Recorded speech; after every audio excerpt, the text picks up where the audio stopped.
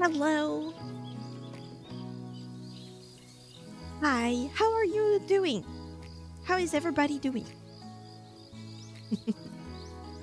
How are we feeling? Because I'm feeling sluggish. See, sluggish. Mm-mm. My show is on.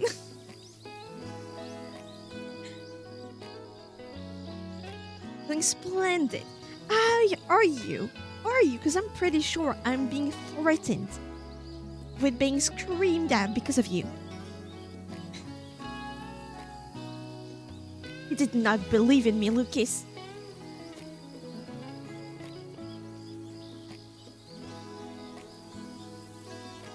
It is hot. Today, a little more than yesterday. That's the thing. So, yesterday, I woke up 30 minutes before stream or something, so I did not stream. I worked, and I worked a lot, and I did some great work, so I don't regret that. But it was kind of a dumb decision. Should have switched the days, though. Sleep in one hand, heat in the other. Yesterday it was sleep that made me not stream. Today it is hotter than yesterday. We are less melting than before. I'm getting used to the heat also. But it is hotter. But also, sleeping through the day means that I'm alive through the lesser temperatures of the day, right? Because it's usually during the day, obviously, when the sun is out. I basically wake up. Right now, the sun is setting. It's still up, but it's setting. I wake up when the sun starts to set, so the temperatures are already dropping. But I'm supposed to go to groceries, and I wake up. If I don't go grocery shopping either at 4 p.m. or 5, or at the very, very latest 6, then I can make it to stream. And it's been 2 days where I wake up at 7 p.m. and I stream at 8. So there's barely anything to eat. And I have decided to be the one to do the groceries. At least most of the time right now, because usually it's Salmon that does them. But in this heat, he refuses to go grocery shopping, which is understandable. It's not threatening, it's motivating. What am I, in military? But yeah, I'm missing some few stuff at home, so we need to go grocery shopping. And it's bad for my mental health to be waking up at 6 p.m., 7 p.m. and going to sleep at yesterday, or today technically, noon. Going to sleep at noon. What the hell?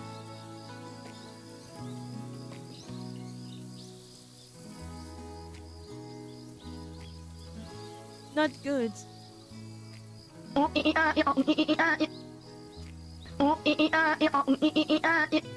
Yeah? Yeah? Get crazy.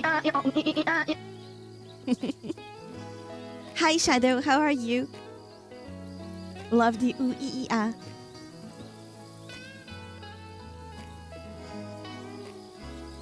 Lurking? Maybe, perhaps. But hi Shadow.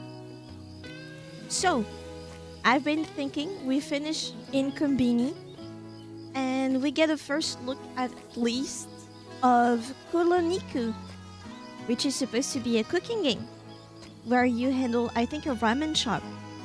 Tired playing the cyberpunk story in Wuwa? Ooh, get some tissues. Get some tissues, brother. Because I watched the show, I watched the anime, right, of cyberpunk, did not like it, did not cry. I should rewatch it, by the way. This collab makes me want to rewatch. I was not that emotional. And then I played the collab and I got emotional. And I went to stream right after. I was tired that day. But yeah, I cried this time. It's in my username, so don't be surprised. I cried anything. And they announced a season 2. That was some great marketing from Wuthering Wave. It got people that genuinely don't play gachas to play gachas, and those that were skeptic about switching from Genshin only to Wuwa also. They made that jump probably because of the timing of it all. Probably thanks to the collab. It was great. It should be the standard for collabs, I think. I think I said that last time. It felt like a conclusion to the anime. Rather than just a collab, you know? Because you got some collab, it's just a character that uses the same base model, but with the outfit of the show, or the game, or whatever. And they get installed, they get put in a story that is only from the game that collabs with them, right? For example, HSR, Honkai Star Rail.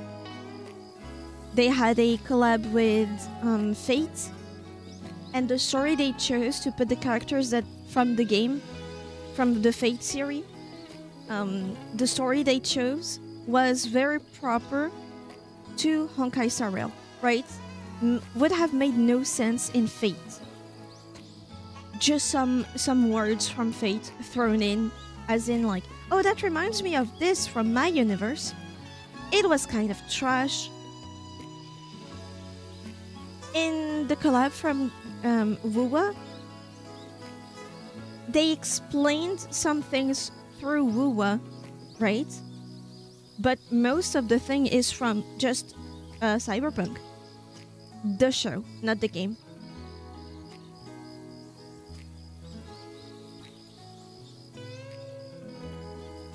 So I hope you appreciate the story. I really liked it.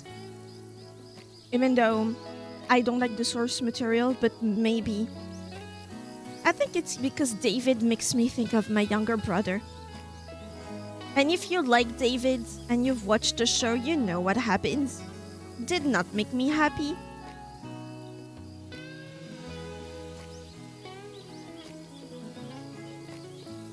So it got me emotional. Totally valid.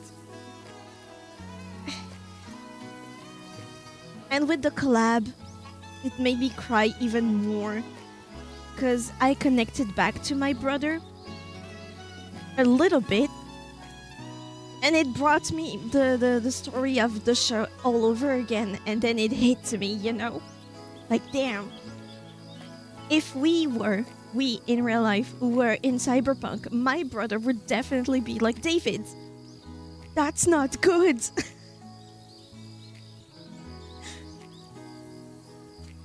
So it's funny because I don't... The relationship with Lucy feels weird, right? Because I see my brother in David. So I see Lucy kind of like me, but as a sister. So obviously no romance, because ew.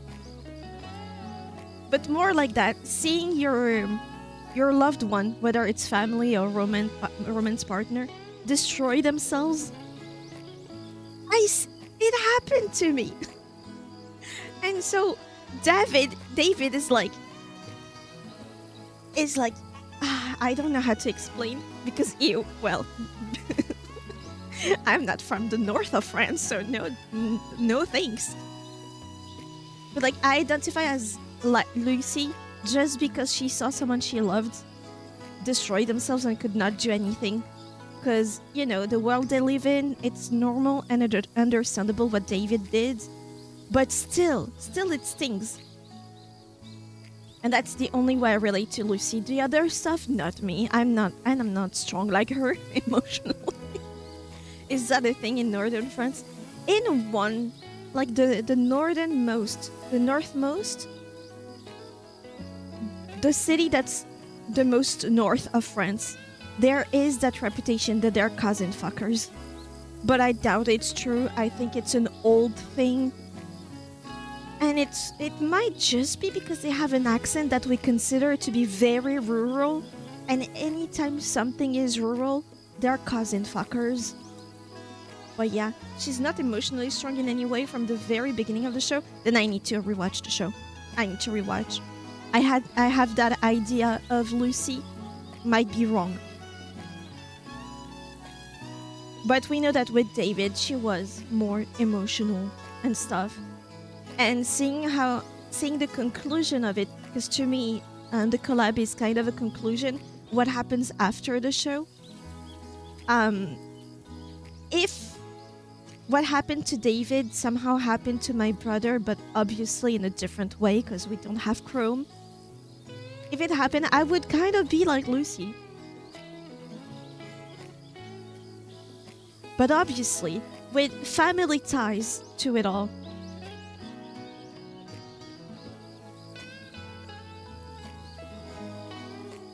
Not that you're wrong, it's that she hid it better before meeting David, because she never had someone until David. Yeah, that's true.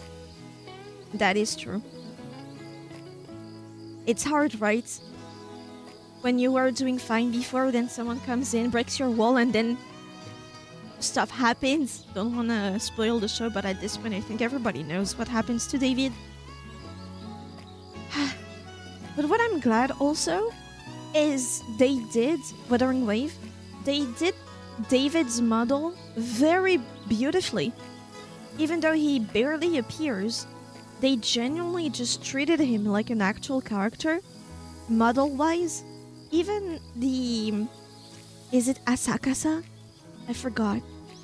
Even the soldiers and Adam Smasher. Smasher, what a name. I forgot he was named like that. Arasaka, thank you. Their model was good. Adam Smasher was good too. What a name. So it felt great. It felt great. Don't tell me David stubbed his toe. Exactly, that's exactly what happens. Oh my god, the scene when it happens. But yeah. Plus, you guys know, I don't like tragic stories. They are good, but everybody wants the good guy or the underdog or something like that. I forgot the name. To win. You want them to beat the odds, and there is definitely a place and a need for stories to show. No. In some contexts, they don't. It's not possible. He stubbed his toe and there's blood all over his apartment. Yeah, that was grimy. Underdog is right. So weird. Underdog, what is he under? Why is he under? But yeah. And now there's a season 2 with a kid in it. And people are torn. If you've seen the announcement for season 2 and the announcement of the characters, the main cast, seems like the MC is gonna be a child into cinematography, right? People are like, either he gets flatlines first thing in the show, or he's completely crazy and he is filming every flatlines, or every flatliners, people that get flatlined. Basically, either he is just a kid in a cruel world and gets smashed, or he is a complete psycho who does his own snuff films. One day they're gonna invent a way for us to actually smell movies, and they're gonna be called sniff films. That's what I think. Didn't they try to do that at some point with a sort of mask for video games or something? I forgot.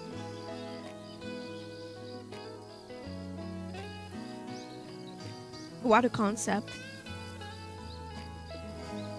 I think they're already kind of doing that. Haven't they been doing that for 10 years? Underdog comes from 1800s, when there were dog fightings and the losing dog would literally end up underneath the winning dog. Oh shit. I hate the concept of dog fighting. I hate it. Hi Carol, how are you doing?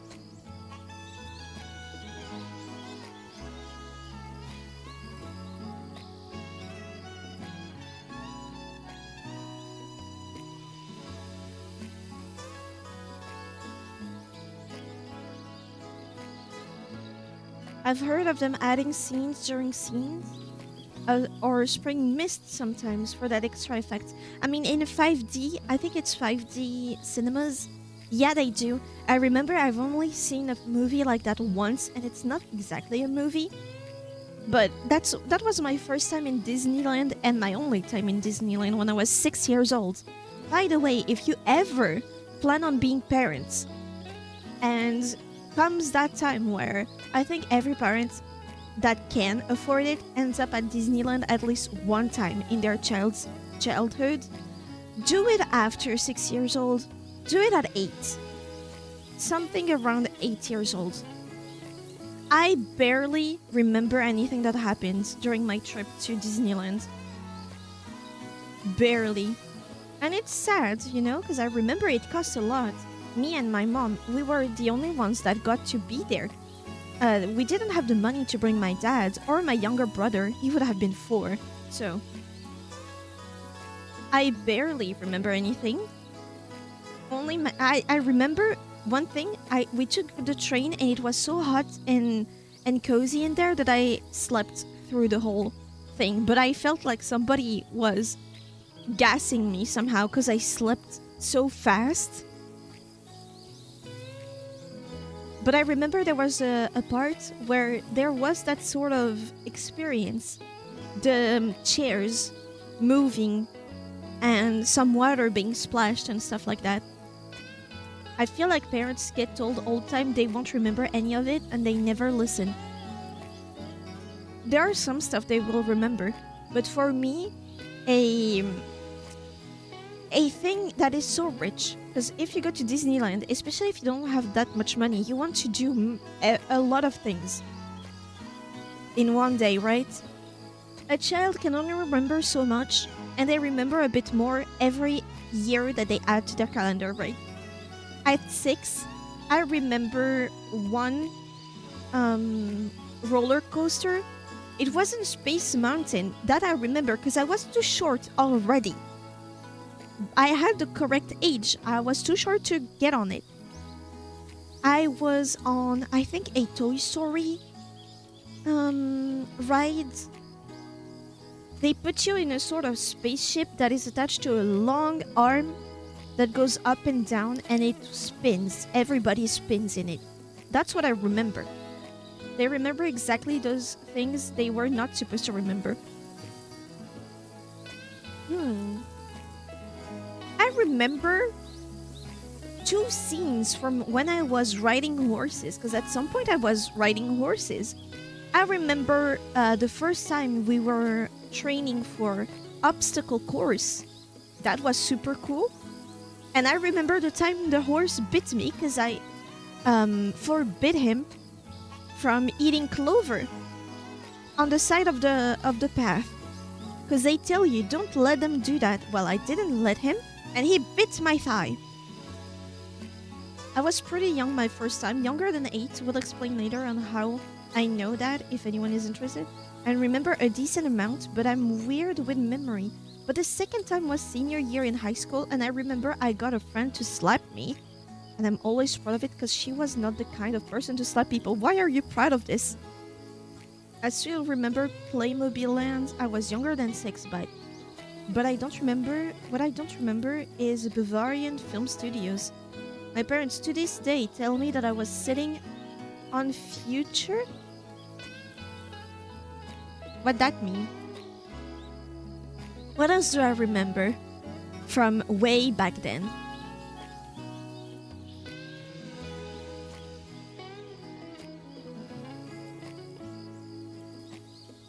Not much. Future is the huge dog-like flying dragon from the movie Neverending Story. Ah!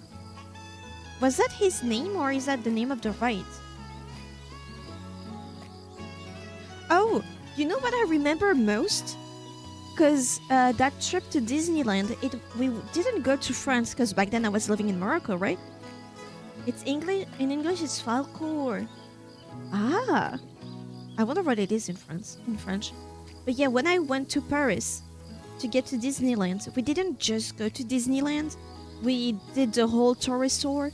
I remember more the City of Science than Disneyland. And I remember specifically that there was an explanation, a sort of exposition on ants. And I remember that kid that was like 2 years older than me had all the answers and I was pissed. Because I wanted the answers. I remember you could analyze your own fingerprints. What else? There was that contraption where you hold a ring. So it's a metal ring with a handle. You hold it and there is a sort of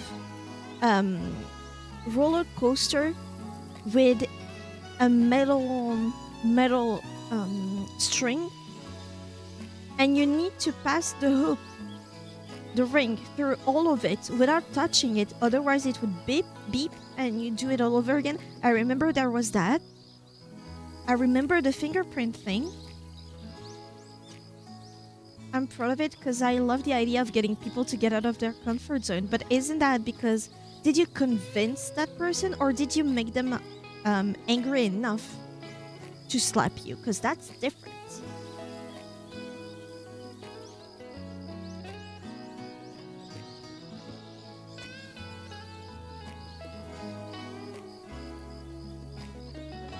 But yeah, I think I have more memories. I have memories of a game my brother and I would be playing at the pool,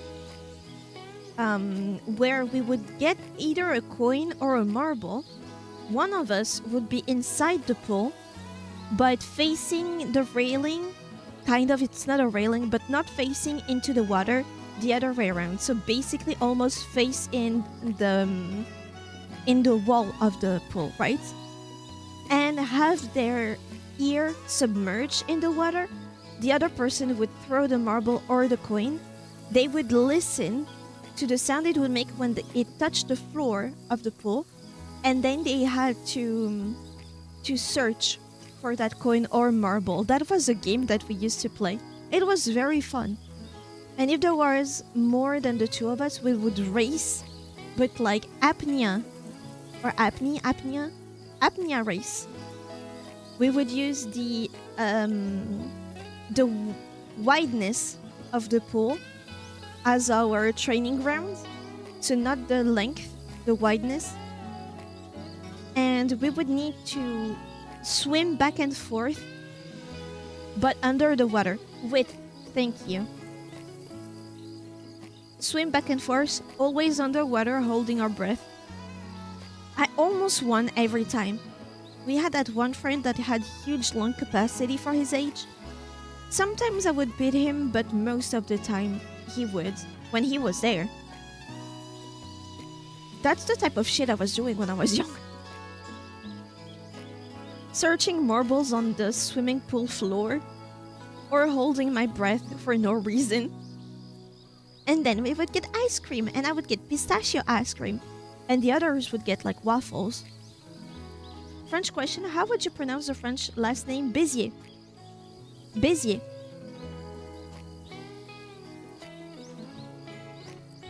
R is A in French.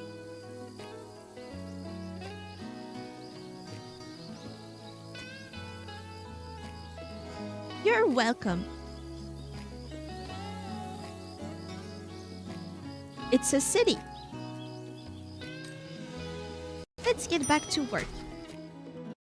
Do I need to switch my keyboard? I don't remember for this game.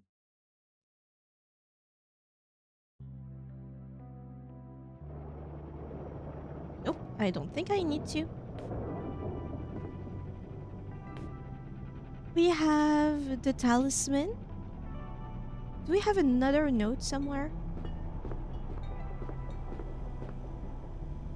What is that? Okay, so far so good. I see one can that needs to be... Oh, I saw on Twitter and I sent it to you, especially for this box. Now that I look at it, everything has been drawn. And it's their cats and dogs mostly. You're not supposed to be here. I remember installing you in this area. Unless you were supposed to be there. Were you supposed to be there? This powder is perfect for making hot chocolate. Yeah, no. I was right. It's supposed to be somewhere here, I think. Coffee display. Oh, right there underneath. So I was wrong. But not that wrong. I thought it was cookies. Is there really a city named Béziers? Is it named after Pierre-Étienne Béziers? Probably. I don't know the origin of every city's name, but I know there's one that's called Béziers, and I think it's in the south. Makoto, thanks for calling the repair service, and looks like you managed to take care of the fridge yourself before the repairman even arrived. Hina will definitely be proud of how resourceful you are. Yeah, I smacked it. Is that a drawing of me with huge arms? Ow. That new product promotion was a huge success. We sold out.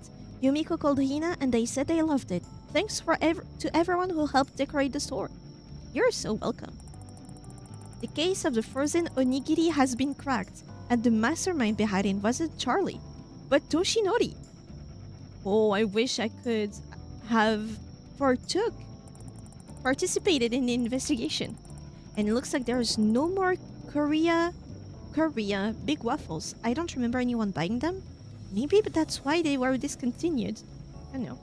No worries. In animation, there are Bezier curves named after him because of his impact on math.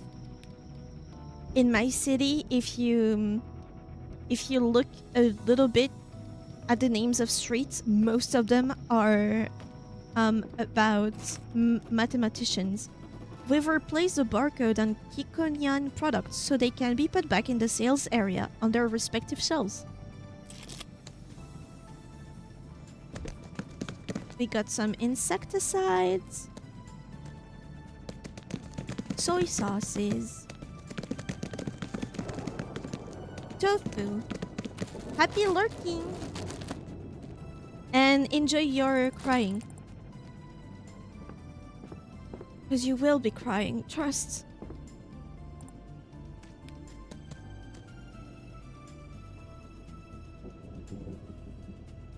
Garlic soy sauce.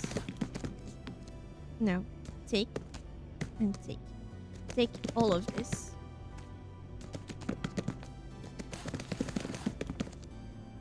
Right? There we go, all pretty. And the rice should be there. And I think that's it. Salty snacks.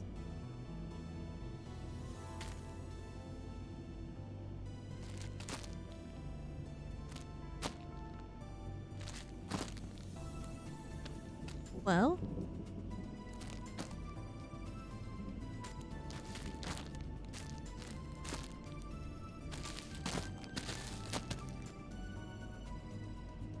and there's, I'm gonna take you. You're sugary. What are you doing?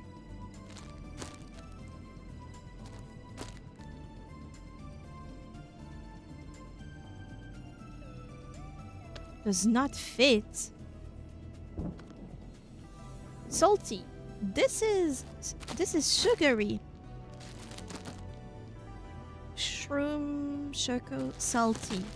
No. Is that all the salty snacks that I had? Seems like it, yeah. Take everything from here and put it there. I need to flip the sign on the door when I'm done. Yes.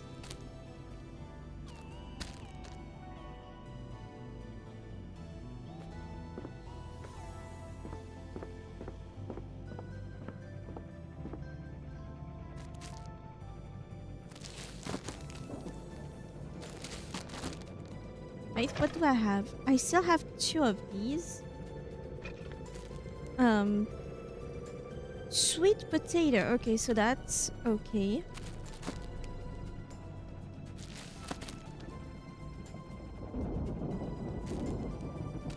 Ah, that's annoying. Well, that should be good. The tofu is here, I remember.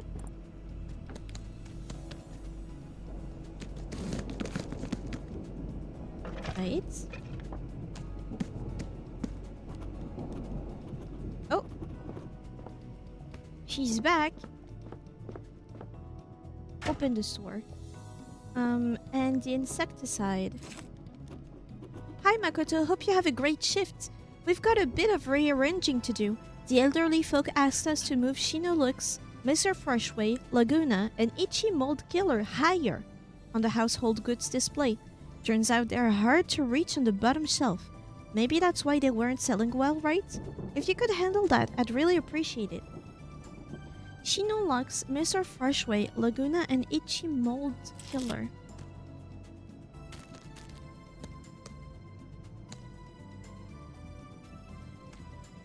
Shinolux, we take.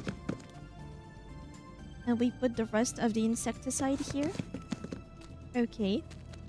Shinolux, Mr. Freshway. Okay, these 2 we also need to bring higher. And Laguna as well. So let's put all the toilet paper.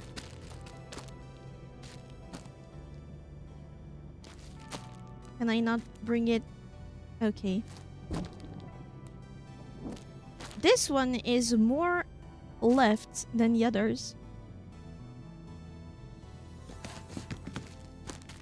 What?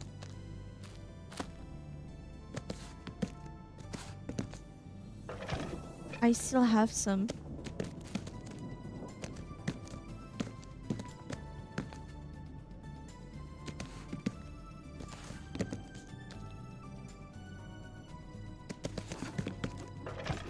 Perfect. I think that's good. Oh, Naomi. Hello there, Naomi. Hi, Makoto. I see you finally fixed that front door. Yep, seems like they repaired it during the day shift. No, so that's good news. Good to hear. I actually have good news myself too. I'm all done with my article. Congratulations, I can't believe it. You finally did it. Thank you. Have you read it for yourself yet? It should be in the newest Iwata Shimbun. No, not yet, but I'll definitely make time for it. I just hope it doesn't come off too pretentious. I'll make sure to read it. And what about your book? Got any ideas yet? I wish. My boss called me this morning. He read the rough draft and liked it so much he already came up with 5 more ideas for the next articles. So I've got my hands full. But hey, that's tomorrow Naomi's problem. Today's for celebrating. I'm gonna go buy something special. I mean, this calls for a little party. It sure does. Call me if you need any help. We're reading that newspaper right now. Almost sold out. Guess my hard work really paid off. The Boy Who Delivered. Ah, that's such a nice title. In a village where time moves slowly, morning arrives. Suddenly, the roar of a scooter pierces the morning silence. A lone boy, wearing a bucket hat tied with a string and slippers over socks, speeds through the street like a comet across the sleepy village sky. His name is Satoshi Sugimori. He is 12, and with the first rays of sunlight, he races on his scooter toward the store. After all, he has an urgent delivery to make. Satoshi isn't just a delivery boy, he's a dreamer aiming to complete a collection of Yojoki Masters figurines. Every coin he earns from deliveries goes straight into the capsule toy machine, where he hunts for rare figures from the collection. When I asked him if he delivered groceries to the elderly in the village just for the toys, Satoshi only smiled and showed me his delivery schedule for the whole week. That's when I realized there was more behind that childlike smile. In a village where time drifts slowly, the stars speak to those willing to listen. Satoshi doesn't just listen, he acts.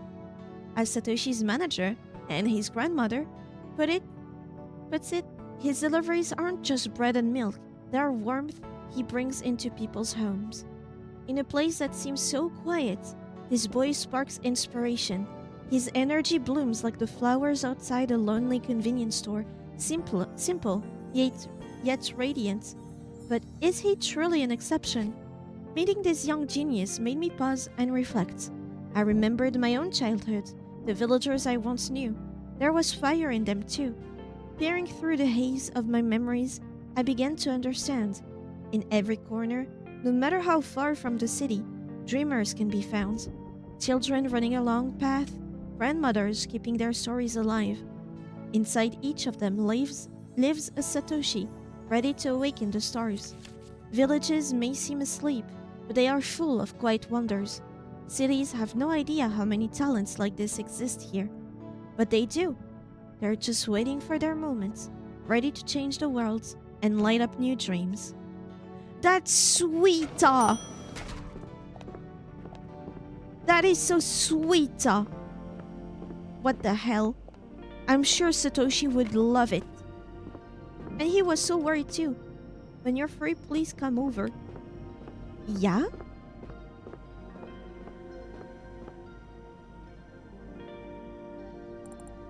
Yes, Naomi, how can I help you? Hey, do you guys happen to carry Lunariant face cream? Face cream? I know we have a face wash. I don't think I've seen it around here. Is it new? Yeah, Lunariant finally started making face creams. I saw the ad the other day, but I heard it sold out everywhere in the city. I thought maybe I could get it here. We didn't get any new product like that, no. I see. Thanks. Lunarian face cream. Maybe I can call delivery and ask about that.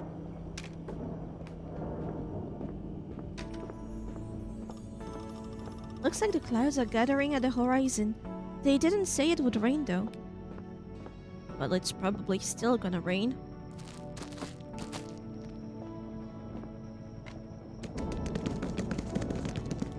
That's a lot of miso paste. Oh, Ramen Express kitty! Another kitty. Aw.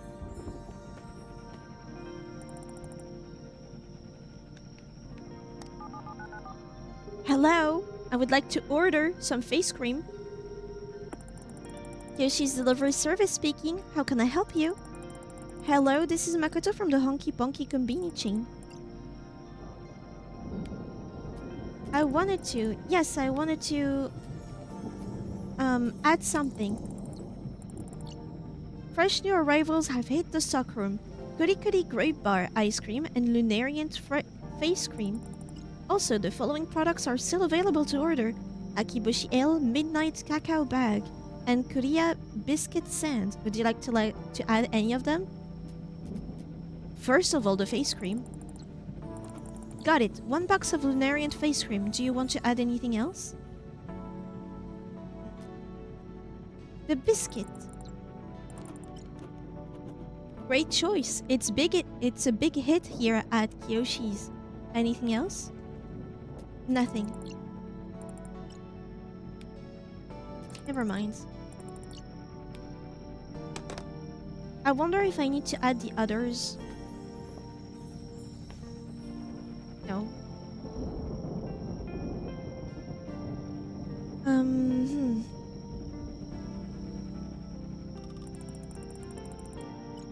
Frozen onigiri.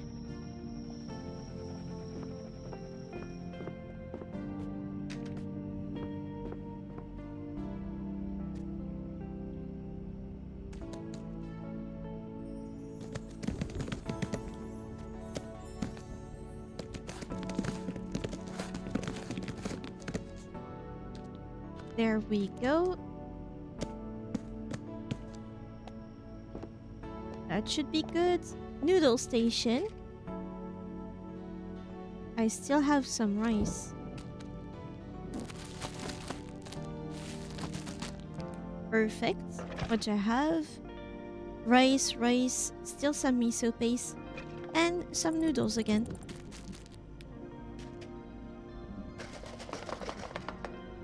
All stocked up.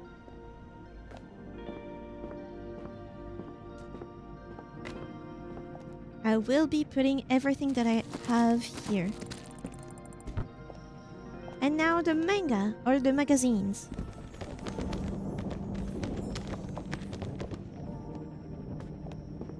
Oh, notebook.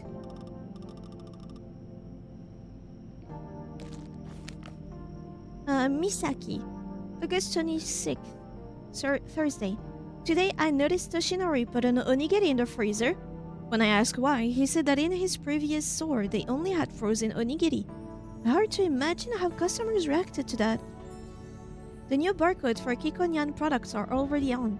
Now we just need to put them out. Special offers display for today. Is it today? No, we're Friday. Energy drink. I wonder if sales dropped because of yesterday's article in the Iwata Shimbun. The most expensive dog foods. Not many dog owners around here, and even they go for cheaper options. Amurso Sokie more squid. Tori bites yakitori. More and more people prefer frozen meal instead of canned goods now. Even the older generation need to sell these cans. Toshinori keeps fussing around the store. Hopefully he won't mess anything up. I don't have time to check. Thursday continued. During the day shift, an elderly man tried to reach items from the bottom shelf on the household display and complained that they were too heavy, hurting his back. We should move this item higher. Right, I'll ask Makoto. On top of that, customers are complaining about price hikes on Yumiko's canned foods. Look like sales will take a hit. Thursday, just found out that Korea Big Waffles have been discontinued. That's the third customer in a row asking for them. I had no idea they were so popular until they stopped being made. A repair worker who came to the store asked about the old capsule toy machine and even offered to buy it. I checked with Hina, and since she agreed, we moved the machine outside. The worker said he'll come back tomorrow to pick it up. Isn't that today? Everything is changing. Hina mentioned the store might close soon. Honestly, maybe that's for the best. She hasn't been taking care of herself this past month. But what do these changes mean for me? I guess it's time to take a risk. I'll move to the big city and finally sign up for those voice acting courses. Here I come, new life. Voice acting would be so cool.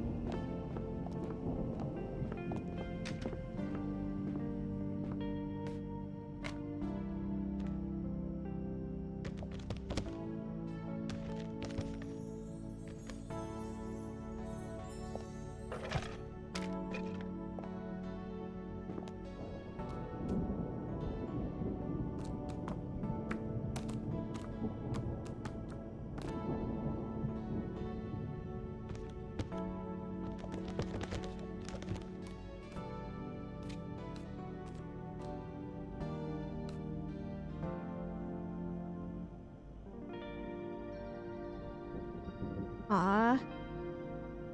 And it's the Yojo Keymaster, I never realized.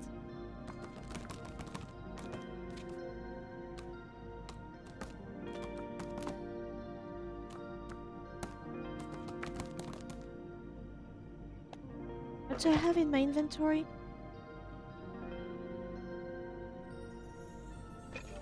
September, any outdated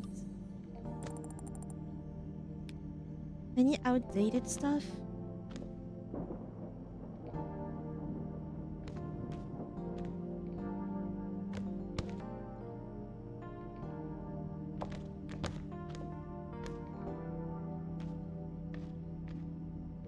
We had this one for long enough.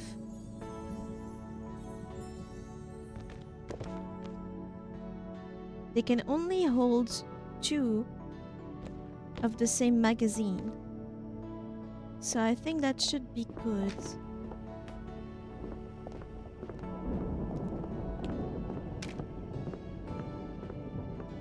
So we need to put some cat food, not cat food, some canned foods in the sales section. What's up?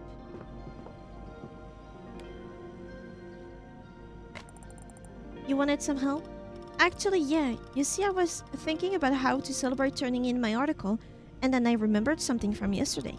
When I was chatting with Satoshi's grandmother, she gave me a recipe for a dish called Village Denkaku. What's this? Oh, it's a grilled tofu with miso sauce, but there's a bunch of other variations too. Actually, that's the thing about this dish. It can be made in various different ways, basically with whatever you got in your fridge. I've already picked up all the main stuff. All that's left is what she called a secret ingredient that should be added to a miso base. She mentioned adding mushrooms, but I swear she listed a bunch of other options, like sour fruit or something. Huh, so you're not sure which way to go? Pretty much. I was hoping you might know something about Denkaku and could recommend what to use. Huh. How is it made? Can you share that recipe with me, or is it some kind of secret? Oh, it's not a secret at all. It's pretty simple, actually. Basically, you take some tofu, or eggplant if you like, cut it into pieces and lightly fry it until it's golden. Then you make a miso-based sauce, sweetened a bit with sugar and mirin. You can even toss in a secret ingredient to make it special. After that, you just coat the tofu with the sauce and give it a little broil or heat so the sauce bubbles and caramelizes a bit. That's it. The ingredients are pretty easy to get. Yeah, based on what she told me, it can be made in so many ways. Whatever you happen to have in the kitchen works. Just mix and match and it'll still be tasty. By the way, an unrelated, Gabra's instrument is a flute like I originally thought. Just not this little cellular flute I'm used to seeing. Oh! I miss Outer Wilds. And you know what? I've been thinking of replaying Nier. I miss Nier to the point that I want to replay it. I respect you for reading through my typos. Hey. It helps me also.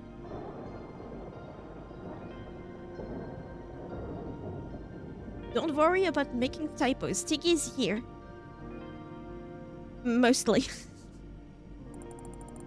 Thank you for the recipe. Maybe I'll try to make it sometime. What ingredient did you mention? You mentioned mushrooms, right?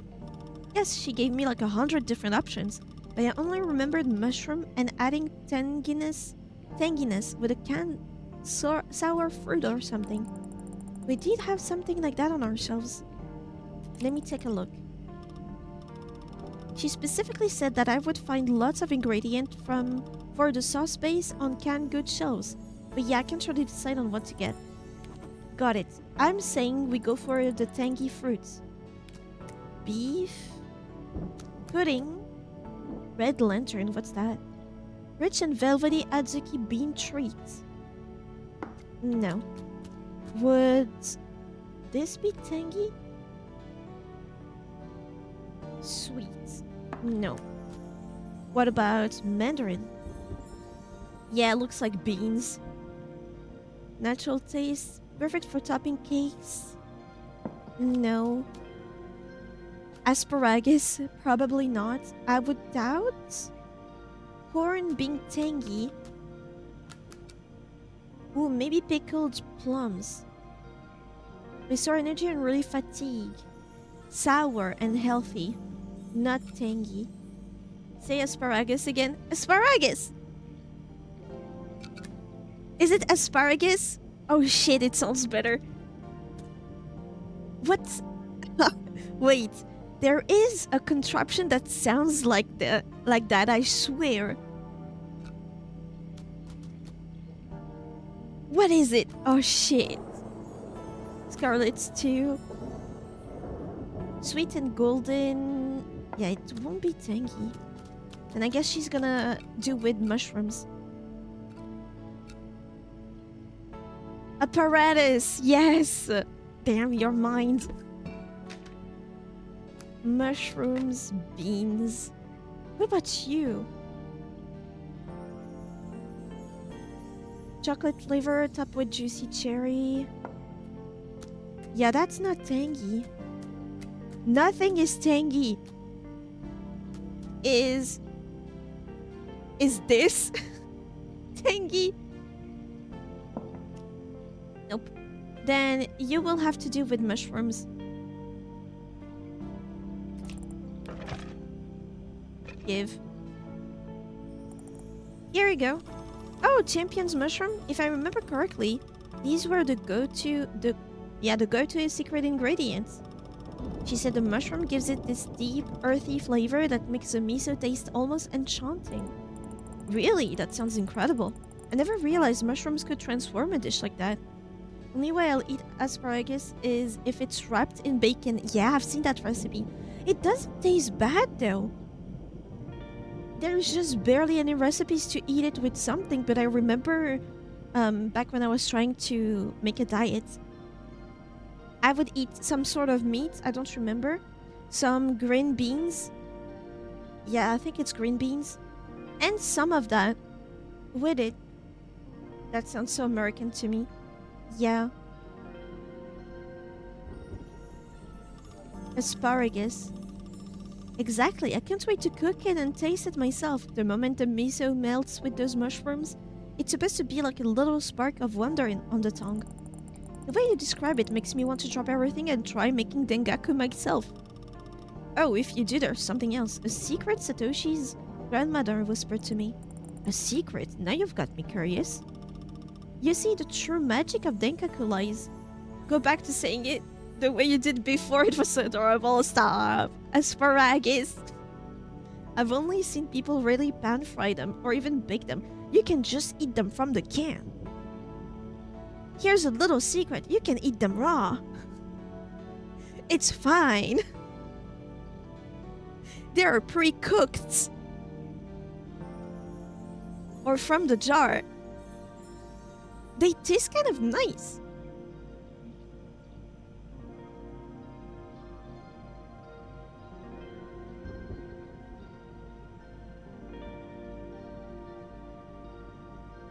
I promise it's good, but it is hard to take because they crumble.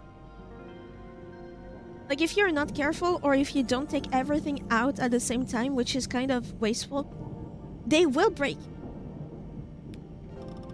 In a few fleeting hours right after it's cooked, better not wait for tomorrow to enjoy it.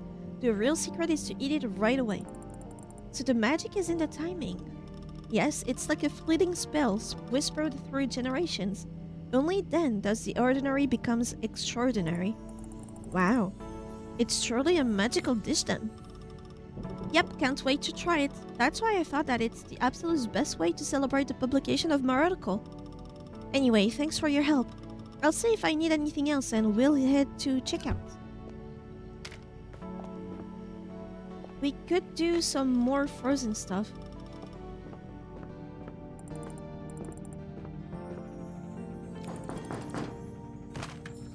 Oh, that must be delivery. Oh, shit.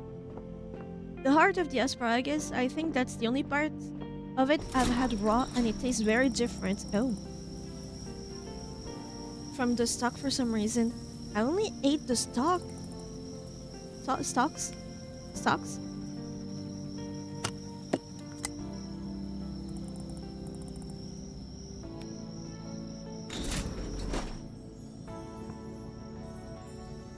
Oh shit, I didn't see that box. I think I'm talking about artichoke. Yes. Yes, you are. Probably. That sounds about right. You have the leaves and then you have the hearts. Yes. And my mother used to eat it and I don't remember how, but it's the leaves coated in vinaigrette. What do you call that? When you mix vinegar and olive oil. It's like a dressing, basically, tangy dressing. But I think she would just mainly suck the leaf. I don't remember her eating them. But it's been a while, and it's not the favorite type of vegetables in the household. It's half-finished mayonnaise. No, you don't use olive oil in mayonnaise. Please don't use olive oil. That's how I ate them. Yeah, that's right. I don't see the point in just sucking on a vegetable and not eating it. So that disgusted me. Maybe that's the reason I hate fruits that have a core to them. Because I remember my mom being the not wasteful person that she is. Every time she ate a peach, for example, or an apricot, and that's the same for my dad, but I remember my mom the most. She would eat the flesh like normal and then suck on the core. And I hate that sound so much. It would disgust me. Rapeseed oil, I know. Good. But it has like its own meat on the leaf, if that makes sense. Ah. But I'm not aware because it disgusted me so much. And I hate when a food enters my mouth and leaves it. It makes me want to gag. So if I eat a fish and there are some bones in there, and I need to fish them out of my mouth, I swear I can only do it so much before I'm not hungry anymore. I can't. Depends on the fish. If it's like a very succulent fish, there's no way I'm not eating everything. But I can't. That's why it was hard for me for a while to eat green beans, because you have that thread, right?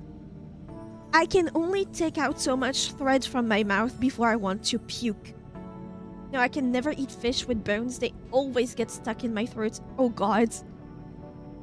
I think I got the reflex to chew a whole bunch before I swallow anything. Probably because I lived on the coast and we ate fish like there was no tomorrow. So I'm used to that. But in France, guess what? The fishes here are prepared with like half... I don't know how to explain. But they're not careful at all when they're taking off the bones. Every time there's like tens of them of fish bones. It's horrendous. This is under standard in Morocco. Daiko cups, plates, and napkins. 5, 10, 15. Cups, plates, napkins. 5, 10, 15. Cups, where are they? Aren't they here? Weren't they here? Where were they? I'm gonna check her out first. Oh, that was silver, right? Are you finished with that? Yes, hold on. Remember that Lunarian face cream you were looking for earlier? I just got it delivered. Are you still interested? Oh, do I? Of course. It's sold out in most places. I need to unpack the delivery box first before bringing it to you. Can you wait? Of course, I'll wait for you here. Got it. I love how in this game, at least, maybe it is in small towns, but you can just work while they are waiting for you, right? Like, she's ready to check out, she's ready to leave, but I can still unbox my stuff, and they're like very understanding.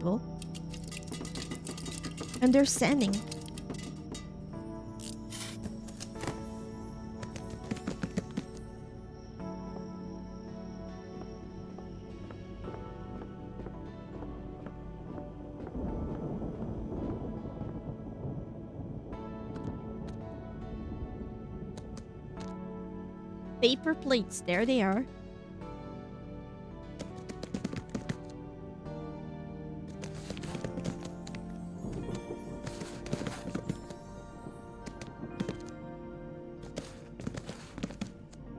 I still have some? I still have plenty. What else? The drinks, new drinks.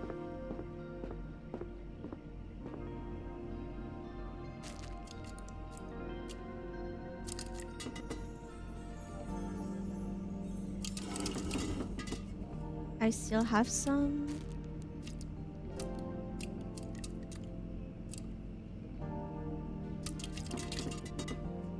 Why are the paper cups in here? What? I mean, face cream in the fridge. That doesn't butter me too much. No.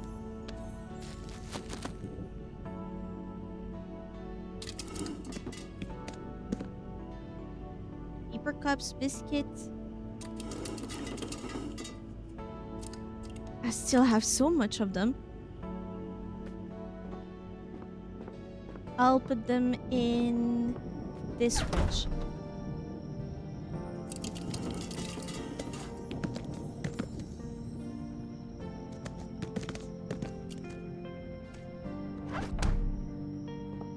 Might as well just restock everything while she's stuck there.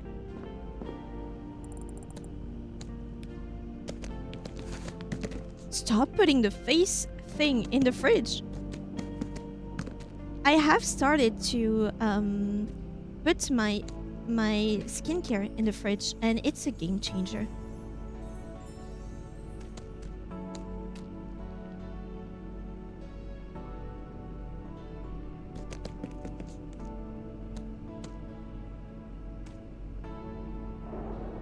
I guess that's all good. What else do I have? Biscuit sands. Sandwich? Is it ice cream sandwich? Biscuit made of 2 crispy chocolate cookies with a delicate creamy filling in between. It is ice cream sandwich. Oh no, maybe not. Wait. Creamy filling, light and refined. This treat is perfect for tea or light snacks. Tea and coffee display. Surely.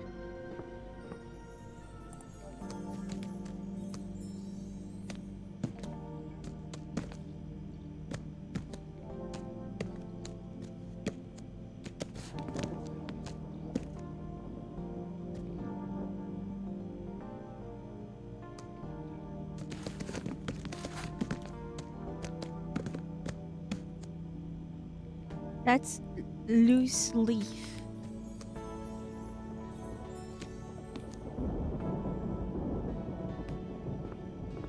So I have the cups, right? How much cups?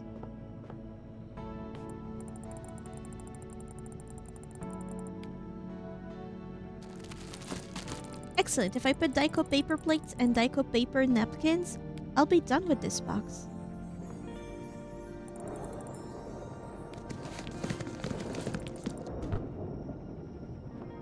And we still have some in storage. Napkins and plates is what I need now. Paper plates. Is it a pack of 5 or something? And napkins. It's Daiko.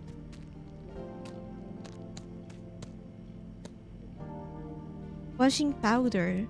Cleaning gloves. Pads. Tights. They have to be somewhere else that they shouldn't be in, right? It's the type of thing that they give you when stuff is misplaced.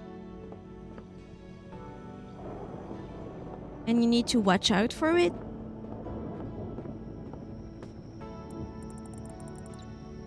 Daiko paper plates and Daiko paper napkins.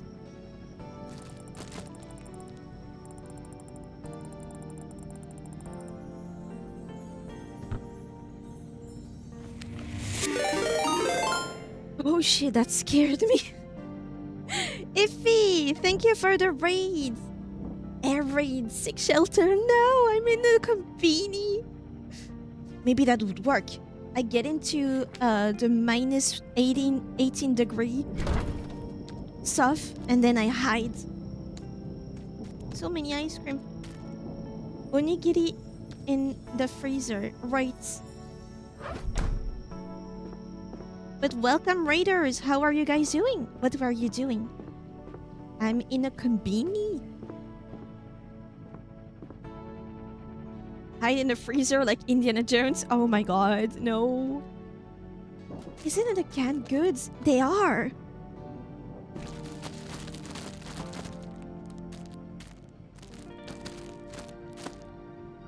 But I have everything. How are you, Iffy? What were you doing on stream?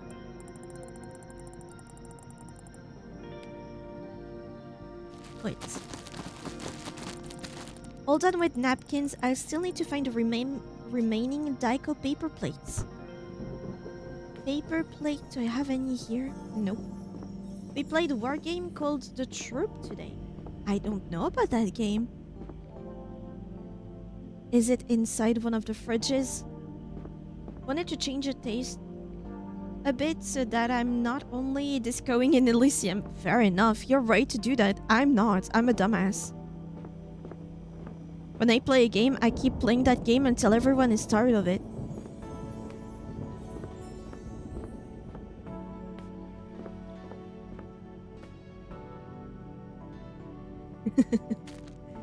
What's that? Rice? Green peas? I'm searching for paper plates. And they are clearly misplaced somewhere. But where? Question mark. Where could they be?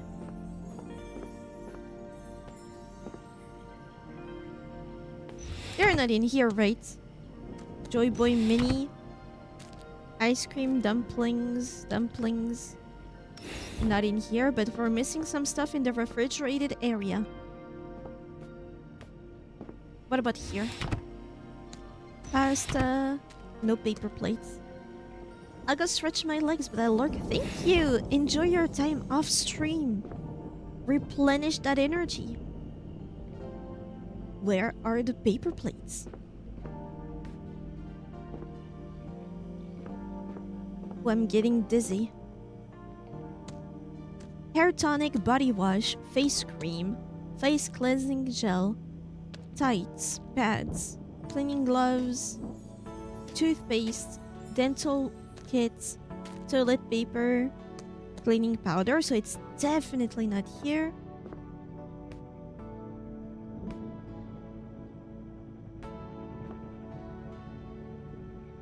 I don't see it here either. That's crazy.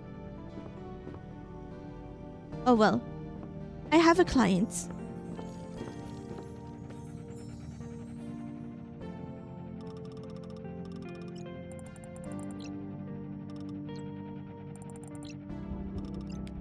I did unpack it. Do you want me to keep it on me?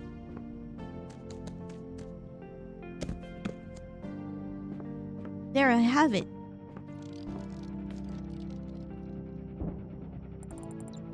Here's that Lunarian's face cream you were looking for earlier. Oh, Makoto, you're an angel. Thank you so much.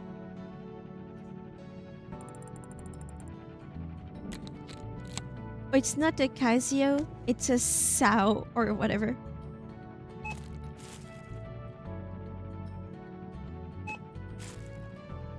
Hi Zero, how are you?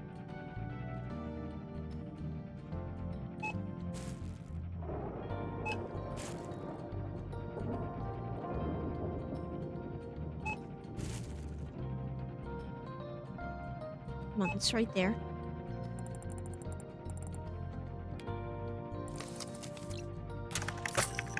I'm giving you 2 of these. 1, 2, 3, 4. There we go. We don't give out 25 cents to anybody because it's for Satoshi. Here's your change. Thank you for stopping by. Vacation 70 hours. ICAT training process finally run successfully and didn't break after 69 hours. Hell yeah, let's go.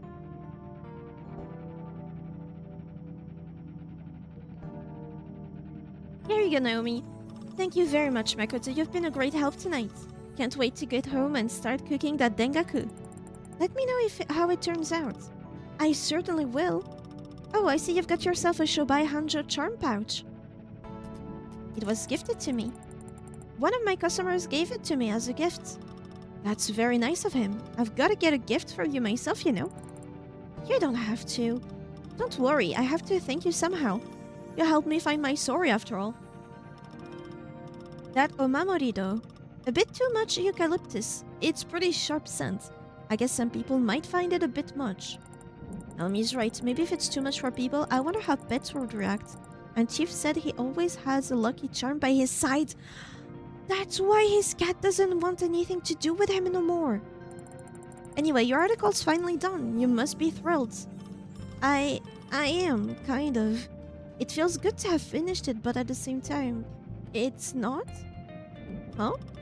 You know, I thought I'd feel satisfied, excited even, but instead there's this strange emptiness. Like life is moving on its own and I'm just along for the ride. How are you doing? I'm doing fairly well, but my sleep schedule is fucked. Heat is fine, but I wake up right before stream, which leaves me no room to wake up properly. Right now, I am properly woken up because it's been an hour. But yeah, sleeping at noon is probably not the best idea. Huh, that's a bit heavy. Yeah, tell me about it. It's silly, really. I should be celebrating, but I can't stop thinking about what comes next. My editor liked the draft so much that he's already given me ideas for 5 more articles. I should be happy, but because of that, my own projects, my book, will have to wait again. It's like waiting is the only thing I've been doing lately. And I don't know how I feel about that. Well, remember that's what Satoshi's grandmother told you about dengaku? Better not wait for tomorrow to enjoy it. Because the real secret is to eat it right away. Exactly, and maybe that applies to more than just dengaku, you know? You're right. If I keep waiting for the perfect moment, life will just keep passing me by. Maybe I should make a decision now, instead of waiting. Thanks, Makoto. Somehow talking to you makes this all feel less heavy. I'm glad I managed to help you before I leave. Wait, you're leaving? Yep, tomorrow's my last shift here. Really? I'll definitely need to come by then. Wouldn't miss it for the world. Oh, your taxi left again. Let me call you a new one. No, it's okay. I specifically didn't ask driver to wait. I've got some things to think about. A big decision to make. Well, enjoy the evening then. And hey, no matter what you choose, make it a good story. Thanks, Makoto. See you tomorrow.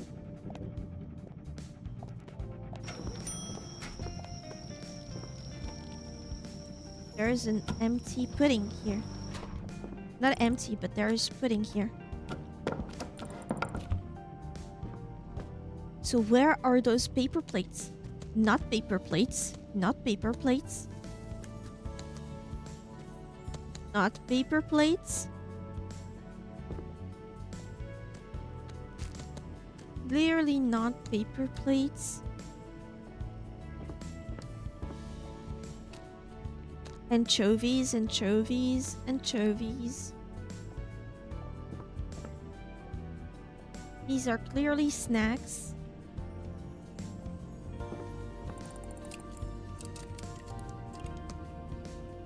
You shouldn't be here. Your ice cream.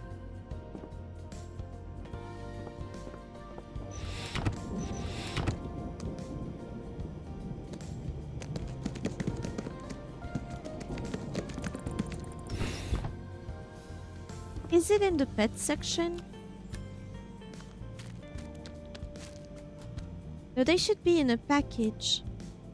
Like a plastic package. Dairy products, I don't see anything out of the ordinary. Neither here. Didn't really check here, but... yeah, no paper plates. Oh, it's you again. He's here again. I swear I'm going crazy with those paper plates. Good evening, welcome back to our store. Oh, bless you. Are you sick?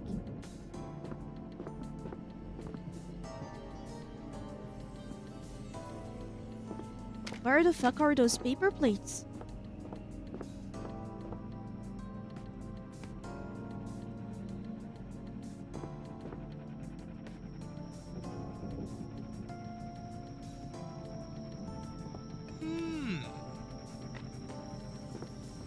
Yeah, what's up?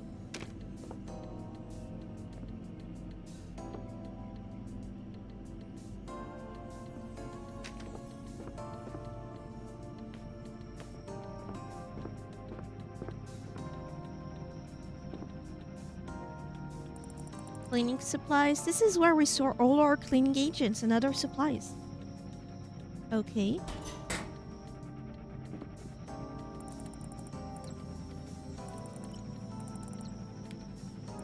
Look. None of the keys I found. Open this. Nope. No paper plates. Invoices, stamps, and inks. No paper plates here. Maybe here? Notepad. Another employee notepad? Oh, this must be a spare one. Sachet. It probably contains some useful herbs. A branded Honky Ponky cap? I haven't seen Konbini workers wearing them in decades. I wonder how people would react. I bet customers would be very surprised to see a clerk wearing that. Then let's wear that. Matchbox camera. Photograph. This picture was taken almost 11 years ago. Auntie was just a simple Konbini worker then, just like me. And a camera. That's not what I'm looking for. I look good! I think this is a good cap.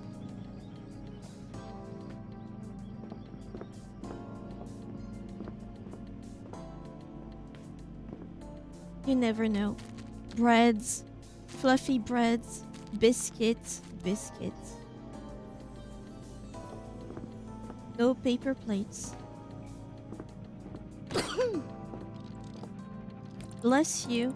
Looks like he wants me to check him out. Well, let's check you out then. Bless you. Sorry about yesterday. We had power outages. And thanks for letting me use your flashlight. It was really helpful. But then you disappeared so suddenly. I was really worried at that moment, but you're here again, so that's good. Are we gonna give it to him? Isn't eucalyptus good for, clogged sinuses? Is he actually sniffing it? Bless you. Bless you. What is that smell? Is that pepper? You talk. Jeez. Please. Move it away. Smell. I think I'm starting to figure out why Chief's cat doesn't get along with him. I'm so sorry. Let me put it somewhere else. Here. Is this better? Yeah, much better. Thanks. Nice to hear your voice. It's nice to finally hear your voice. I thought you actually couldn't speak. Huh? I guess you must have figured it out. He's an author? Yes, it is me. Uh-huh. Who? Today, I wanted to eat a croissant. Croissant? You? Who are you? Me? The legendary Jun Kogawa, the everlasting prince himself. Have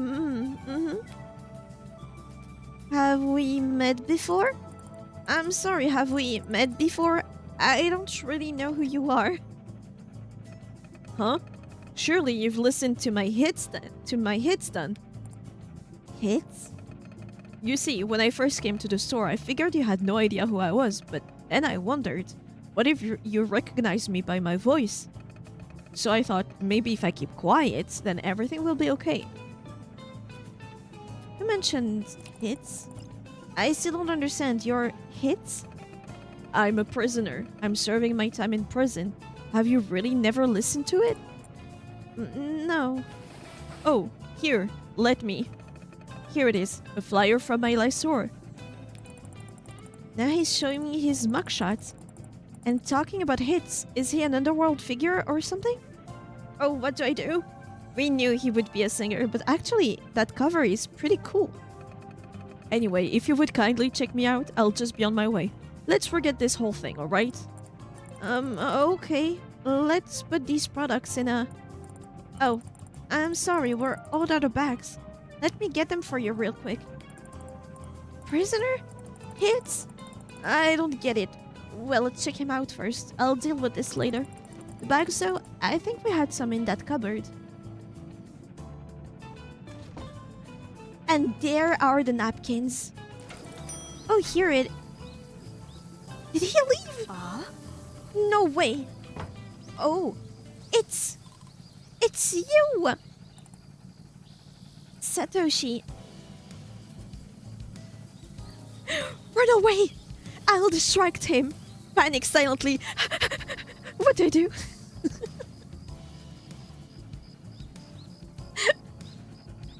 It's very bad manners to point at people. I'll distract him. Run away while you still can. I can't believe it. It's actually you. Jun Kogawa.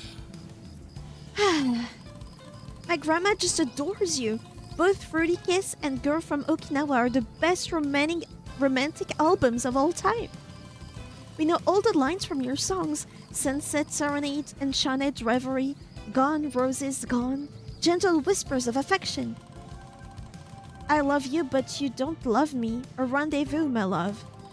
I can't believe it. The real everlasting prince came to visit our little Konbini. Well, he's the #1 fan. And he seems to cater to a very female audience, so go, Satoshi. I'm guessing this is where the camera comes in, right? We will have to take a Polaroid picture of the two so he can give it to his grandma, right? Yeah, I'm very pleased. Glad you liked it. His grandma taught him well. We haven't heard from you in so long. My grandma and I thought you had retired. Well, I was just looking for inspiration for my new album. But In order to do that, I needed some quiet time. To stay in the shadows for a bit, you know? Wow, so all this time you were coming up with a mysterious new album while hiding here? That's so cool! Indeed, but I would be very grateful if you, both of you, didn't tell anyone about me. At least until the day after tomorrow. Don't want to attract any more attention, you see. Of course. Although, I've heard that the press would be willing to pay a hefty sum for any information about you. There's the hustle. There's the hustle kid. The hustler, that's him. Oh, Satoshi, please don't do this. Isn't this a flyer from your Prison of Love tour? Yes, I have pockets full of these. You know, I'd be even happier to keep this little secret between us if you signed a couple of these flyers for me. Flyers? Yes, of course. Just let me get my pen. No camera. Here you go. So, we have a deal? Of course, sir. Yes, Mr. Prince. I'm sorry, will you be able to take me out now? Oh, yes, of course.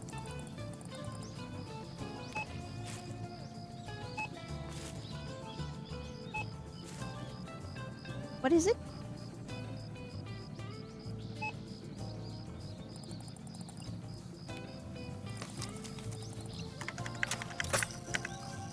$500. 1, 2, 3, 4. 1. 10. We keep all the 25 cents to Satoshi. Here you go. Thank you for shopping with us. I love that cap and I need it on my head. It looks so good. Well, I guess this is it then. If you'll excuse me, I'll have to go now. Thank you again for understanding. Goodbye, Mr. Kogawa. Prince, sorry for the trouble. Bye-bye, Mr. Prince. The real Jun Kogawa. Can you imagine that? Yes, he came here almost every night, but all this time he had acted very suspiciously. So you've met him before? Yes, but I had no idea who he was because I never listened to his music. Oh, my hands are shaking. I can't believe it. The everlasting prince himself. You seem very excited, but don't you have goods to deliver? Yes, goods. First I opened my business, and now Jun Kogawa came to visit our Konbini. I can't believe it. A legend in the store. A real legend, you know? Are you sure you don't need help with your orders? No, I'll get everything right now. He used to fill entire stadiums. The whole village knows him.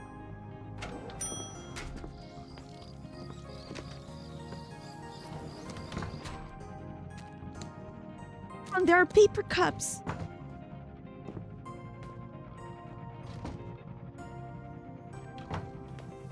I need those paper cups. My grandmother and I listened to all his songs. Maybe I can find out where he lives and introduce him to my grandma. But she will probably tell the whole village about him, and Jun and I made a deal. Why can I get the paper cups? They're right here.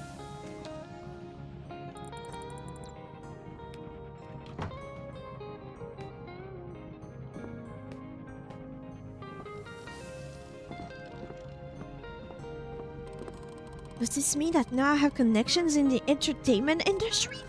If he's writing a new album, then maybe our meeting at the store will have an influence on it. That means that I, Satoshi, will become part of Jun Kogawa's work, a man whose music people will listen to. Satoshi keeps daydreaming.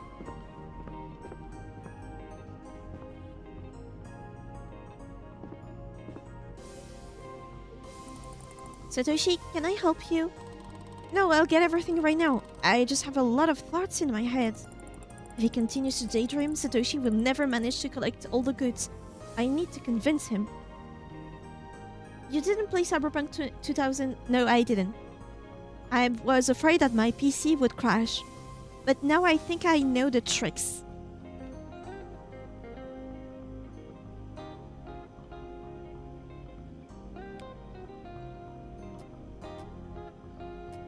A business owner would think through calmly. I think you should sit down and think over all your ideas before you forget them. In the meantime, I can gather the groceries myself. That's not what I thought. As Satoshi's delivery owner, you need to think about the future of the company after all. You're right. I really need to think this through. Okay, here's the list. Some items are absolutely necessary to get. They are at the top. The items on the bottom are optional. My client said to get them if I can. It would be really great if you could find everything though. That would be very good for my business. Okay, Satoshi, don't worry, I got you. I have to put items from Satoshi's list in my box, then bring it to him. Soy sauce, yellow miso paste. That's a valid concern. I just wanted to make sure. It makes me sad, not disappointed. With how much of 2077 they put in WUWA. As in, it's sad? The things they put in? Or is there not enough, in your opinion?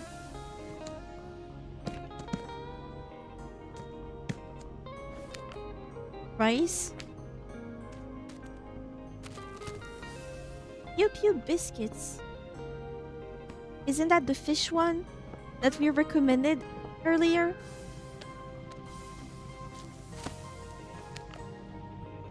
Magazine about needlework, September. That has to be it, right? Sashiko embroidery, yes. I got all the must-have items. Should I go and find the optional ones too? Yes. Dakochi in a can. Dakochi? What's that?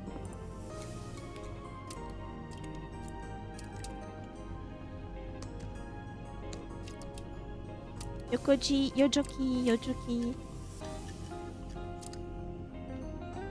In a can?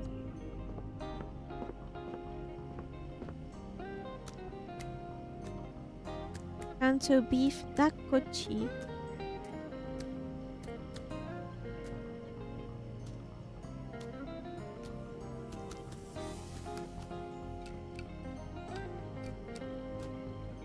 Tomato juice, canned green beans.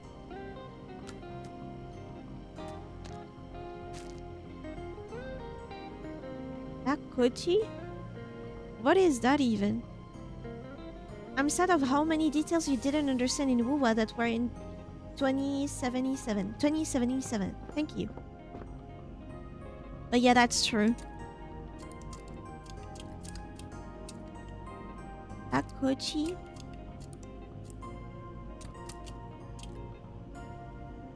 What is dakochi?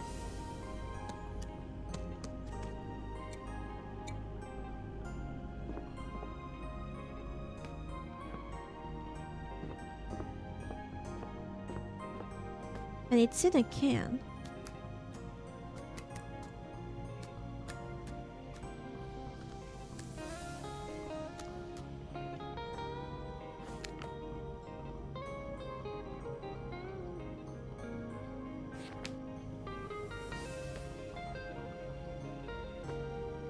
The paper plates! Oh my god! Tell me this was the last one.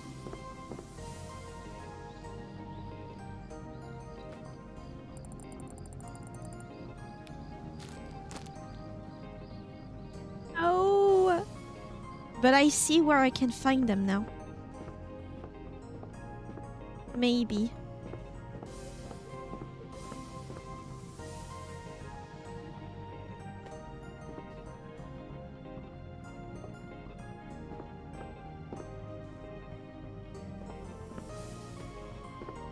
No.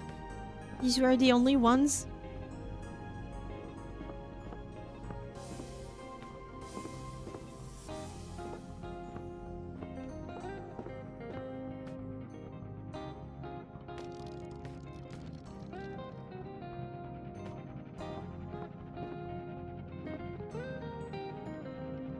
Cute little stickers! Ah, that's so cute. Guys, help me find those paper plates, please. Secret place where our guests can free up some space for a second food serving.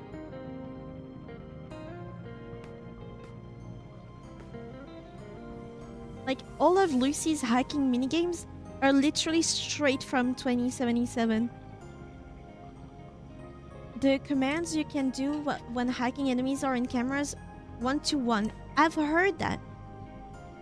I've heard that it was crazy that she was hacking organic. Oh, don't tell me it's in the freezer. Dumplings.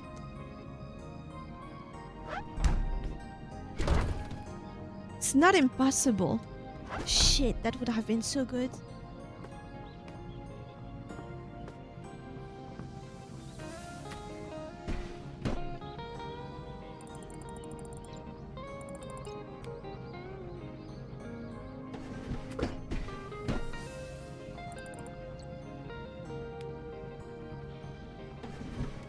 So nothing here.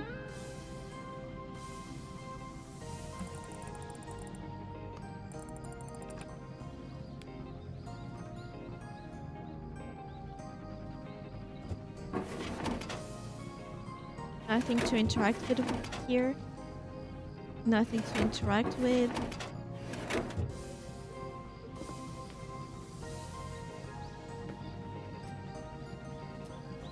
Oh! That's cute!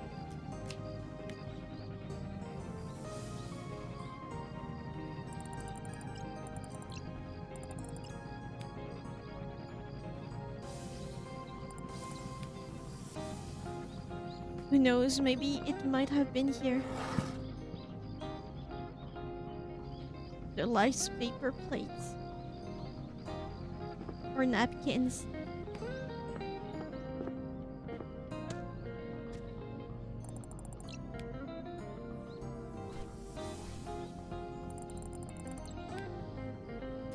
Check the pockets. There are some coins inside. I can use them to play capsule toy machine. I don't know who this cap belongs to. And that's it.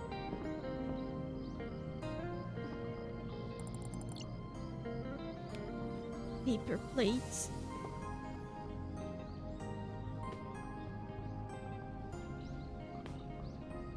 I'm sure there are places I haven't been able to check.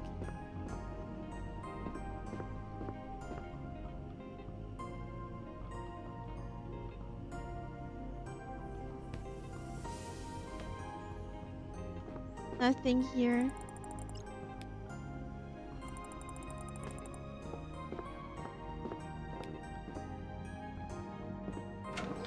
Could it be outside?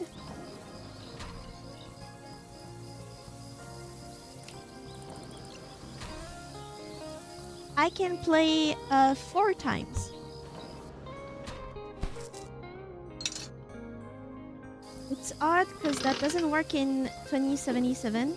Have to hack software, but if you hack enemies, it has to be their cyberware. But I'm meaning like the number of crosswords minigame is exactly like in 2077.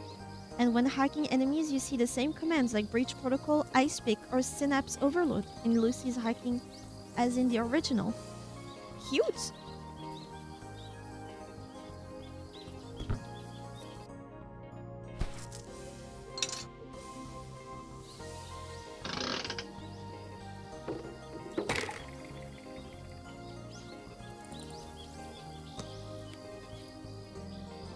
But yeah, the attention to details, right?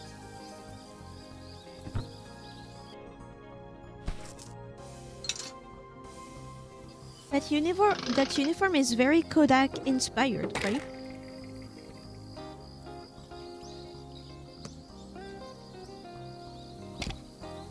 Ooh. Master Earl Grey. And my last one.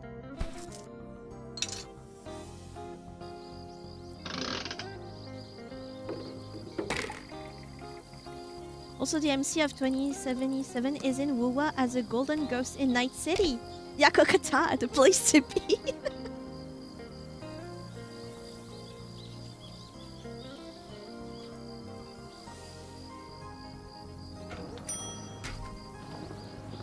Are they all here? They're all here. Oh my god.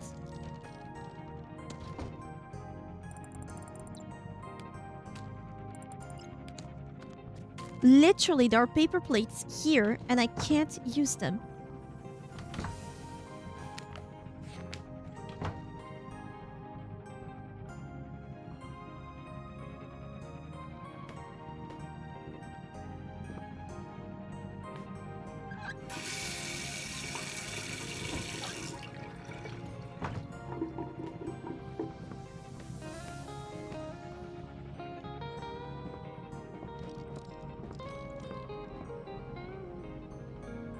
They're here. I see. I see them. Oh my god, I've been searching for them for a while.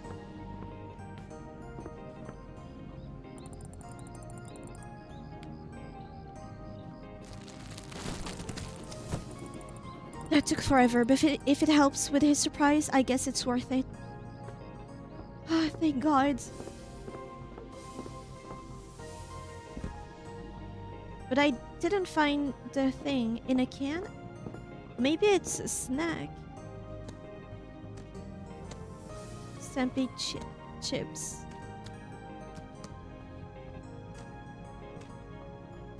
Poropori. Poki.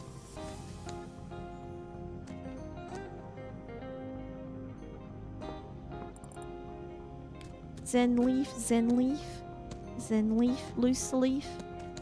Morning reverie. Midnight cocoa. Konbini coffee.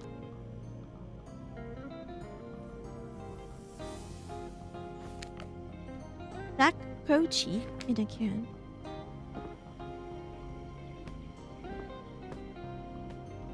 I don't think we have that, Satoshi. What is Dakochi?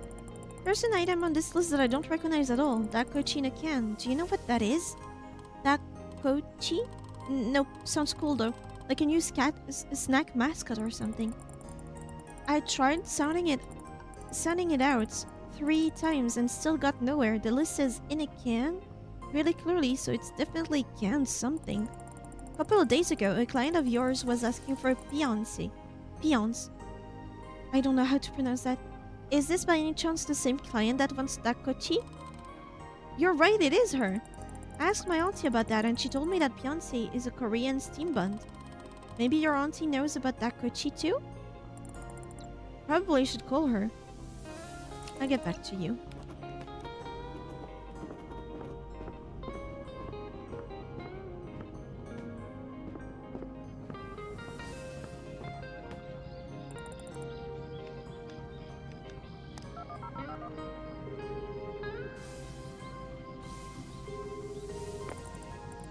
Hello, Auntie.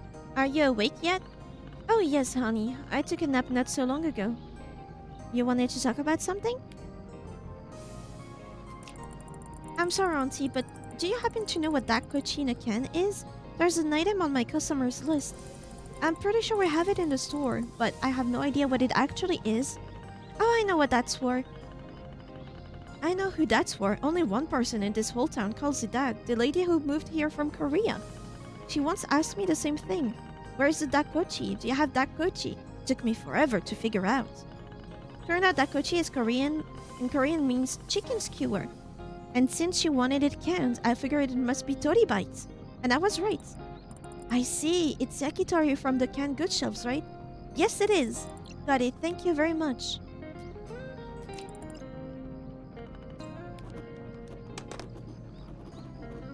Chicken bites.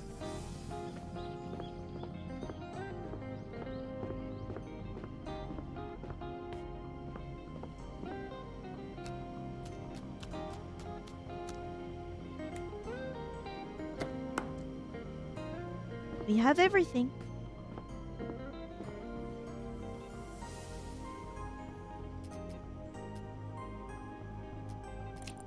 There's something on this list you gave me and I can't make out the name at all. Can you help? Oh yes, I get that. She writes really fast. Luckily, I've gotten used to her handwriting. Let's see. Okay, first letter, this loop looks like an S, right? Yeah, it's an S. Then, is that an H or an L? Huh, I think it's an H. And I know that letter. And this one? Oh, I know what it is. It's Shinolux. Shinolux cleaning powder. She did order it before. Oh, thank you. Shinolux cleaning powder.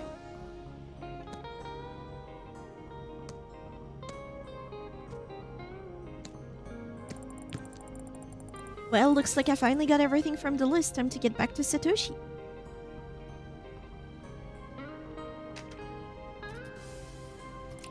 Let me check if I have everything you need. Oh wow, you managed to find everything from my list. Perfect, only what I need in here. Okie dokie, let's get me checked out then.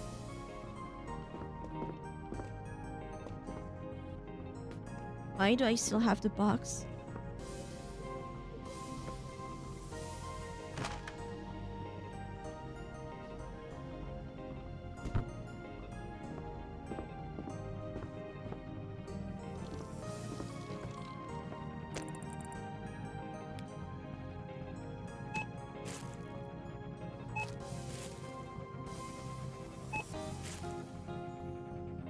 I miss magazines. Like they're not away, but they used to take so much more space in life. And yes, I will give you the change in 25 coins. Oh wait.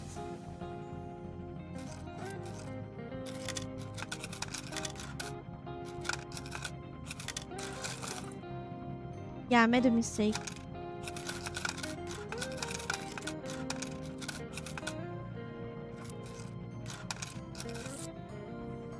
You're gonna get that figurine. Here you go, Satoshi. Thank you for coming.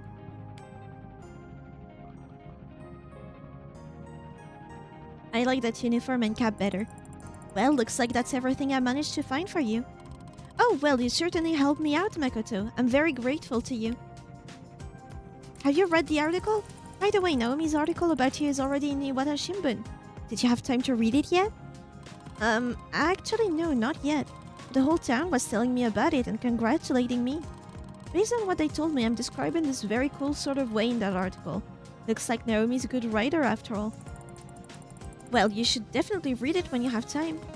Oh, I will. An article about me and a meeting with a legendary musician all in the same day. I can't believe it. You're pretty early today. You're usually coming in the morning, but you came in when it was still pitch dark outside. Oh, I just couldn't sleep. Got worried about my business, so I figured I'd grab the order early. Make sure I get everything to my clients as soon as possible. Oh, right. Yesterday you were very worried. But because of that, I ran into Jun. What a coincidence, huh? If I'd walked in just a minute later, I'd have missed him entirely. It's so strange and magical when you think about that. Yeah, the world's weird like that. Sometimes it feels like nothing's working out, and other times everything just seems to line up perfectly. How did you like meeting your idol? Yeah, I'm still in shock. Such a meeting. I was wondering how much I could sell these flyers for. With an autograph, they probably would cost a fortune. Aren't there any Prince fans among your clients? Makoto, you understand that you're a genius. What do you mean? I can sell these flyers, yes, but what if I put a flyer with every Konbini delivery I do? My clients are older women. They probably adore Prince just like my grandma. You know how old ladies are? They'll spread the word about my delivery all over town before the day is even over. And then I'll have even more clients. I don't think Jin will be happy about this. I can build my entire business around this. That's exactly what I'll do. Oh, my head is just exploding with ideas. He's gonna forge the signature. You still have to deliver the goods to your clients though, right? Exactly, I'll go and deliver things quickly and then I'll head home. I've already come up with a plan. Makoto, I have to say, you are a real idea generator. Thank you so much. Better than ChatGPT, right? And thank you very much for putting together the order for me. You're definitely the best clerk I have ever met. Oh, come on. Seriously, we've had all sorts of people working here, but you're just like Hina. Is that so? Thank you, Satoshi. No, thank you. Okay, let's stop thinking each other right here. I'll go play capsule toy machine first, and then I'll definitely go and deliver those groceries you helped me to get. Of course, he will always find time to play capsule toys. That's Satoshi for you. I want to see.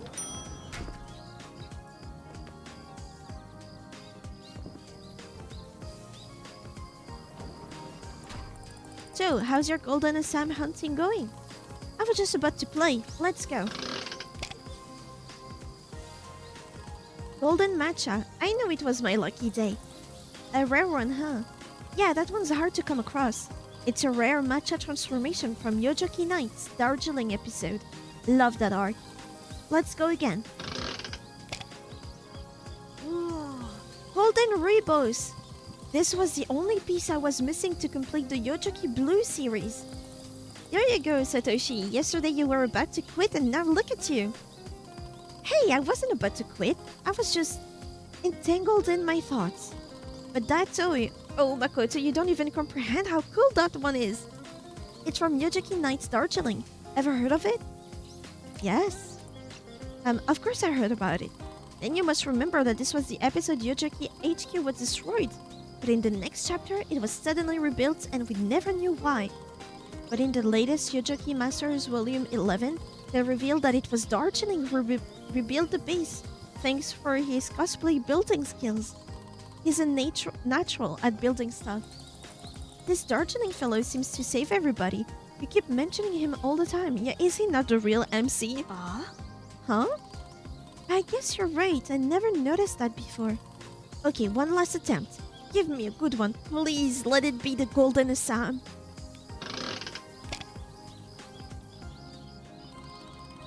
Master Darjeeling. Is it rare or something?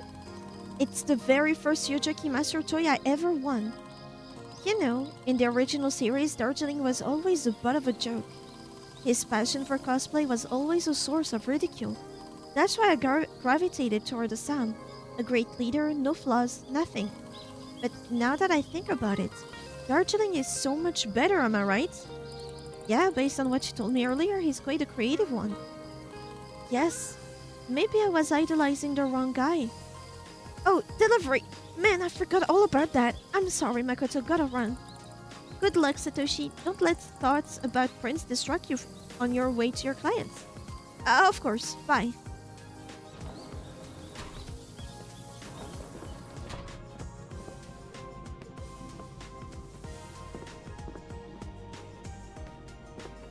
I think I could stock up on more ice cream.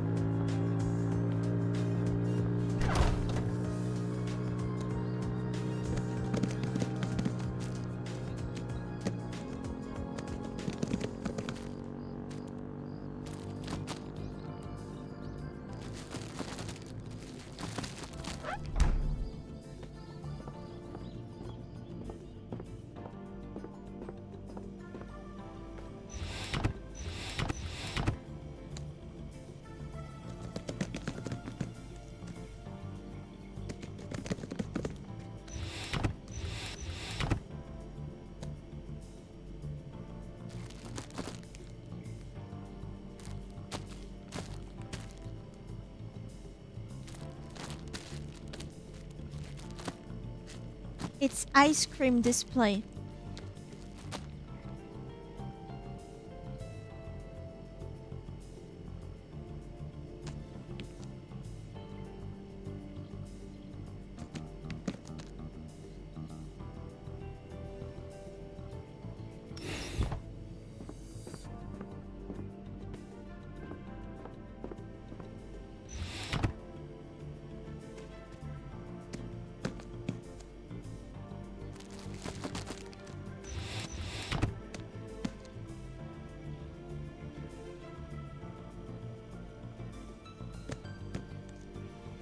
Well, with little old lady Dawn, was she nice?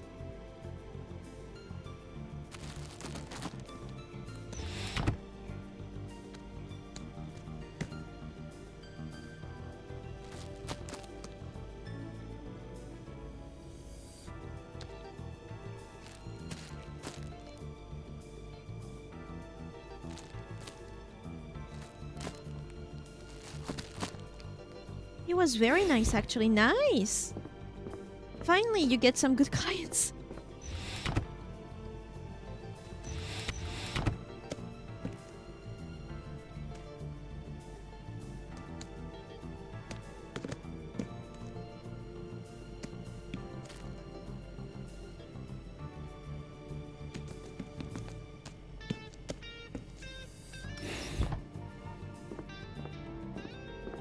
Right, it's so refreshing when they're nice, especially when they're old and nice, because you know how hard that is to get.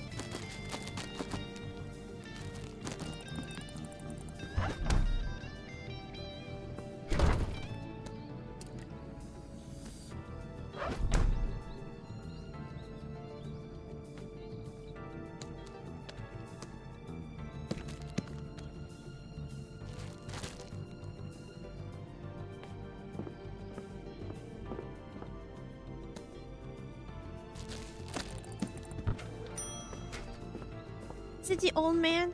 Yeah, it's been so long. Oh, it's Chief. I should go tell him about what happened. Chief, I know why your cat hates you. It's not you. You won't believe what happened here. Huh? Your talisman worked? That guy who seemed suspicious, he came into the store and reacted to your talisman, and then it turned out he was a musician and... She sounded really stressed about work though, and even kinda disappointed that her job isn't letting her work the holiday. That's sad. Older people should not be working.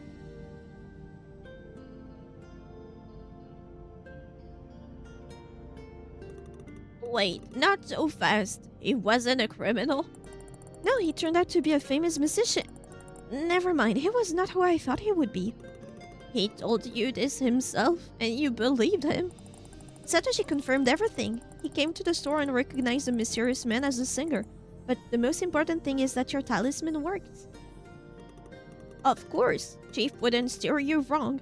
Well then, glad to hear it. Let me give you back that talisman. I won't need it anymore. I'm leaving tomorrow anyway. Oh, you're leaving? Seriously? Makoto, I've gotten so used to you.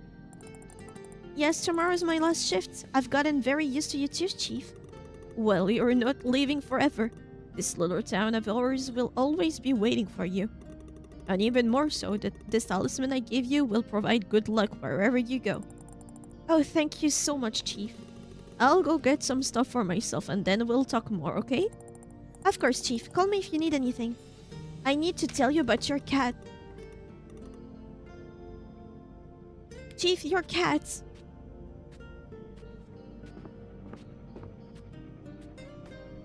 She doesn't hate you, she hates your smell.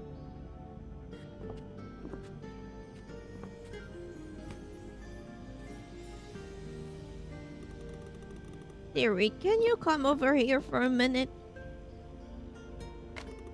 I really like your cap. Looks good on you. Thank you, Chief. It makes me feel like a real Konbini worker. You know, 20 years ago, it was much more common to see clerks with hats like these. I guess rules were more strict then. Actually, see why they dropped the requirement to wear hats? Even though it looks good, it's actually very hot and comfortable to work wearing this. Is that so? Well, you don't have to wear this. I like it with the cap on. Did you want to ask something else? Oh, yeah, right. You know, I've been hearing a lot about frozen food lately. Ads keep popping up everywhere. Oh, I see. Looking for something specific?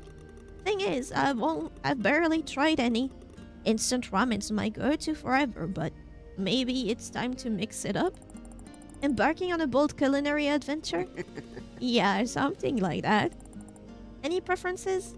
I want something hearty for dinner. But I'm not really sure how much these things cost nowadays, so... This is such a cyberpunk 2077 joke. What's the difference between a bottle of champagne and a corpse? One fizzes and the other is flat. Where did that come from? Because I didn't talk to every NPC in the Cherry Blossom Market or something like that.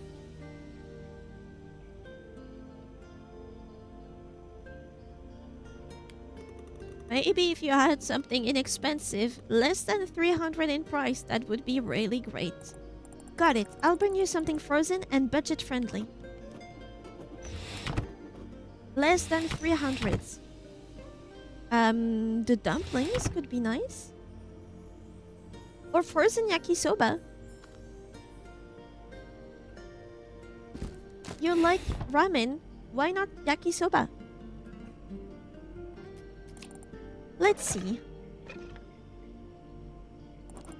How about this? Young man frozen yakisoba? Huh. Now that looks promising. Sauce, noodles, veggies. Can't really go wrong with that combo. If it tastes half as good as it smells in my head, I'm in for a treat. I'm glad you like it, Chief. You seem extra cheerful today. Well, it's because I knew that you'd find exactly what I needed. The fortune said so. Huh? Today is going to be just perfect. That's what it said. That's great to hear, but what if the fortune you've said would have said otherwise? Then I'd stay home and prepare for the worst. Huh, but wouldn't it mean that you only have a good day if the fortune says so? You can't just have a good day without it? Huh. Never thought about it, but yeah, I guess that's how it is. Even though today is supposed to be great, it actually started with my car breaking down.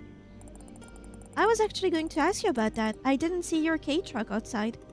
Yeah, it just refused to start out of nowhere. How are you getting home then? Hope your frozen food doesn't throw. Oh, don't worry, a buddy of mine lives nearby. He said he'd give me a lift. As for today's fortune, well, maybe it's for the best. Car broke down, so what? At least I got a nice walk out of it. Maybe it's a sign I should walk more. Yeah, maybe it is. Near the top of the first big building you go in Night City, there is a vending machine where you can spend the pull tabs that have been collected in Night City. And it's a talking vending machine. Also, if it's possible to go back to Night City, yeah, you can go back. You should definitely go see what is available in that vending machine. I don't know how to get more tabs. However, just know that you can hack there's 2 vending machines in front of that one. And you can hack one of the two that are in front of that talking vending machine. It's an achievement.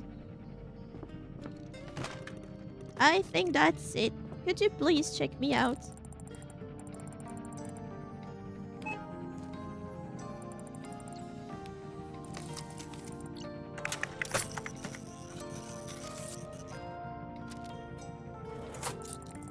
And here's a change, Chief. Appreciate you stopping by.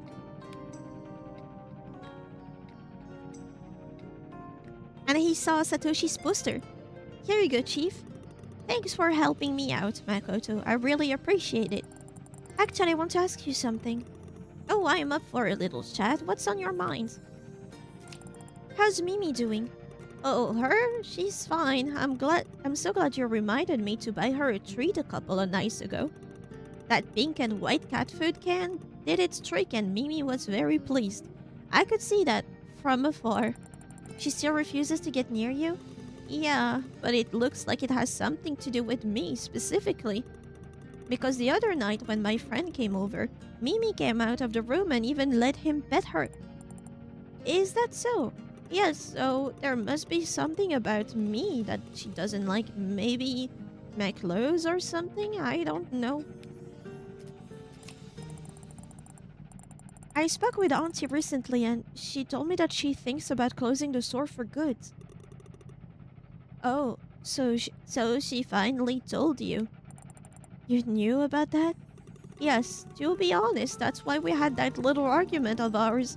She didn't want to close the store, but I kept saying it was time for her to take a break. Really? Yes, I have told her many times that it is time for her to rest. She didn't listen and only talked about the store, but how important it is to her. And that's what your argument was about? Well, actually, I came to her to borrow money. But yes, that's partly why. You see, to me, she seems to be stuck in the past. I think it's hard for her to let go of something. But there are things that cannot be changed, that will happen no matter what. If you don't accept them, you can miss out on your whole life. You've known Aunt Hina for a long time, haven't you? What she's like? Do you know any stories to tell? Well, did you know that she worked in textile manufacturing almost her entire life? No, I didn't. She rarely shares anything with me. Yeah, that sounds like Hina. You see, when she was in her 50s, the factory closed and she got a job at a inKONBINI. When I moved to this town, we became close. At that time, she was very worried. How could she, at 50, work in a store among students? It was unthinkable. I consoled her, and it seemed to me that in my company somehow she felt better. Of course, her work was so-so, to be honest. But she had a good mentor, Satomo, or whatever his name was. He was a cool guy. Then there was a fire in the store and he filed his resignation right after. I seem to remember something like that, but I was still very little then. Auntie bragged to us that they now have a completely new cooking area. I remember that her manager at the time was to blame. Yeah, but it wasn't Hina's mentor, it was actually one of the employees. The manager took all the blame himself. Anyway, as soon as the mentor left, the store's affairs only got worse. Since then, your aunt's whole heart has been in this store. She'll do whatever it takes to keep it running and bringing joy to people. That's who she is at her core. Oh, it looks like Auntie has dedicated her whole life to the store. I think she's coming back soon. Maybe you guys can finally make it up to each other? Actually, I think so too. I've been thinking about it since our last conversation. You mentioned that Hina must be my sign. Well, in that case, I should follow it. Maybe I can even meet her when she gets back. You know, there is only a few things in life one can watch endlessly. How water flows, how fire burns, and how Hina rushes around the store giving orders. And I'd give a lot to see that last one again. Yeah, me too. You know, all that talk about Hina and this store possibly closing down makes me crave that famous honky chicky. I would love to eat that. Oh, but that has to be cooked. Our roller grill is always empty at night, so no one's ever shown me how to cook the chicken. So I don't really know how to do it. That's no big deal. Over the last 10 years, I've watched Hina cook chicken more times than I can count. I'll teach you and we'll cook it together, me and you. Okay, what should I do? First, we're going to need some frozen honky chicky. But can you please get it for me? That chicken's usually in the storage room's freezer. Okay, let me go look for that frozen honky chicky. I'll be back in a minute. Honky chicky!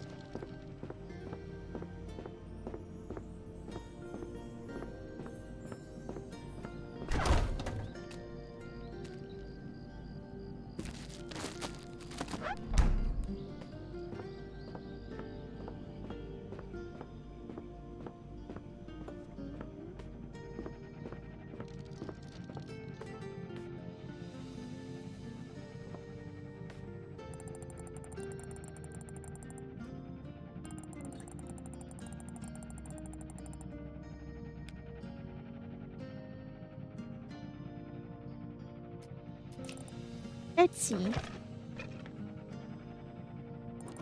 Here it is. Excellent. Now all we need is some cooking oil. It should be near the register in the cupboard under the fryer. I know where it is.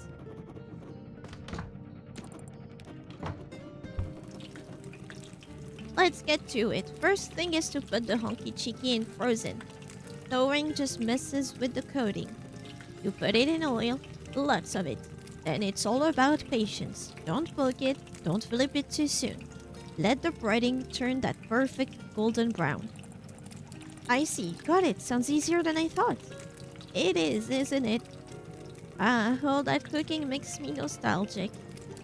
You know, I've had some great times here with Hina.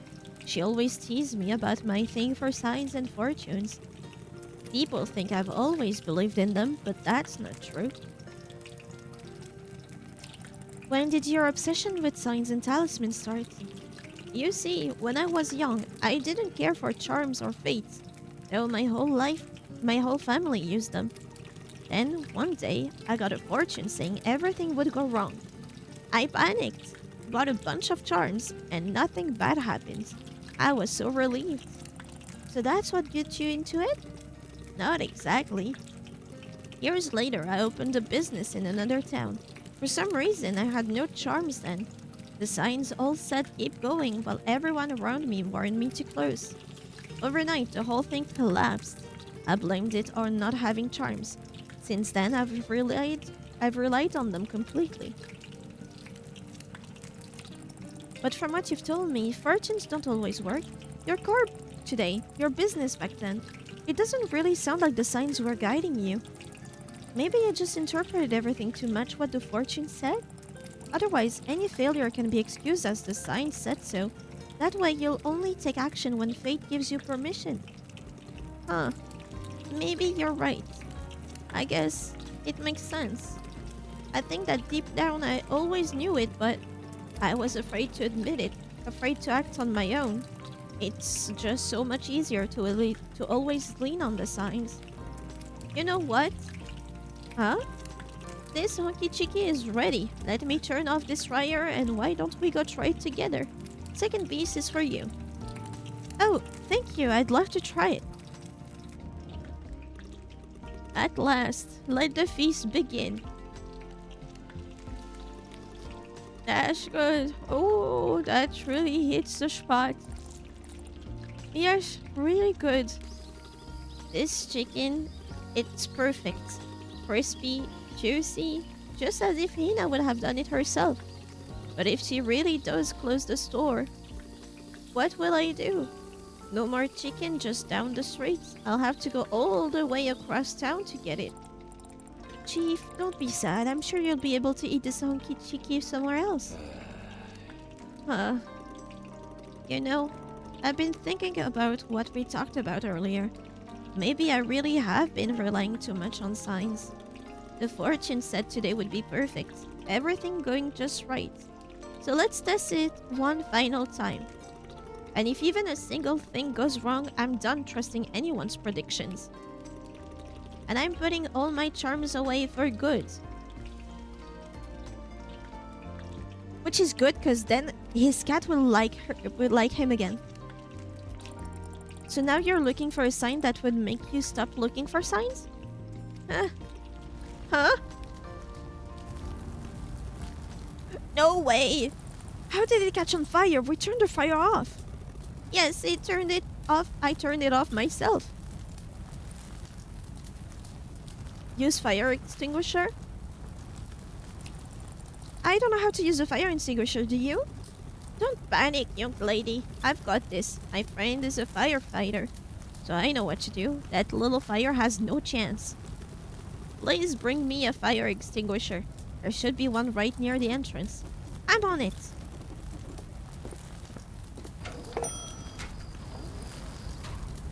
Alright, here we go. Well, you're not a firefighter yourself. Oops, missed a little. I'm going to get you this time. Holy moly!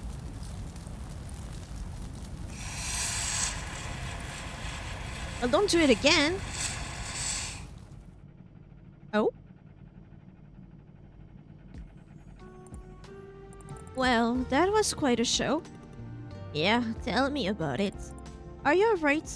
I'm fine. Smell like I walked through a yakitori grill, but fine. Thanks for asking. We should probably let Auntie know about this. I'll do it. Looks like I finally found a good reason to call her. Can't wait for that conversation to happen. Been meaning to patch things up anyway, you know. And what better icebreaker than, hey, Hina, you like smoked food, right? Well, your kitchen's now smoked too. But on the bright side, you finally got yourself a real sign. They gave you read the intractable laptops. You have messages from Cyberpunk conversation in the show and game. And then they give you pull tabs. Oh, I need the pull tabs.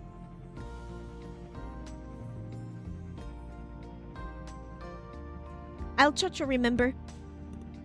Yep, heard you loud and clear, universe. No more relying on charms or signs. Although, if you want to send me a message next time, maybe you could skip the whole blowing things up apart. Alright, let's clean this up before the morning shift arrives. Wouldn't want to ruin their first impression, would we? No, we don't, Chief. No, we don't. Today I realized something important. We don't get to choose when our favorite product disappears from shelves, or when the car that always started suddenly breaks down. Some things just happen to us. But there are also things we can shape. What to make Dengaku out of, whether to light a fire under an old dream, to be a passenger or the captain in this endless current of change. Life isn't only about what the river carries away. After all, even a paper boat can be the start of a great journey. And only you can decide when to set it afloat.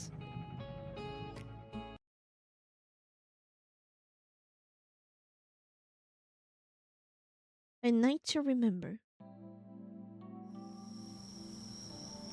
Saturday.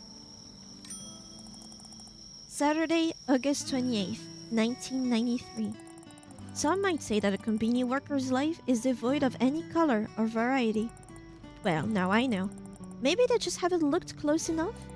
I came here thinking I'd be stuck, just filling in, just passing time.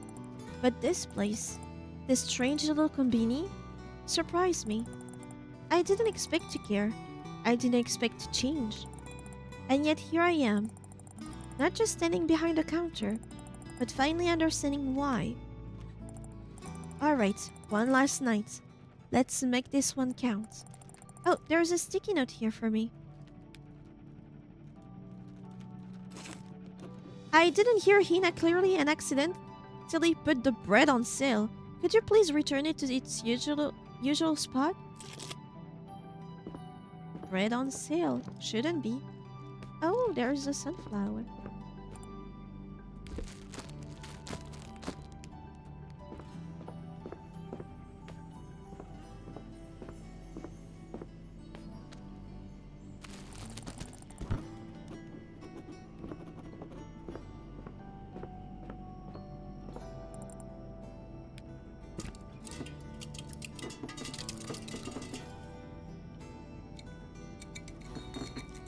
I take everything and then hope for the best.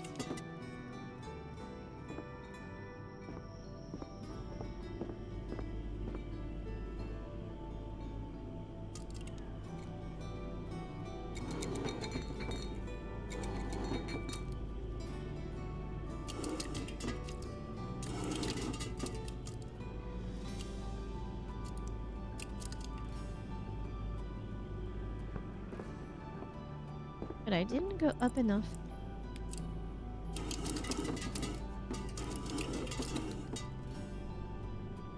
Which I have. We don't need these anymore.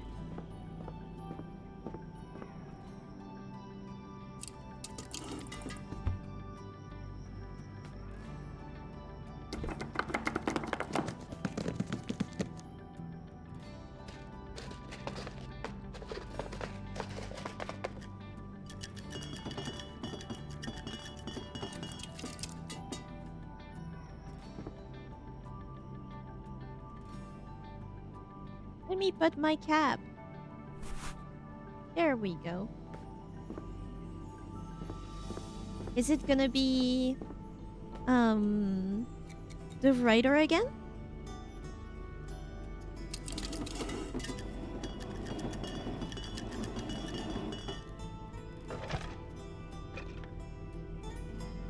The cream should be here.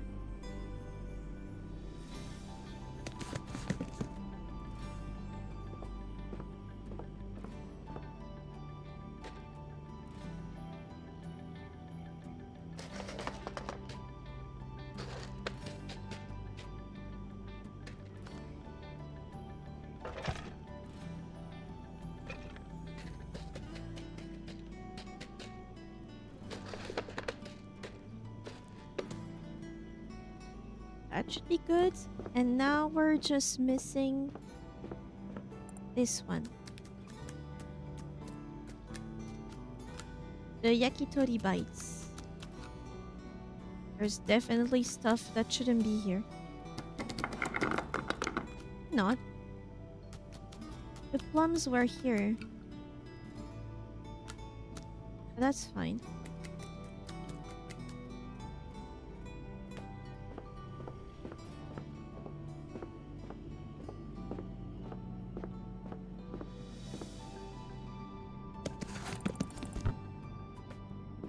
hold on with this box.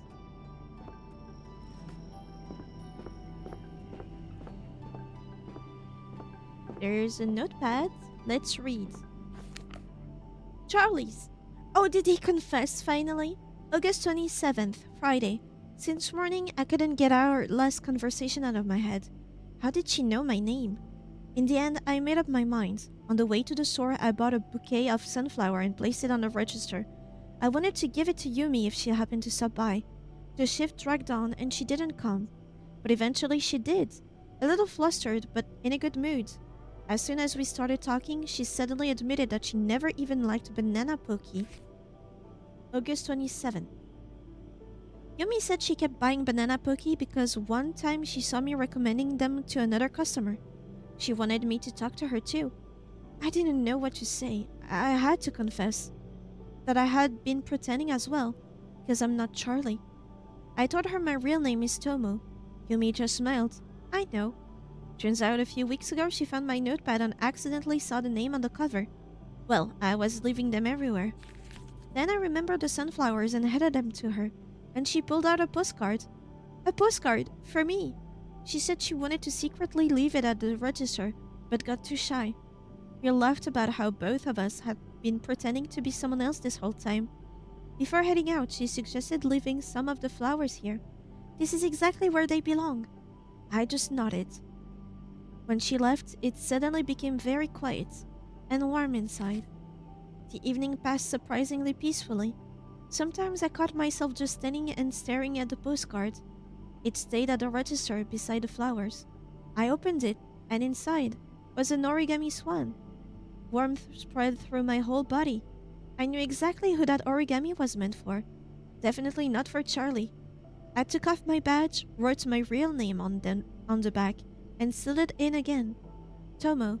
I think I finally became myself again. Also, I'm pretty sure the motorcycle in David and Lucy's apartment in Wua is actually the bike from the statue that came with the collector's edition of the 2077 game. So much care on these, right?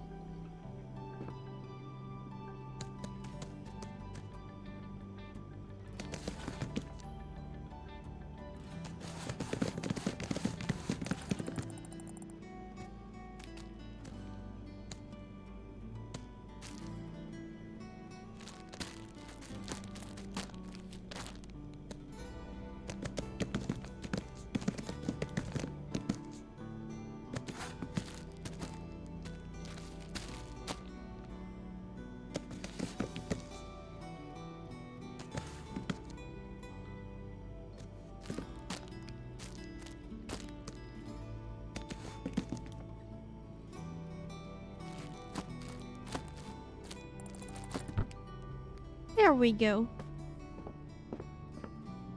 That's cute. I hope they're happy together. Let's open the store one last time.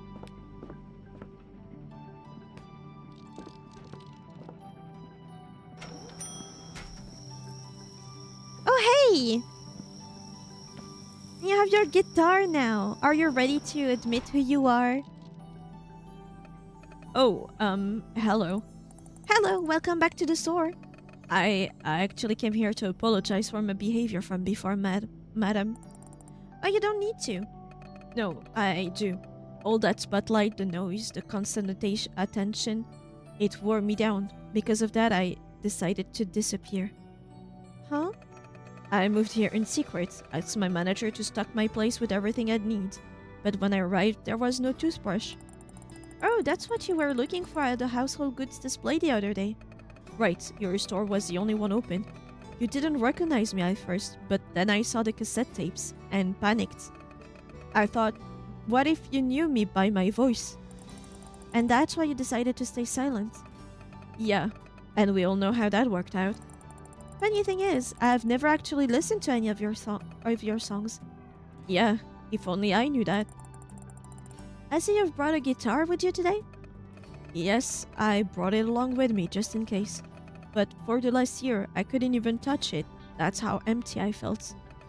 But lately, something about this place. Quiet nights, the store, even the food here. It gave me a reason to pick it up again. Really? that place seems to have that effect on people. Maybe, but I think it's more about the person behind the counter. If there is one thing I learned as a musician, it's people that make quiet places sing. Oh, thank you, Mr. Kogawa. Please, call me June. Now if you'll excuse me, I'll need to get stuff here. Konbini food really starts to grow on me. There's nothing on sale. There's nothing on sale. Hey, listen. Remember you got me that tea that one time? Sorry, I'm not sure which one you're talking about. I think it was powdered green and kind of earthy. Very calming. Oh, I think I know what you're talking about. Let me go get it for you. Great, I'll wait for you here. Was it on sale before? Calming, is it this one or the other one? Whisper of ancient tea fields in every sip. Finely ground matcha carries the soul of tradition, vivid, rich, and full of quiet strength.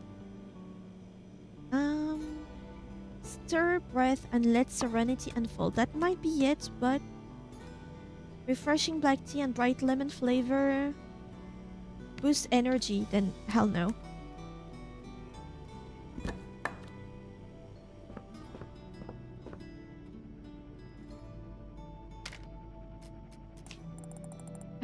I had something with me. Is this what you were looking for? Yeah, that's the one. Stir, breathe, and let serenity unfold. That's why it felt so earthy and calming. You know, after a single sip, I had the quietest moment I've had in years. It's like time slowed down. Sounds like it made an impression. It did. You know, for decades of everything's... For decades, everything's been lights, noises, people, deadlines. But at that moment, sipping this tea, I heard nothing but the cicadas outside. I finally felt in harmony. Sometimes the simplest thing can ground us. Harmony and calmness with a little bit of honesty on the top. That's what people need. Sounds like you found more than just tea that day. Yeah, that's true. Thanks for finding this for me. My pleasure.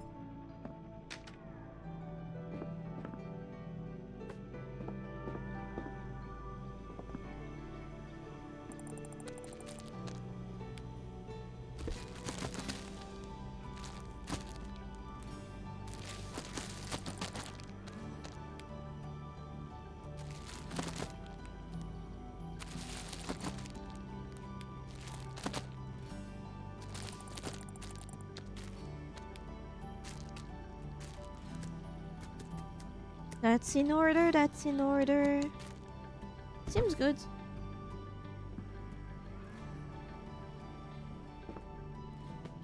Seems good, seems good.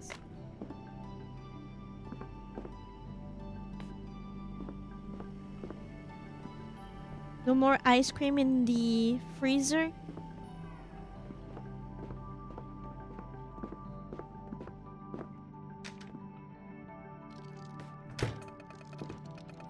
I got everything I want.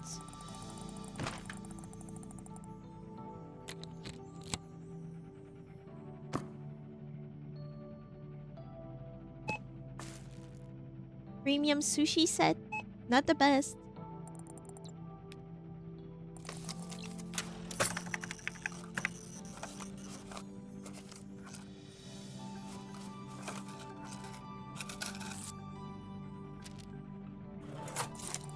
Here's your change. Thanks for coming in.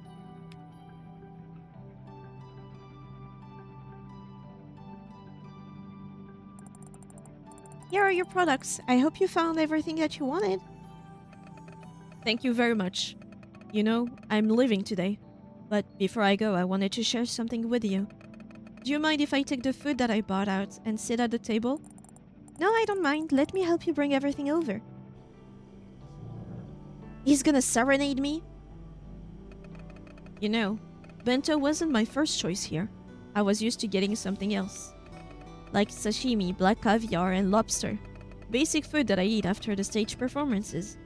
But somehow, I didn't find anything like that in the store. He's just bragging now. We just ran out of black caviar.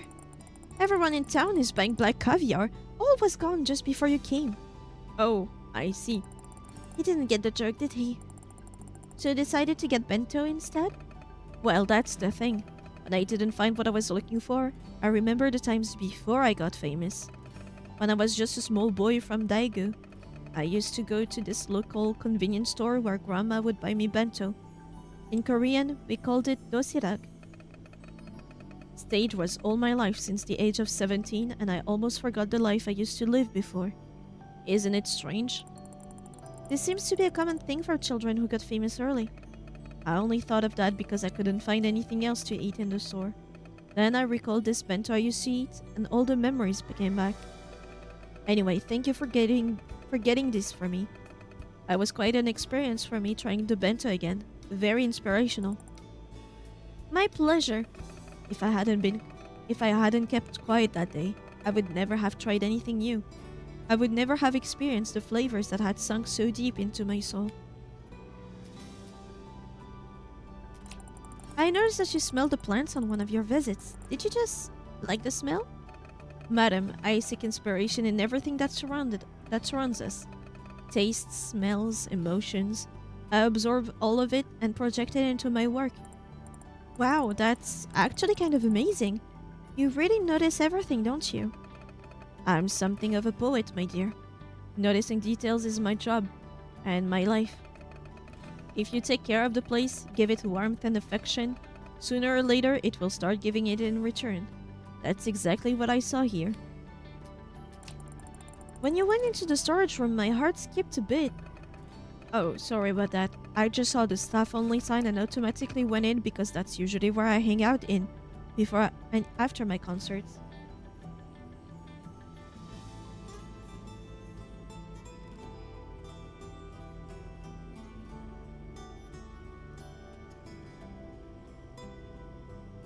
You know what? That's a perfect explanation on why he got there. Oh, I see. And you probably rarely visit convenience stores, right? Yeah, that's also true. Last time I went to a konbini was probably in my childhood. Was it really that long ago?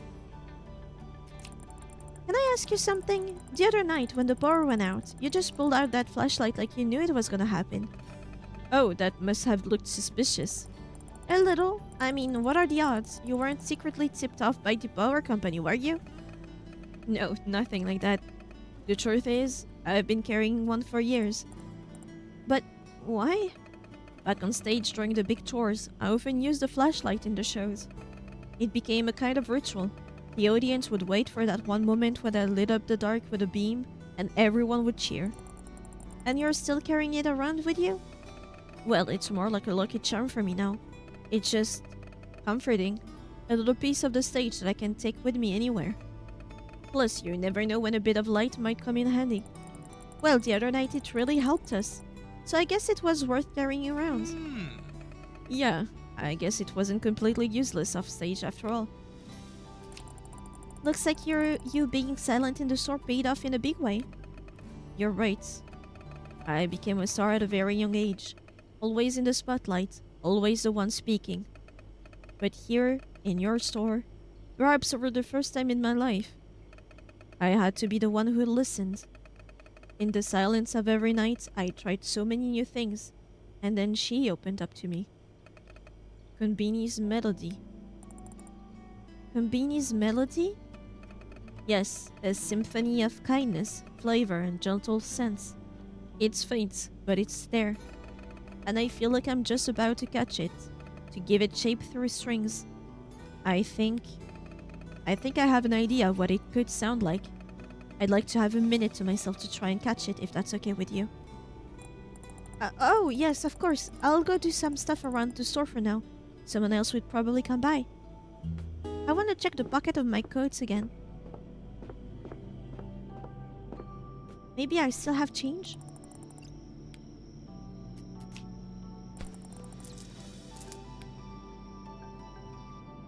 Capsule toys. Damn, imagine if I did that every day. Maybe I could have the whole collection by now.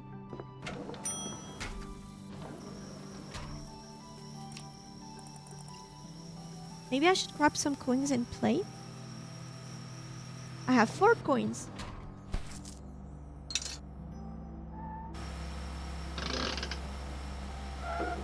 Is it Chief? Is Chief behind me? Oh my god. Master Darjeeling. Well, I didn't expect that.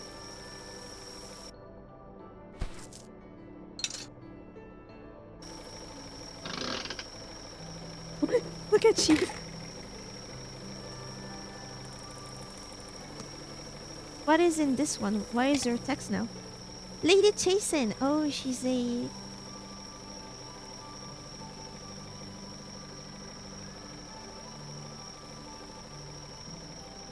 a matcha whisk. I already have that one though.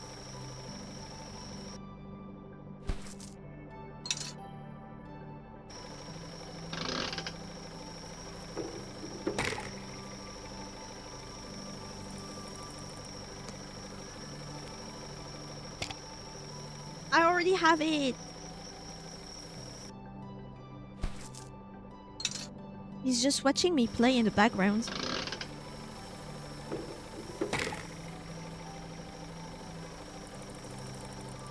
I wonder if I would get a good one this time.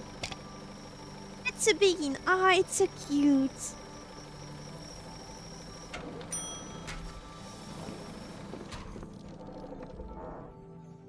My little family. Damn, if I knew it, we could get the whole thing.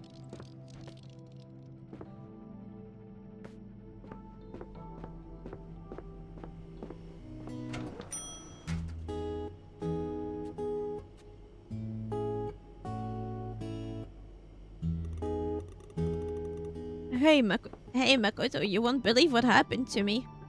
What happened, Chief? Hello, Chief. How are you doing? Well, hello there, dear.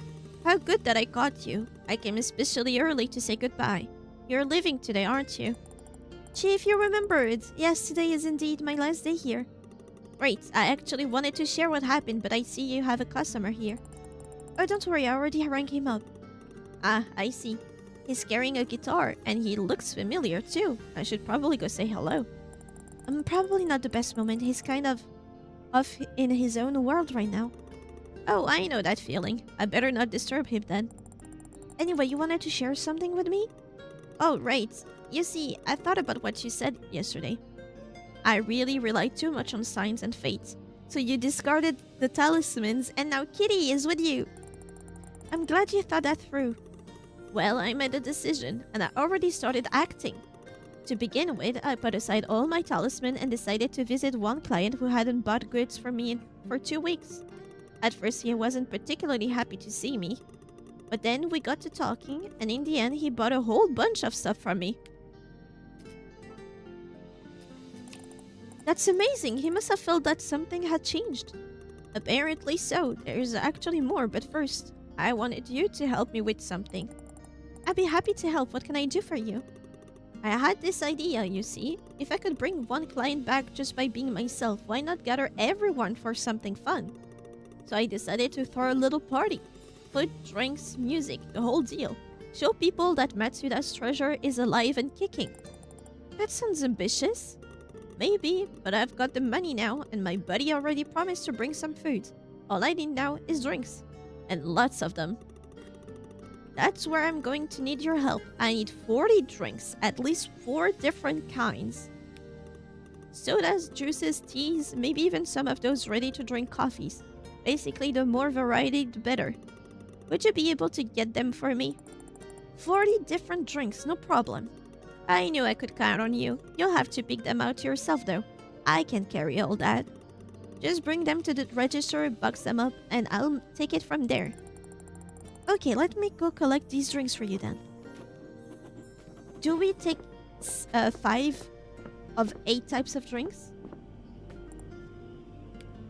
We'll go beverage. 1, 2, 3, 4, 5. Latte. 1, 2, 3, 4, 5. Of course, this one is a new. 1, 2, 3, 4, 5. some soda. 1, 2, 3, 4, 5. 5, 10, 20.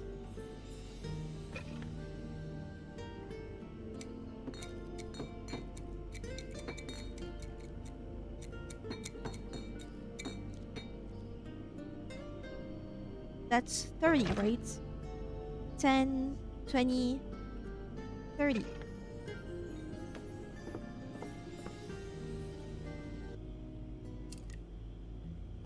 Iced tea would be good, no?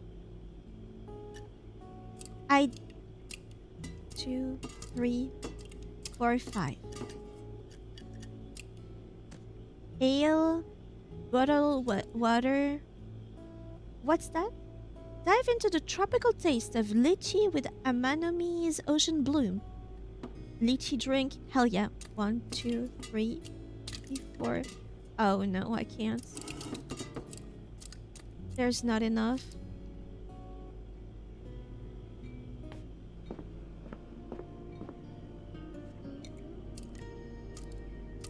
Water, maybe not.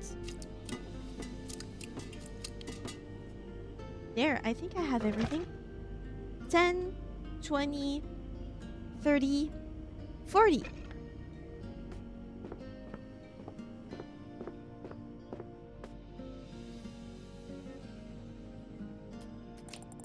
What do you think? Will this do? Let's see. Perfect. This is exactly what I had in mind for the party. Just the right mix of drinks and plenty for everyone. Great job. Now, would you please put this back on the register? It looks heavy. I definitely can't carry this myself. And don't put it in a bag. I'm afraid that poor thing might not make it. Of course, Chief. I'll go get this box to check out. Okay, Chief. Let me check you out.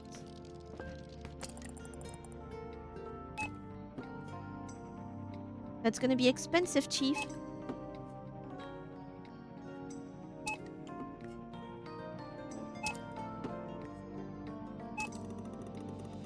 That many drinks, this party's bound to be a success. You know, I think I will have it right outside Matsuda's treasures. That should be good for business. I agree.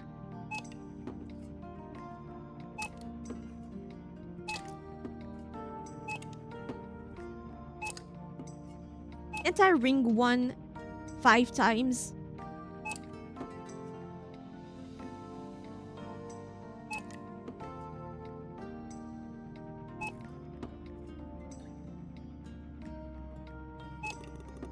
I like the variety of drinks you've chosen. There's something for everyone here.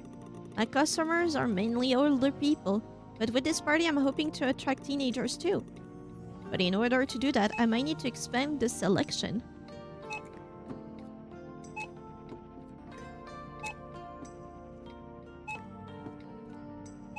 All I didn't bring is alcoholic drinks. Ew, that's a lot of drinks. Thanks for scanning all of these. My pleasure, Chief. It's kind of relaxing, actually. Is that so? I never scan anything at Matsuda's treasure. It's all hands-on, old style. But now that I'm relaunching my business, maybe I should buy a scanner for myself. Maybe you should.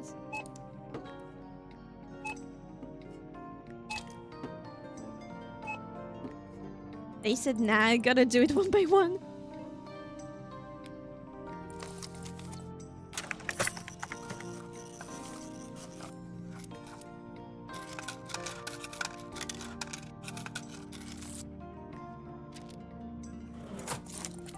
That's your change. Hope to see you again soon. Well, now it's my last day.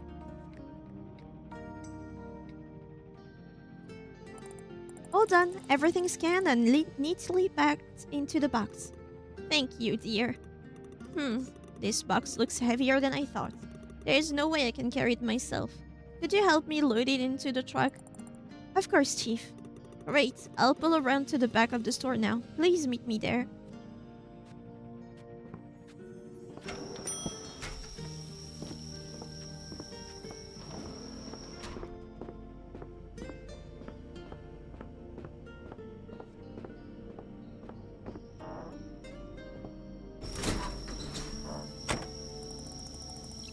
Well, here I am standing with the box outside on my last day.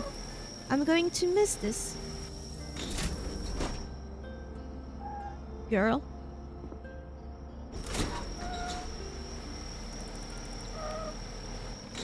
He's right here, come on.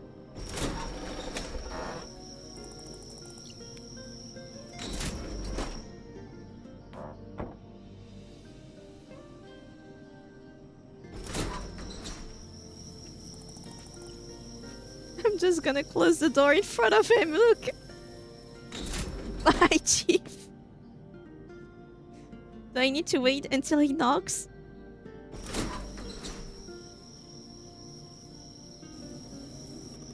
Alright, now can you please put that box in the back of my truck? Of course, Chief. Let me do that for you.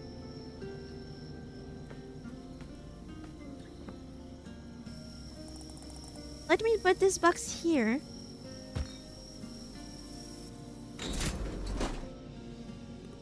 Thanks a ton for the help, Makoto. With all these drinks loaded up, the party's bound to be a success. And of course, you're invited too. Me? Really? Of course, if it weren't for you, I don't think I'd have had the courage to make half the decision I made lately. Speaking of changes, something else happened that I wanted to tell you about. Tell me it's about Mimi, please. After I did business with that customer, I came home and who do you think was there to greet me? Was it Mimi? Yes, it was her. She came up, carefully sniffed me, and then started rubbing against my leg. Oh, that's so cute.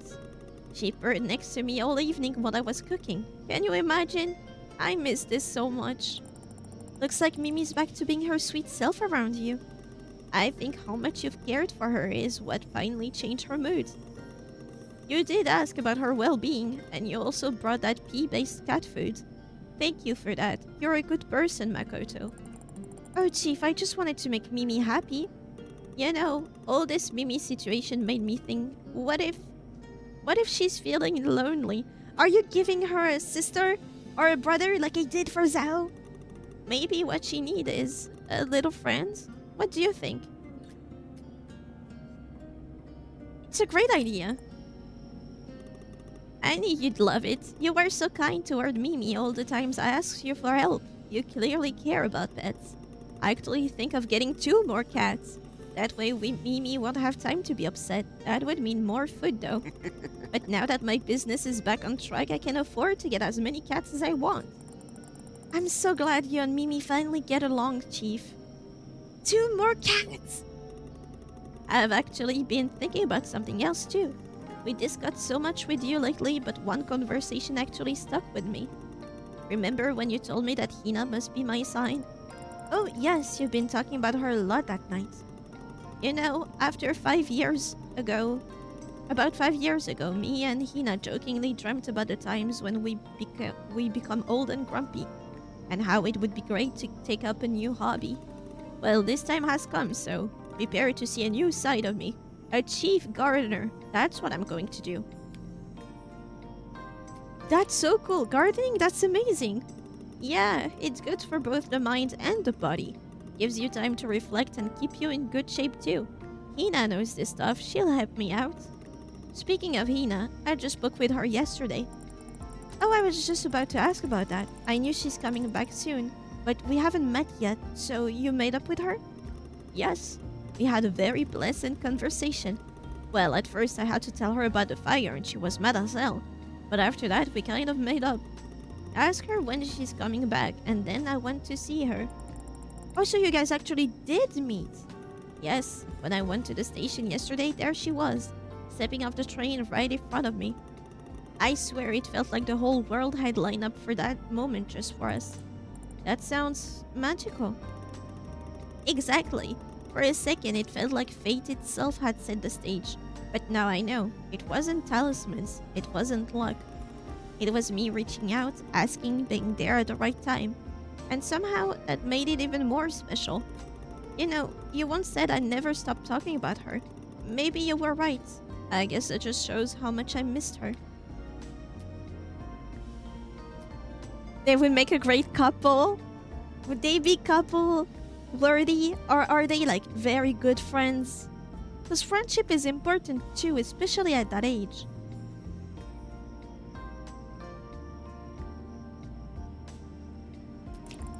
Sounds like you and Auntie would make a great couple, you know? You think so? Actually, something else happened on our way back. I gave her a ride to the store and then she came back with a postcard in an envelope.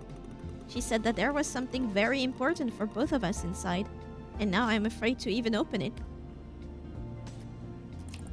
Be sure to open this envelope. I feel like there is something very good in there. Yes, somehow I have the same feeling. Oh, by the way, she also asks for you to call her when you're done with your shift. Oh, I will, thank you.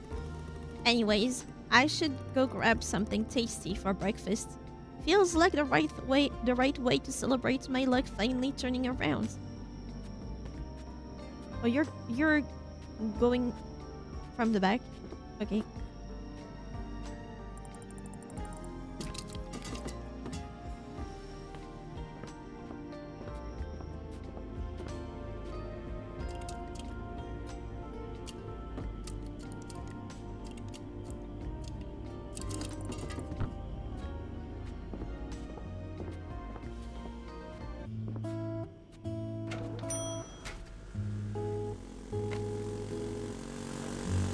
Oh, is it Satoshi? Satoshi, are they all coming? The musician is staying there to play music. He is doing his own shopping. Oh, you took the bread out of the fridge. I actually keep mine in there now. It tastes even better that way. Is the journalist coming too?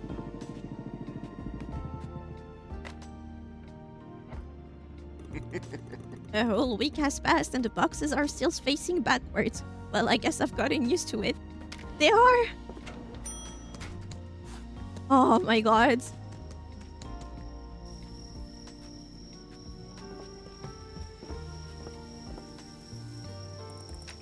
Oh, it's Satoshi. I should go say hi. I'm right here. Oh, hi, Makoto. Hello, Satoshi. Back from our goods?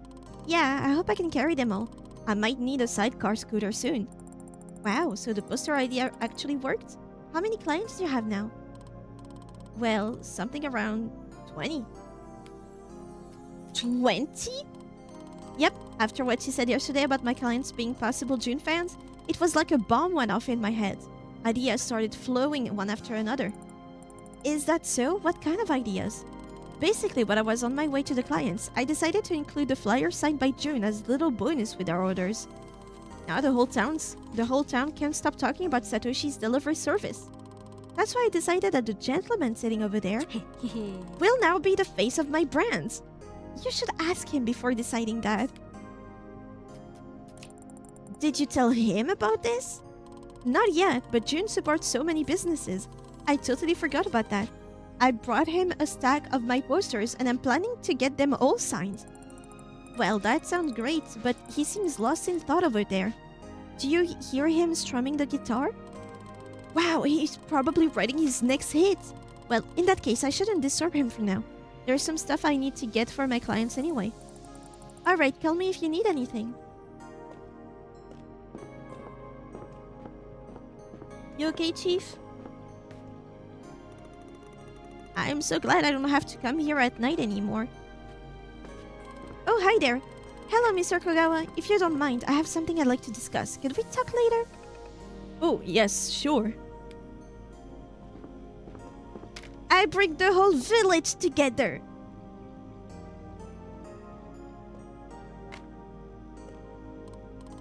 Mr. Matsuda, how are you doing? Hey there. Word is you've become a local legend. Yep, something like that. All we're missing... Oh, Yoko Rich Cream. Now it's finally in the right spot. See? I improve. Where's the journalist?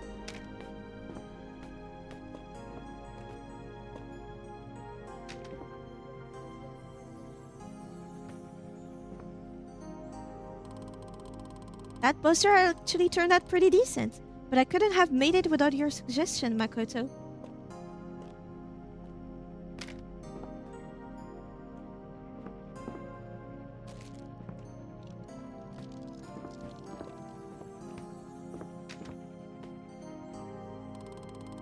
You please come over there? Of course.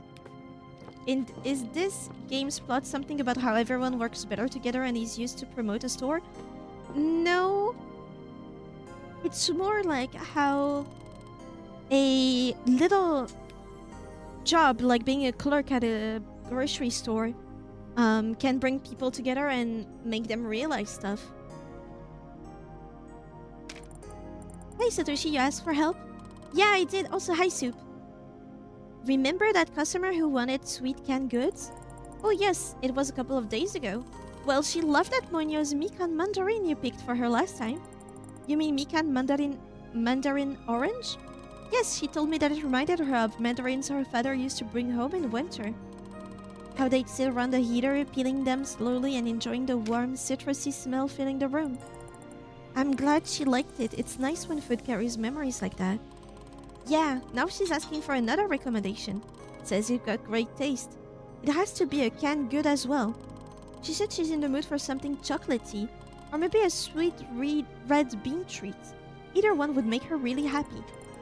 I see, let me bring her something then. I think we have a pudding.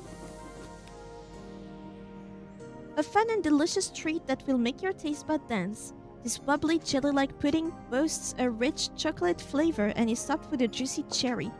That's perfect. She'll love this.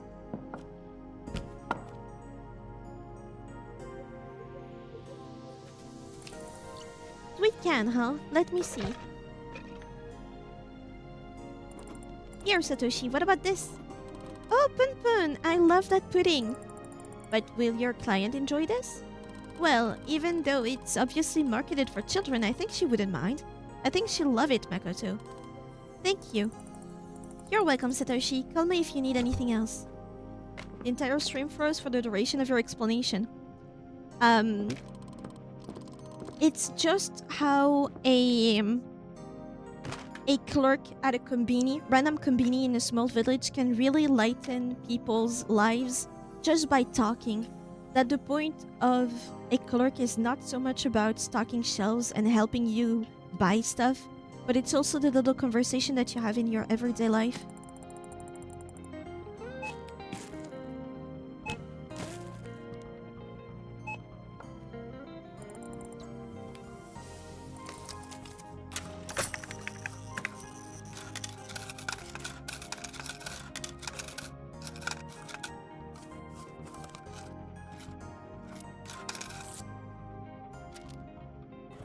I hope it didn't freeze this time.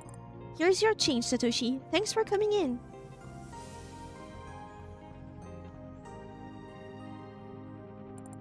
Here you go, Satoshi. Oh, thank you. By the way, I heard something about a fire in the store. I guess news travels fast around here. There's only that one dark spot at the register. I thought half the place would have burned down. No, luckily Chief was with me at that moment. He stepped in and put it out just in time. So it wasn't nearly as bad as it could have been. Mr. Matsuda really is incredible. Handles everything like it's nothing. Yeah, he's one of a kind. Anyway, I wanted to thank you for something. Again? What did I do? A lot, Makoto. You did more than you think. When I needed your help, you were always there. You helped me find every product my clients needed, even the hard-to-get ones. And thanks to this, now I know what a good business requires. A great partner. Someone who you can trust. Someone smarter than you who can help you no matter what. And for me, that partner was you. Come on now, I was just doing my job. With everything I learned from you, I finally made a decision. Once I finish school, I'm going to move to a bigger city and open a worldwide konbini delivery chain. What? Yes, I've already made up my mind. At first, this business was just a silly idea to earn some quick cash for capsule toys, but now I'm sure. Delivery is the future of retail. He is right. I heard that geniuses become successful at younger age, but 12? Satoshi, it's such an honor to have met you. Don't worry, I'll never forget what you did for me. If you need a job, you can be Satoshi's delivery consigliere. Don't know what that is. If you'll pardon my Italian. Consigliere? I don't know what that is either. That's actually overwhelming. Thank you, Satoshi, for all the kind words. And for your offer. You're welcome. Well, that's it. Now I can finally go play. How's your collection, by the way? Did you manage to find Golden Assam yet? With that many clients, you should get it in no time. Oh, Golden Assam. You know, thanks to our conversation yesterday, I finally realized I don't need Golden Assam. Huh? You don't mean to tell me that you still think your hobby is silly? Not at all. I've had time to think about it. My father loved collecting Hanafuda cards with all his heart. Grandma always scolded him for spending all his money on new sets of cards. Isn't a konbini just a store in Japanese? Yes, it's a convenience store. That sounds low-key dystopian, but maybe that's because I'm only used to American stores and other customer service establishments. Yeah, here it's more slow-paced. It's more like it's in a small village, so you'll just meet everybody in the village. And as time goes on, you just hear their stories, their worries, and you give your 2 cents. And in this game especially, everything you said, they stuck with the people and it helps their life for the better. That sort of thing. But you just always meet at the konbini you work at.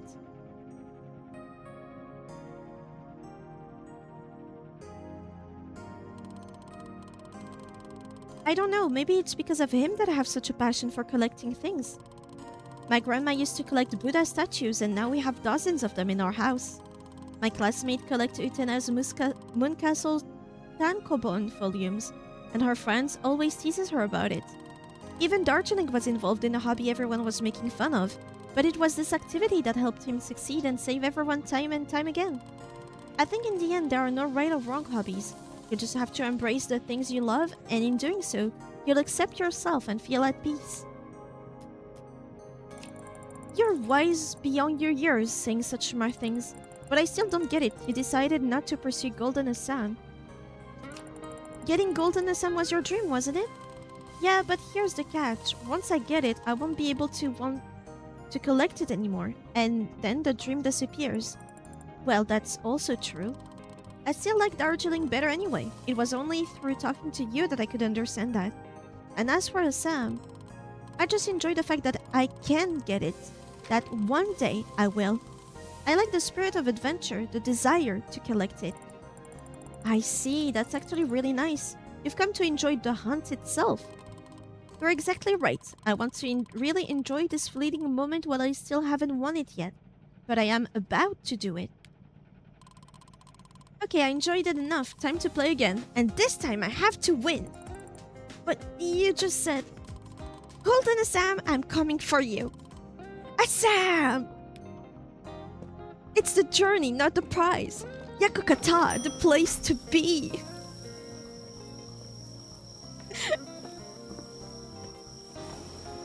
Will he win it? I need a break anyway, go ahead. Ow. I'm not playing with him this time?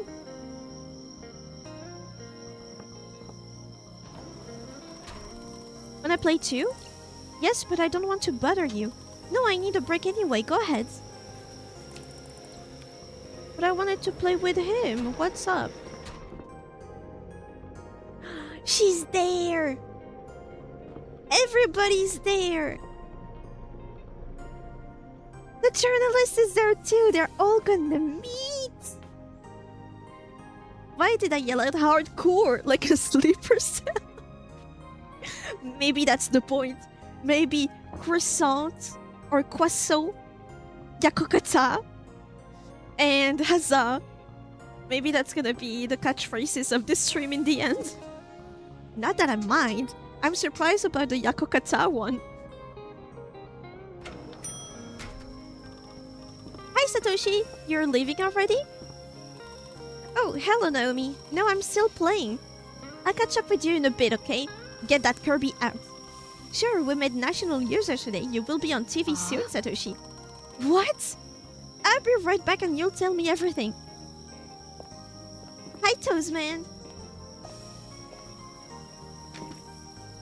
Did you start writing your book, Naomi? Oh, hi, Makoto. Looks like I caught you just in time. Makoto, there's my favorite clerk. It's your last day here today, isn't it? Hello, Naomi. You remembered. How could I possibly forget? actually, I wanted to ask you first. Try not to make a big deal about who you see sitting at that table, okay? Huh? So this is where the famous Jun Kogawa's been hiding all this time. He's keeping a low profile here. Doesn't want any extra attention. Don't worry, I'm not the type to chase after celebrities. How's your work, by the way? You said your boss had 5 new articles for you. Oh yeah, about that. You know, after our conversation yesterday, I had time to think. I was walking around town, thinking about stuff, and then suddenly I found myself at the park. The very same one where I was attacked by mosquitoes not so long ago. Oh yes, I remember that. And you know, it was only then that I noticed how absolutely stunning it was. The kind of beauty I never paid attention to before. It is beautiful, especially when you have a Kimbo puff with you. You're right. You know, I was sitting on a bench reminiscing about our conversation, about me and my work. And there, watching this beauty, the trees playing in the wind, I remembered why I got a job at the publishing house in the first place. It was not to become an editor or a journalist. I had one dream, to write my own books. But in the end, the work distracted you from your dream? Exactly. And then I started to realize, my dream isn't some far-off someday. It's something I have to start on right now. So when I came back to the Minshuku, I called my boss again and, well, I'll tell him I wanted to quit. Huh? How did he react? So that's the thing. He was silent for a bit, but then he said that he understands the decision. And then he offered his support and said he'd even help with publishing. Wow, seriously? Yes, so now you're looking at the new Naomi. Naomi, the book writer. And honestly, I don't think I could have come to this decision without you. So thank you for that. It warms my heart to hear that. But I didn't do much. So when do you plan to start writing? Oh, but I already did. That's great to hear. Can I ask what it's about? Well, I'm still figuring it out, but I have some ideas. I'll share them a bit later, but first I need to get something from my colleagues from your store. Oh, okay, call me if you need help. There wasn't any cell phones at that time, so...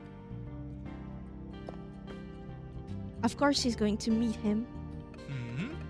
Huh? Miss Nakamura? Hello, Mr. Kogawa. I thought you wouldn't remember me. I remember all of the brilliant writers who interview me. However, if you don't mind, could you...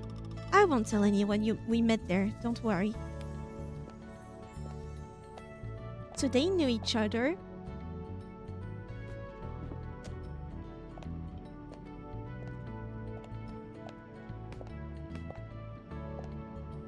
Just a sandwich? Some rice? Yes? Sweetheart, can you tell me if these noodles are spicy? Oh, let me see. I don't think so. It was cheap. Thanks a bunch. Are these noodles spicy?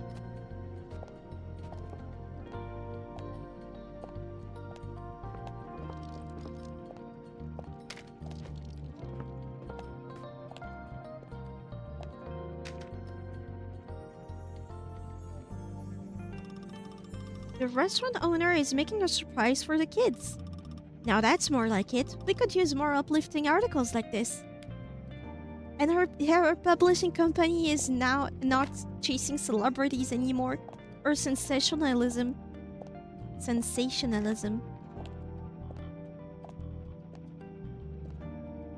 Will she take some natto? Can you give me some advice? Yes.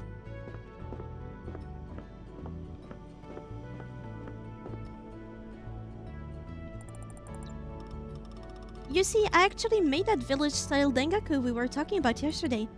Already? Was it as good as Satoshi's grandma described? Oh, Makoto, let me tell you, it was so good I actually can't stop thinking about it. The flavor turned out incredible. The mushrooms added a warm, rustic depth that made the miso feel so much richer. That sounds amazing. And it was more than just a taste, really. That depth reminded me how even the smallest additions can change everything, and it gave me that I needed for my writing. I realized my story doesn't need to be perfect, it just needs that one true ingredient to bring it to life. That's really cool, the way cooking this dish actually inspired your writing. I never thought food could push a story forward like that. It surprised me too, and speaking of surprises, my colleagues back at the Iwata Shinbun asked if I could bring them something from this trip. And I liked that village-style dengaku so much that I thought, why not share the recipe with them? That's not exactly a souvenir, but I think it's even better. Right? So, could you get me 3 of those mushroom jars? Yeah, no problem. I'll go get them for you.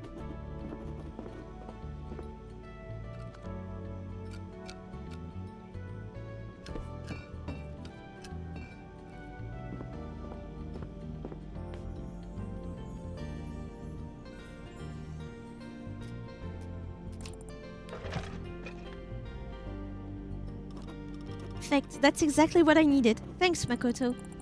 Well, now Satoshi's grandma's recipe is bound to spread across the whole country. That would be a good thing. When I met her, she kept saying people ought to rediscover the magic of dengaku. That's why she recommended it to the whole village. Then it settles. Not only will Satoshi's name travel far and wide, but so will the dengaku recipe. A grandmother and her grandson, heroes for the whole nation. Makes sense. Talented grandmother, talented grandson. That's cute.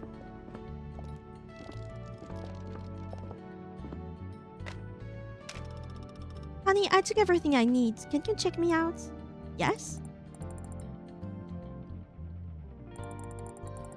There's a special kind of pleasure you get when you give all the change in 5 coins. Ah, that was me that said it.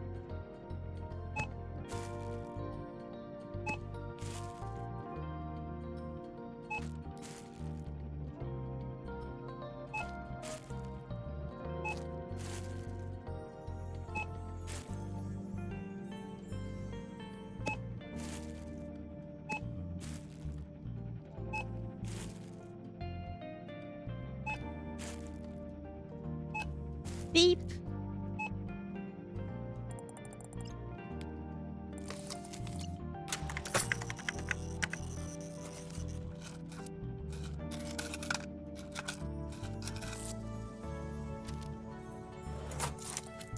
Here's your change. I hope you'll be pleased with everything.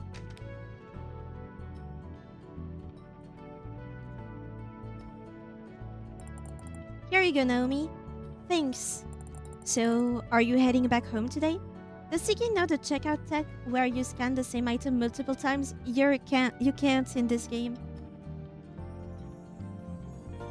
Are you heading back home today? Yeah, I'll go back to the city today. Need to swing by the office and do some things, but I won't be there for long. Oh, where are you going next? Well, I'm actually coming back to your town, and then I'll stay here for a while. Back here? Yeah, there's something about this place. It feels cozy, inspiring. It would feel kind of symbolic to finish my first book right here.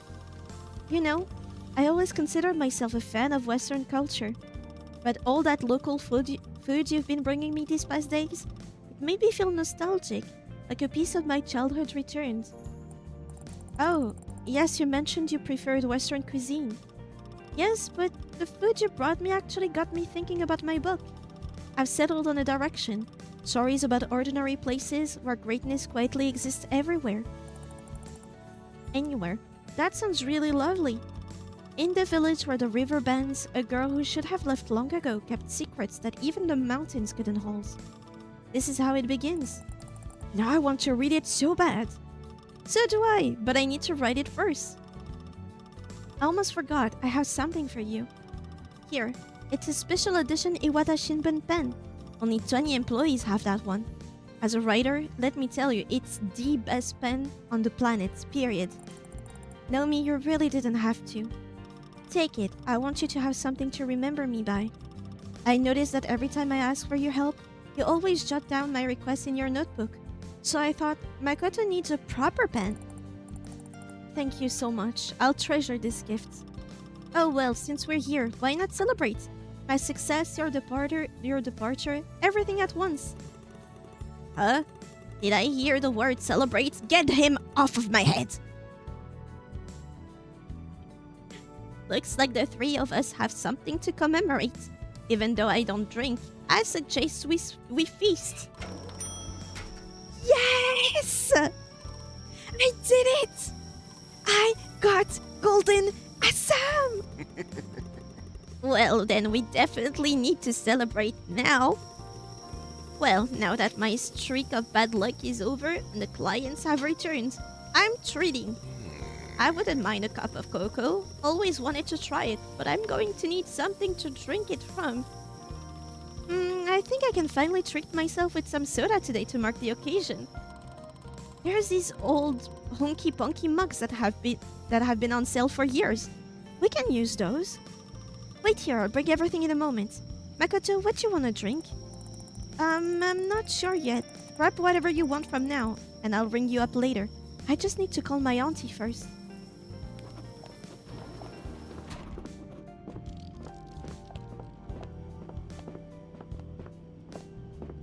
Everything is turning for the best in this village, and it's thanks to me. Me. Hello? Good morning, dear. Oh, good morning to you too, Aunt Hina. How are you doing? Good. Very good. You know, I stopped by the store yesterday. Yeah, I heard you came back already. Wasn't expecting you so soon, though. I hope everything is okay. Well, it is now. But when Chief called about your little honky-cheeky experiments yesterday... Oh, I'm so sorry about that. That chicken, It's okay, honey. Don't worry. You did a great job cleaning everything up.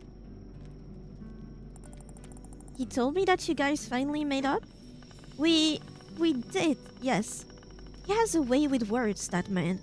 He met me at the station and kept chatting the whole way to the store to keep me at ease. Even so, my heart was racing. His reassurances somehow made me imagine the worst. I half expected to see the store in complete chaos, or the shelves toppled over. I really didn't know what I'd find inside. But the moment I finally stepped through the front door, somehow I felt at peace. The store looked so clean. Products were placed properly and your notebook was full of daily notes and observations. More?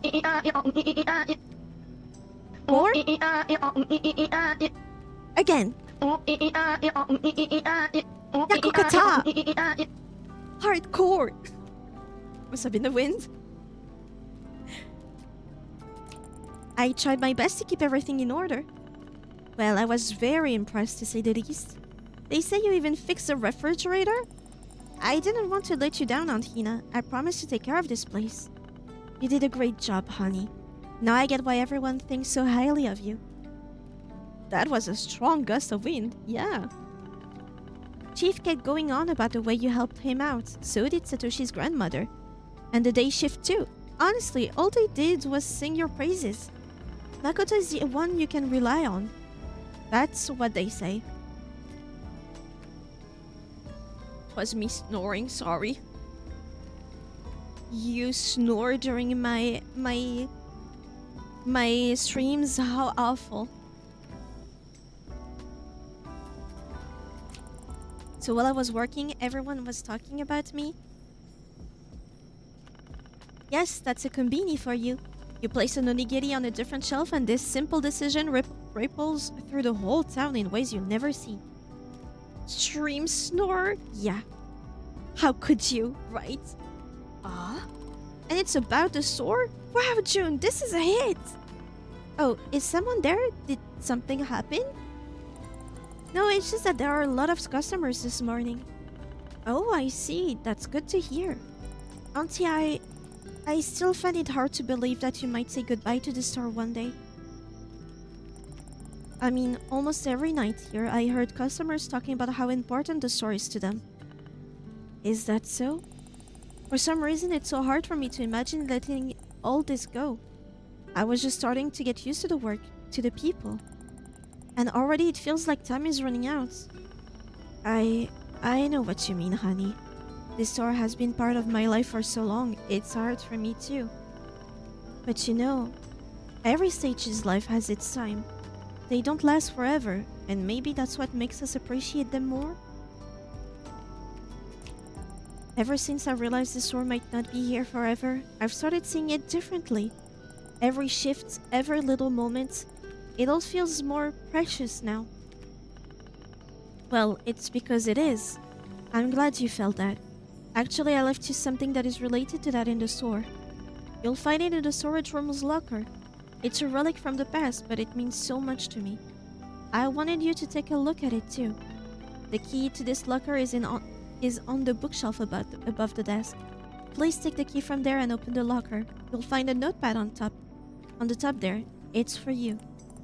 Okay, I'll do that. Great.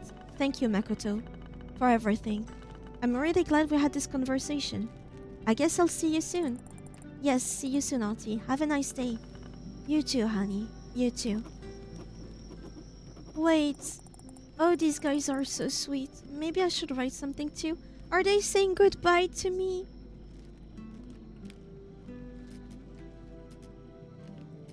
Thank you for everything. These people were always so patient with me. I cannot thank them enough, even if we didn't manage to meet in person.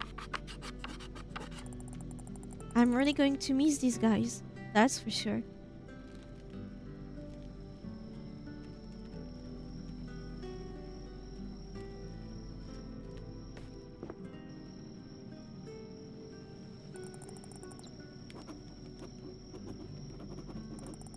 Okay, now all I need to do is open that locker. I wonder what could be in there.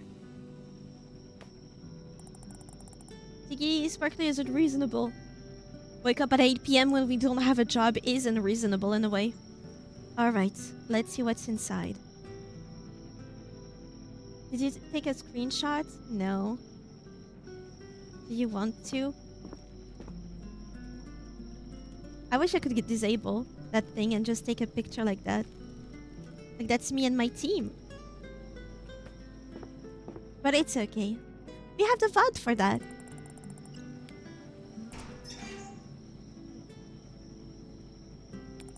So clean in here. Looks like somebody opened this locker not so long ago. Must have been Auntie. Wait, these are all inKONBINI notepads. Same as the one I use every night to write down notes. Could they be Aunt Hina's? She told me to check out the one on top. Let's see. Fish. If Auntie is the only one who has this key, then that means this cap belongs to her? I can't believe she held on to this after all these years.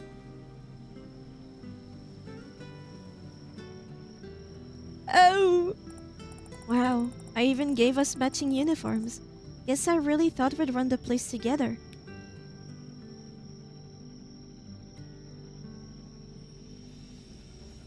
Oh! Wow, I've never actually seen this photo. That must be Auntie and her manager. He's so handsome. 1982. Good sleep, Lucas. Sleep well. There's lots of things here. Should I check the other things first, or should I read the notepad Auntie mentioned? Well, I checked everything. Read the notepad. Let's see. Lots of reading. Prepare. Satoru's notepad, January 24th, 1981, Saturday. Hina has been working here for 3 weeks now, and she still can't remember not to put the beer in the blue refrigerator by the window. The sun's rays heat up its door becomes 2 degrees below the optimum. You can't treat goods like that. But I guess I can let this one slide. The staff labeled one section beverage drinks and the other soft drinks, so no wonder no one knows where anything is supposed to go. If Hina were just a bit more attentive, she'd make a really good manager.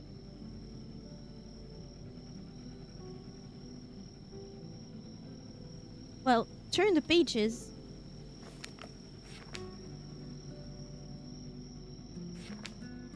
Wait, no. No! There's a letter here too, let's see. Okay, shit! I was pressing the right button and it didn't work and it brought me outside. Oh well. Hello, Hina. If you're reading this letter, it means you managed to find this little souvenir from the past. I know this place may seem tiny and unremarkable at first glance, but there is actually much more to it. Some might find it plain and boring, but for me, it became a place of meetings and farewells. I don't know how long this store will last, but I hope you'll feel its uniqueness too, just like I once did. I remember every morning when I opened the doors, and then the quiet evenings when the store was filled with the noise and laughter of customers. Some were regular guests, some came only once, but each of them gave me moments that warm me to this day. This store is life, Hina.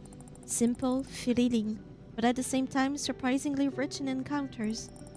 I'll leave you this letter to say, when your last day here comes, stop for a moment. Breathe in the smell of this place. Listen to the sounds around you. Say goodbye to every item here, and enjoy the smiles of your customers. Feel the moment and thank it. Sooner or later, this place will disappear, but the memory of it will remain forever. Sincerely, Satoru.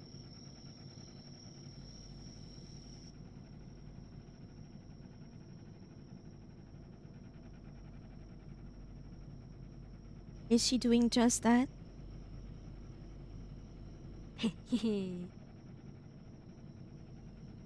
Is it Satoshi? Hold on. Do I have another chance? Give me another chance, please.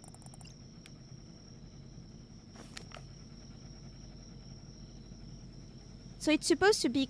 Okay, let me do that. Oh no, that was it. That was it. It's just that the Hina's first days were not that easy for her. What did they do? Oh, look at my village.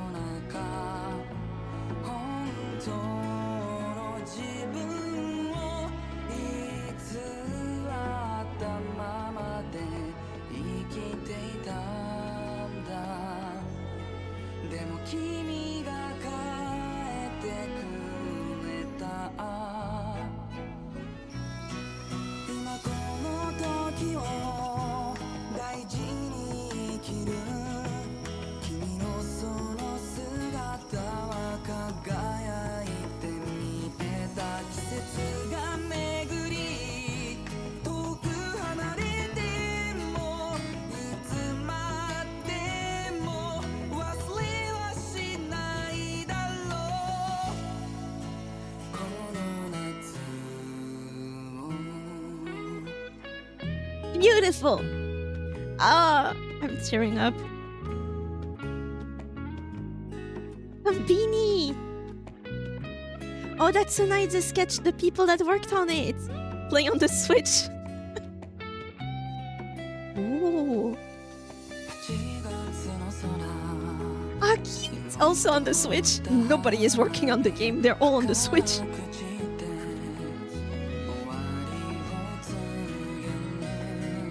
Katie! Kitty!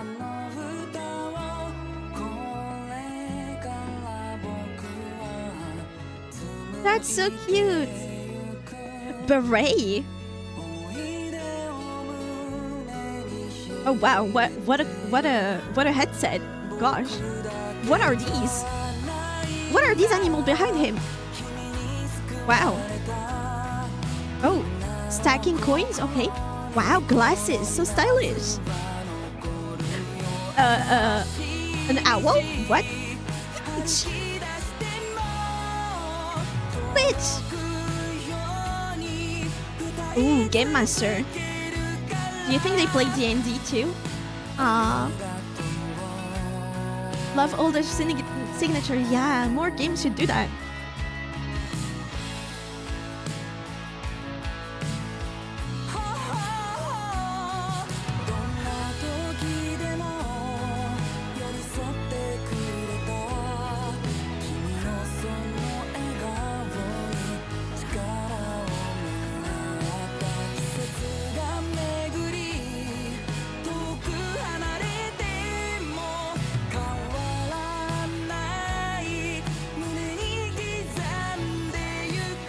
Any studio pets?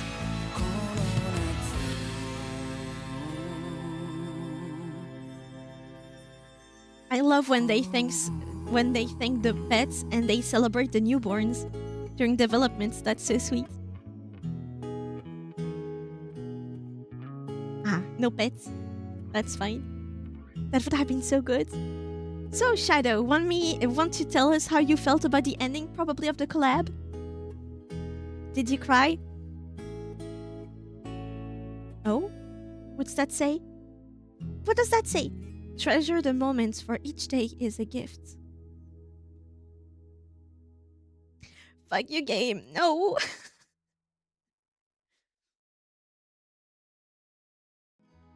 It is true though. And that was the end of inKONBINI. That was such a sweet game.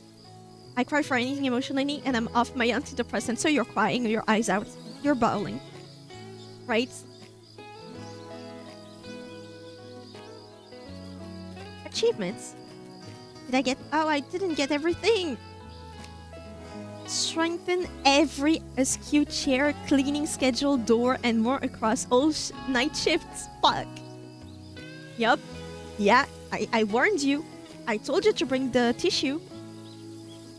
Avid reader. Read all Iwata Shinbun articles. Yeah, I didn't. I didn't read them. The silent I love you killed me the most. Yeah. Yeah. And the music. The music. The music got to me. Cap lover. Wear the old Konbini cap on several shifts and see the result on your last night. Shit. Order every item possible for delivery. Should have done that. Fuji lover. Let the majesty of Mount Fuji captivate you over and over again. Play the capsule toy machine on every shift. It's available. Yeah, I didn't do that. Collect all Yojoki Master's capsule toys. Yeah. Achieve Zen by standing beneath the falling drops on your 4th shift. Shit, you can do that. Call Aunt Hina and support her on your 5th night shift. Shit! Complete all Mr. Takahashi's requests and read his letter on your last shift. I did his letter? Oh, there's so many I didn't do. Sales extraordinaire. Sell a young writer more than 6 products on your 3rd night shift.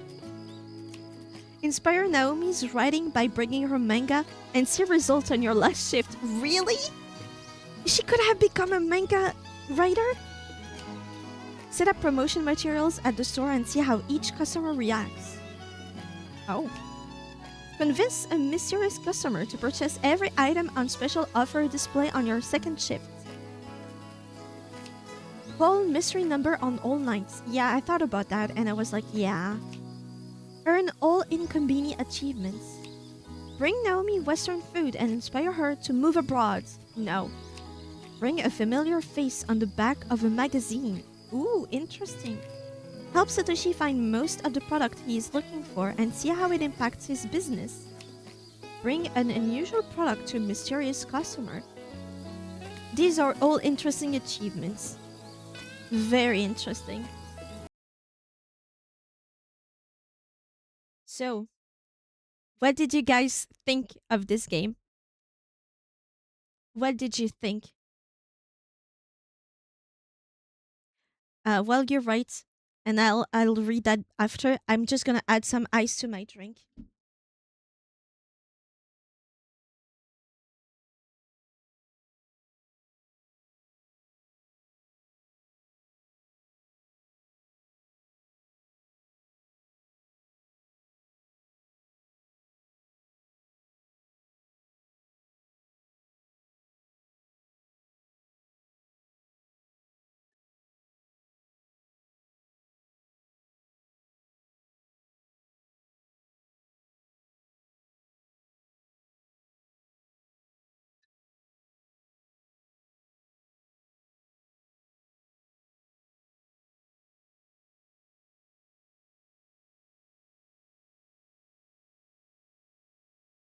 missed way too much of it, but it was overall relaxing to listen to and visually pleasing. I expected that to happen. It's clearly a just be there for the vibe type of stream. Not a game, but it's mainly a vibe game, and I really like these. I like when the point of the game is just to feel the vibe. That means mechanically there's not much. It's usually story rich, but on an emotional level, so it's more like sentences that hit home, and good vibes, that's it. But it's mainly vibes, and I really like it, and I need more of these games with many other stuff. Like for a clerk, a conveni clerk, it makes sense. What else could it be? It could be you could be a librarian, and you do the exact same stuff, but you would have customers who need a specific book. You can help them find, or just ring their books, and others who would need recommendations, stuff like that. That could be a very interesting game. And at first, you just ring the clients up. You get um, to learn about them and their life. And as the game continues, and you learn their tastes, and you start to remember some books, then you can go to recommendation little by little until every customer needs recommendations and stuff. Lies of P somehow pulled this off while still being a Souls like. Impressive. Did you play Coffee Talk? Not yet. Not yet.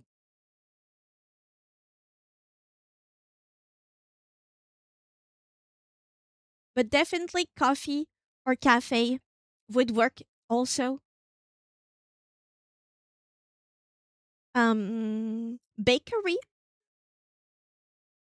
You could have a preparation part where it's only gameplay where you prepare the goods. You prepare the croissants, the breads. That could be fun. I would like boulangerie, pastry simulator, kind of. Spiritfarer also hits hard, I heard. We started that one. I have it. And for a while, I don't know, I found it boring. I might need to revisit it. Might just need to replay it. Because I was definitely sold. The idea of the game is basically my lore. So I was like, oh hell yeah, that's a game for me. And then I got disappointed, but maybe I was not in the mood. That's what happens when the main character is so the best. Lies of P has an adorable protagonist too, just like this game. Um, since you guys know about it, how is that game in terms of um skills needed to play? I recommend Dredge for vibes by day, horror at night. I've seen Dredge. I'm interested in that game, but maybe not right now. Maybe for Halloween.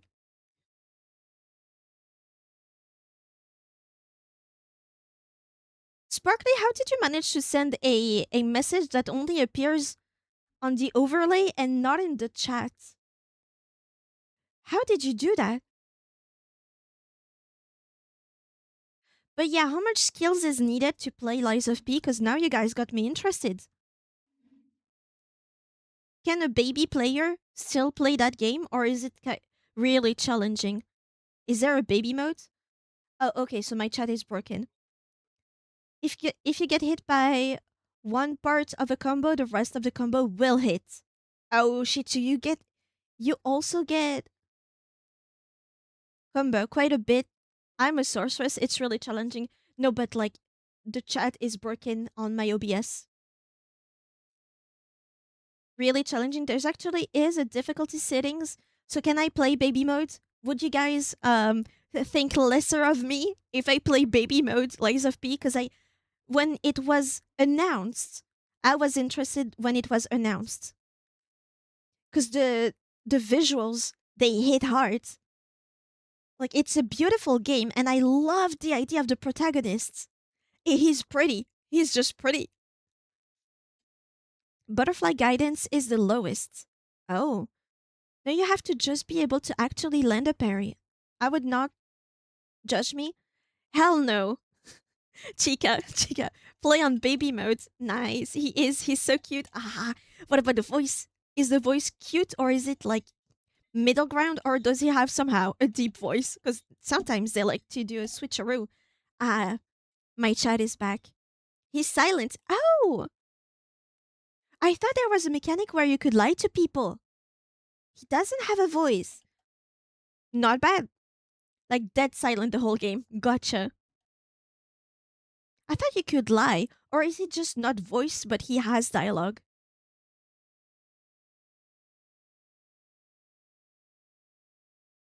You can, but there is no spoken dialogue. Okay, gotcha. So, like any gacha protagonist, almost. So, you can technically lie or tell the truth.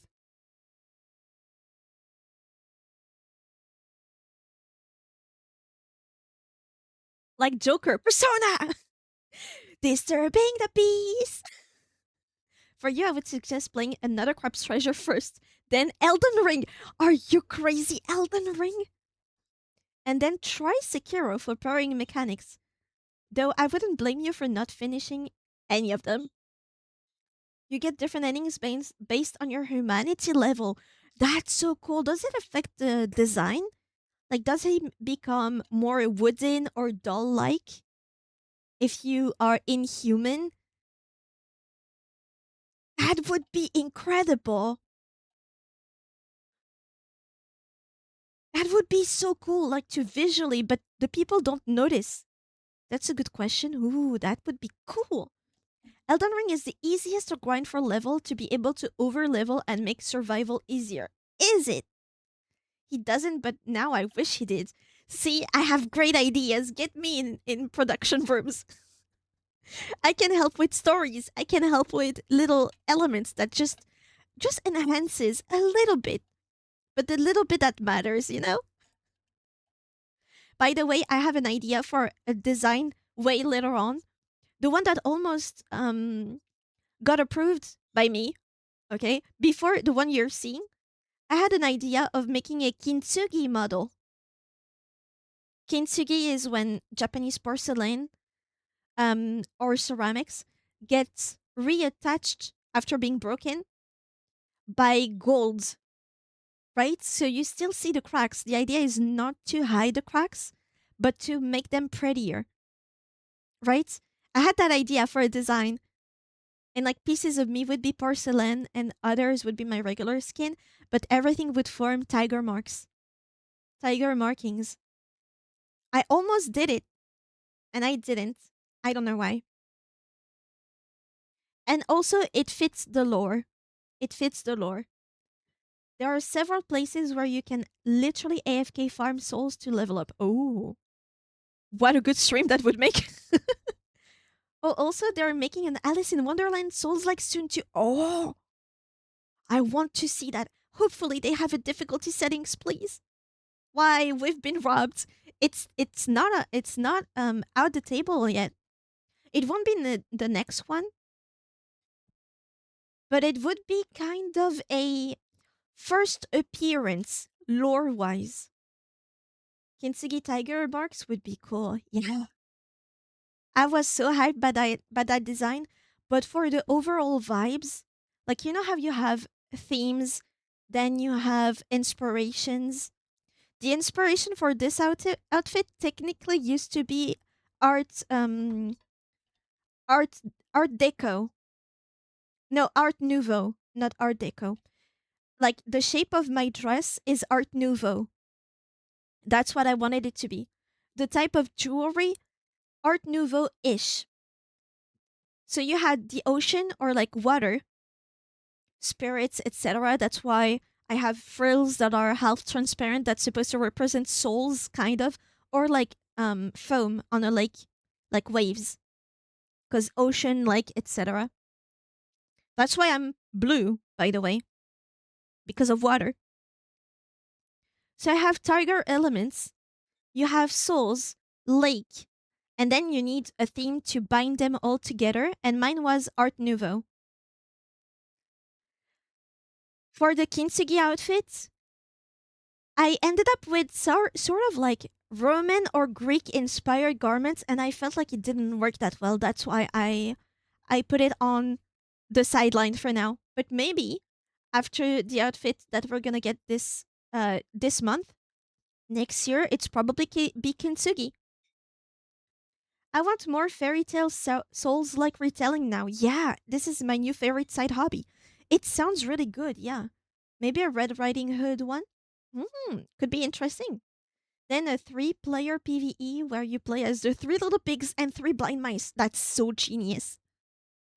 That is actually genius. Also, it's not three blind mice, is it? Isn't that Shrek only?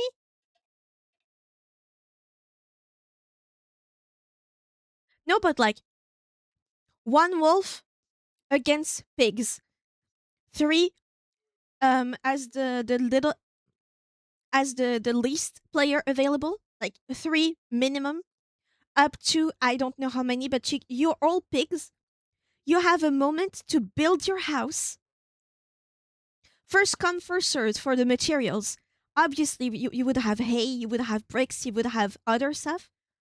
But you have a set time to build your house. And the goal of the wolf is to destroy the house and kill the pig. And you can try to defend, but that would be the game. Every Shrek movie has parodies of real life fairy tales. I thought it was um I thought the three blind mice were different. Tower defense, three little pigs. Exactly. Exactly. And probably you can expand on it a bit more because just building a house and then wait for the inevitable to happen is pretty boring. Surely there's stuff you can work on and make that a game that would be good. Probably.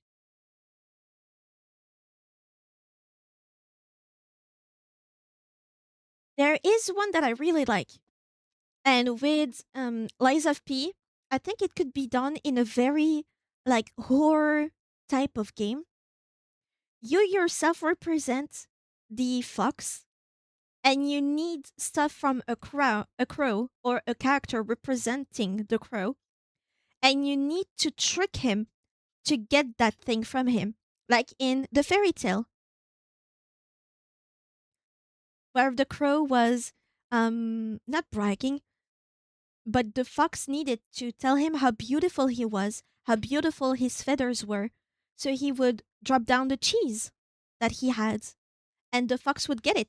I think you could make a game out of it, but more like horror inspired, probably add more characters. I don't know how it would make a whole game, but like the main enemy would probably try to trick you because crows, etc. But you trick him back. Could be interesting. I'm also open to new interpretation, like how puppets are more robot like in Lies of P. Yeah, that's true. What else is there? Red Riding Hood, honestly, has the most potential to be a game. That's just so good. Well, let's see. Turns out I have a book full of Chris Anderson. Is it Chris Anderson? The fairy tales. Let's see.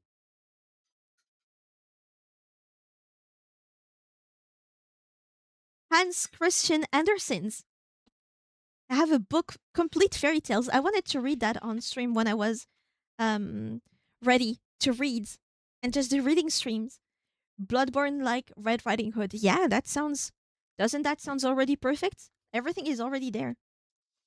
So what do we have? The Princess on the Pea. Do you think it could make a game? I would buy it. Buy what? The book? The book is beautiful. If you search special edition on Amazon, because that's where I got it, Hans Christian Andersen Complete Fairy Tales is the one with the blue cover. It's hard book cover. I love these type of books. They have a collection. I bought the 1001 the 1001 Nights, which is beautiful. The edges are golden, like shimmery golden. Dorian Gray Souls like. You just want to play Souls like, don't you? I'm thinking of the diverse type of games. So I don't know most of these. Maybe I know them, but in French. Uh, I think I would need to read that book before I try to find any. Oh my god, there's so many. The Ugly Duckling. What do you think it could be? It's such a cute book. I need it. Right. Right? It's beautiful. And there's many books in there.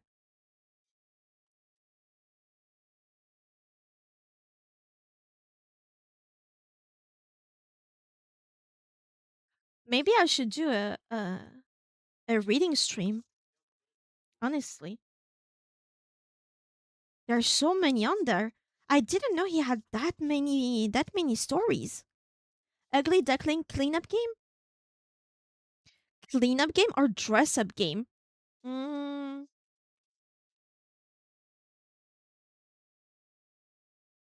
the Ugly Duckling. I see more like a walking sim, more a walking sim, kind of like Firewatch. Clean the duck up and make him into a son. That kinds of takes away the story, doesn't it? Like the moral of the story. That kinds of take it away, don't doesn't it? Let me dress the ducky.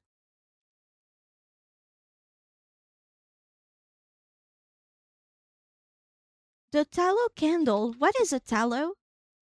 Oh, should we read that? It's pretty short. The tinderbox. Not that short. Little Klaus and Big Klaus. A bit a bit longer than the other. The princess on the pea. Very short. Wait, I didn't know that. It's that short. It's not even a page. Tallow is beef fat rendered down into basically butter. Ah, I'm I'm wondering if it's not that they use in in Belgium to fry fries. The Princess on the Lies of P. More horror game based on iconic gothic horror story. Yes, I need more gothic games and movies as well. Movies and games also. It doesn't need to be horror games, but it could be like, so you know how horror games usually there's action in there? I want to be scared through the whole game, like unnerved, on my tippy toes, but not scared with jump scares. Right? I want to be disturbed. Little Ida's flowers. That's a longer one. Thumbelina. Thumbelina, definitely a parkour game. The Naughty Boy. That's a page, a full-on page. The Telltale Heart, The Picture of Dorian Gray, Frankenstein, etc. On tippy toes, sniffa. Stop! Don't sniff on my toes.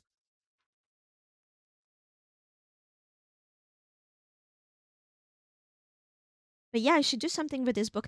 I ordered back in the days the 1001 Nights book to read on stream.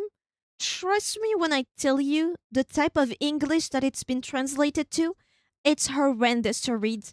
I can give you an example. Oh, it's called The Arabian Nights in English. I've been saying the other one. It's translated by Sir Richard Burton, and it's part of the same collection. It's beautiful too. My god, I've never had so much trouble reading stuff. The game? What game? Oh, I mean, just chatting now.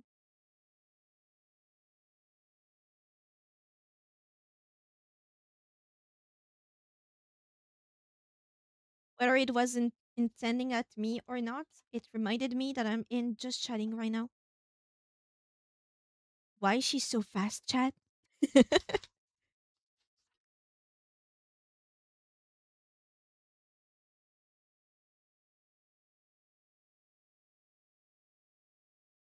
Introduction. Okay, let me read you the first page of the Arabian Nights.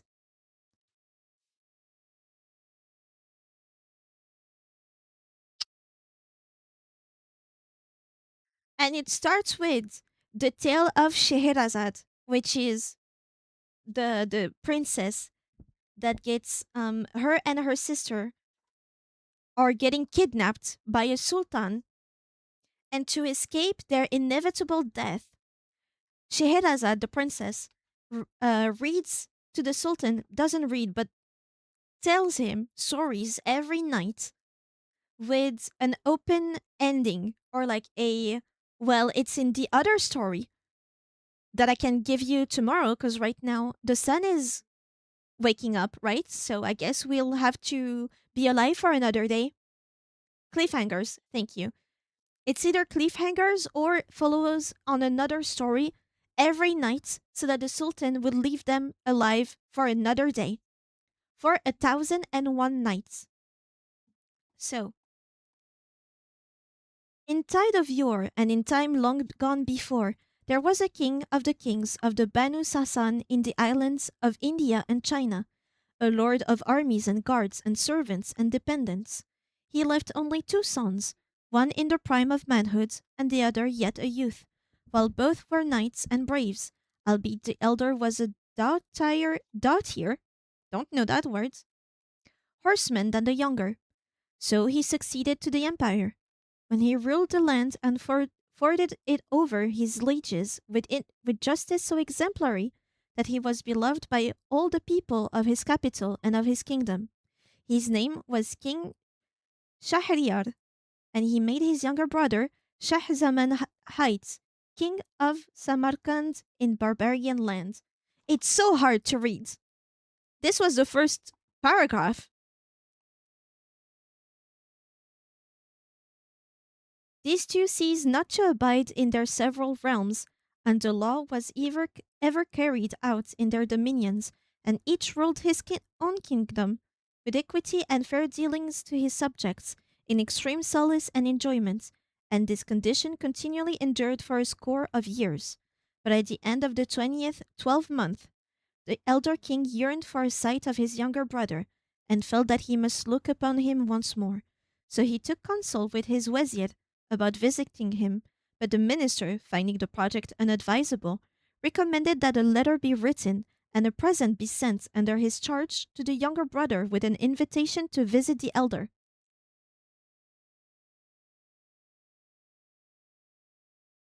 Having accepted this advice, the king forthwith bade prepare handsome gifts, such as horses with saddles of gem encrusted gold, mamelukes, or white slaves, beautiful handmaids, high breasted virgins, and splendid stuffs and costly. He then wrote a letter to Shah Zaman, expressing his warm love and great wish to see him, ending with these words: We therefore hope of the favor and affection of the beloved brother that he will condescend to bestir himself and turn his face uswards.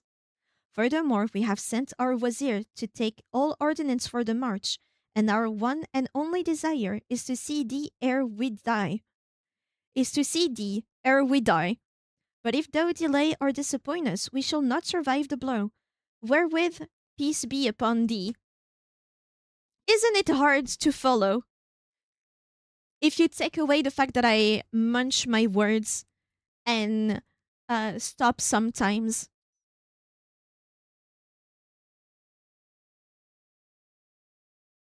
It is hard to read and it is hard to follow.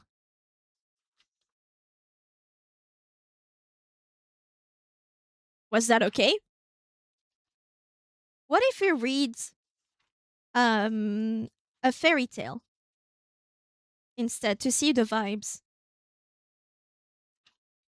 One of the very short ones. It was a page.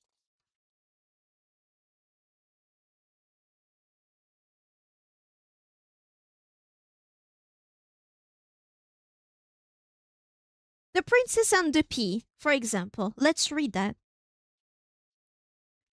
Once there was a prince who wanted to marry a princess. Only a real one would do. So he traveled through all the world to find her, and everywhere things went wrong.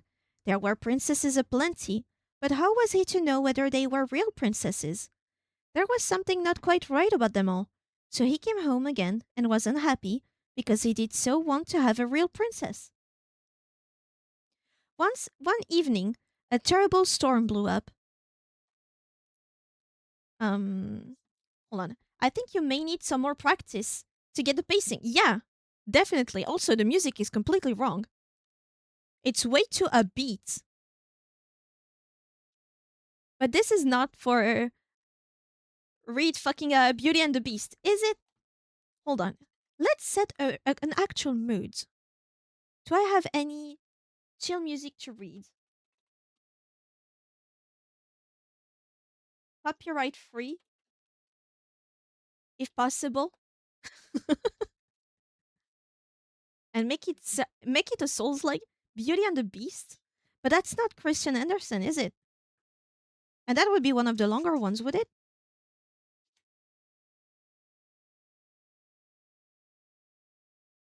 Won't lie, the name of these chapters or like stories, they are not in alphabetical order.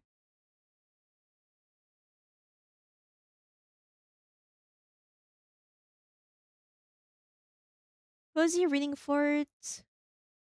Yeah, but is it copyright free? Let's see this one.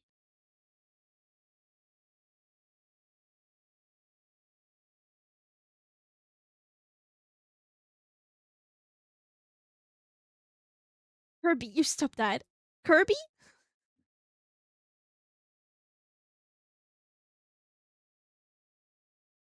Hold on. These music, I like to listen to them when I read. I think you'll love them. Just so you know, because I want to share, because it's beautiful what the music that they do.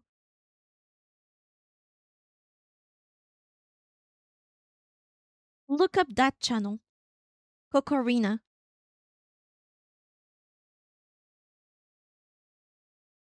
They are doing some fantastic music. Hopefully, it's them that do it. But first of all, it's beautiful and the music is very great, especially if you want to chill out. It's really good. He was so tiny. Yeah, it doesn't work on just chatting screen.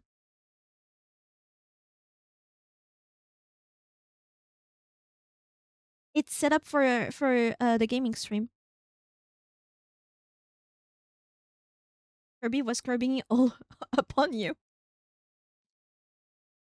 Hopefully, you can hear the music. Can I? I'll up it up a little bit because it deserves it. It's very quiet. Is it good with my voice?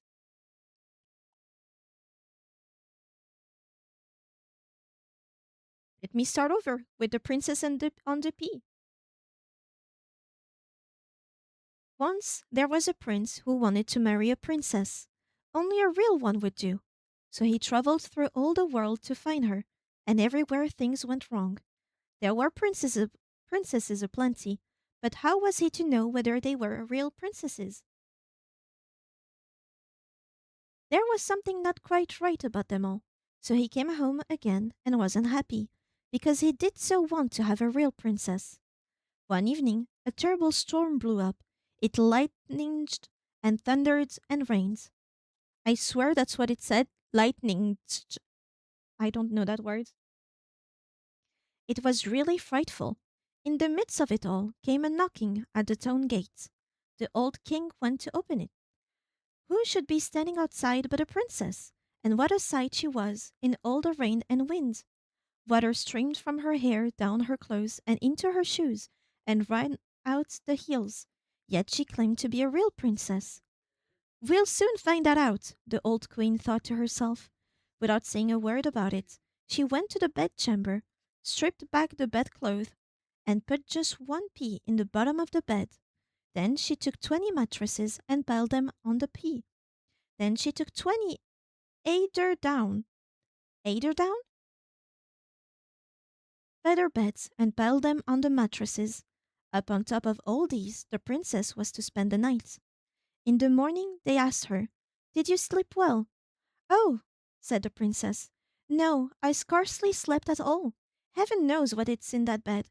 I lay on something so hard that I'm black and blue all over. It was simply terrible." They could see she was a real princess and no question about it, now that she had felt one pea all the way through 20 mattresses and 20 more feather beds. Nobody but a princess could be so delicate. So the prince made haste to marry her because he knew he had found a real princess. As for the pea, they put it in a museum. There is still to be seen. There, it's still to be seen unless somebody has taken it. There, that's a true story. There it is. How pampered is she if she filled that through 20 mattresses? Yes. A bit too loud now, the music? What's another one that is fairly short? Because this one was really short.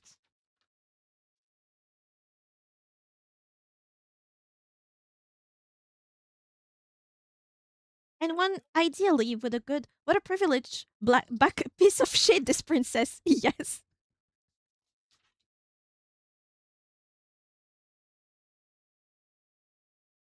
God can never die. It's a short one. Never heard of it. This fable is intended for you. I never heard of that one. It's one paragraph. Or two. Okay, well, this fable is intended for you. Wise men of ancient times ingeniously discovered how to tell people the truth without being blunt to their faces. You see, they held a magic mirror before the people, in which all sorts of animals and various wondrous things appeared, producing amusing as well as instructive pictures. They called these fables, and whatever wise or foolish deeds the animals performed, the people were to imagine themselves in their places and hereby think, "This fable is intended for you." In this way, no one's feelings were hurt. Let us give you an example.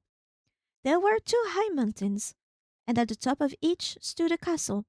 In the valley below ran a hungry dog, sniffing along the grounds as if in search of mice or quail.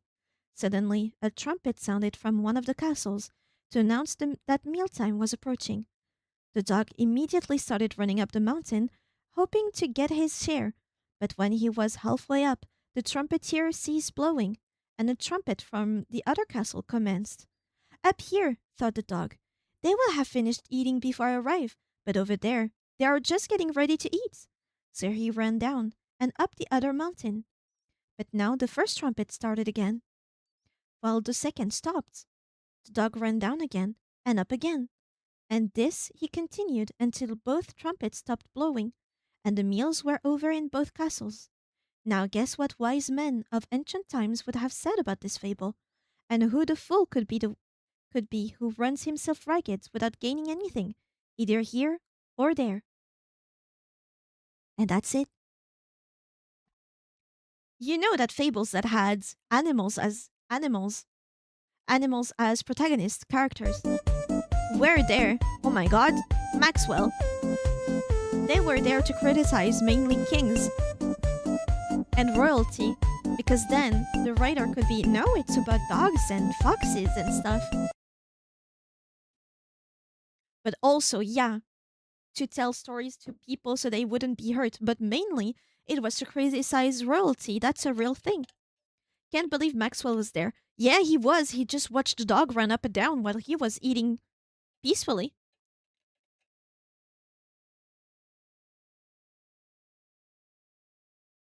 You know how those fables work? Can you not imagine a scenario in which this exact same thing happens? Have you never been to a store? You were waiting in line, and then a new clerk shows up and tells the people, "Hey, come to this line. It's open now. It's empty." Everyone goes to pile, that new file, and now it's longer than the first.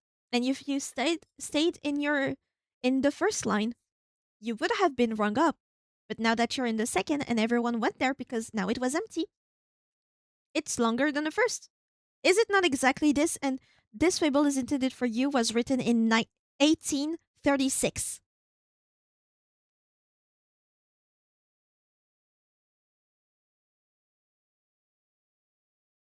1836. Ooh, The Little Mermaid is long.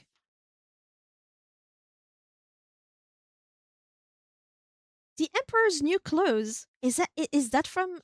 Did they make the Emperor's New Groove with this? The Boy Who Cried Wolf. I call people the boy all the time for telling me stuff that happened and it just didn't happen again. That's my brother. What is a galosh?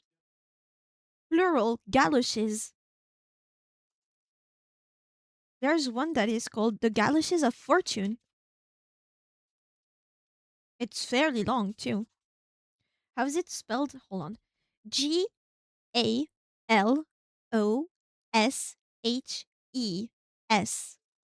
in plural. Galoshes. Yes. It's very long. The daisy. The steadfast tin soldier. The wild swans. This one is longer. Finally remembered the Alice in Wonderland Souls like that's coming out. Ooh! If you're in the Discord, can you share it in game recommendation, please? Project Rabbit. Ooh, that sounds good. The Garden of Paradise. Fairly long too. A shoe with a heavy sole. Ah, the flying trunk. The storks. These are all the name of the fairy tales. The rose elf. What the moon saw. That's beautiful. What the moon saw. Galosh. Galosh.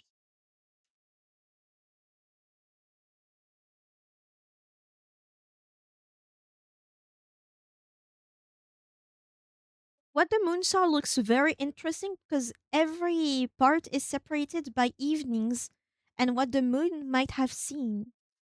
But it's very long. So far, it's the longest one. 30 evening. 33rd. Yeah, 33 nights do you see what the moon saw. Oh, when did I ever say that?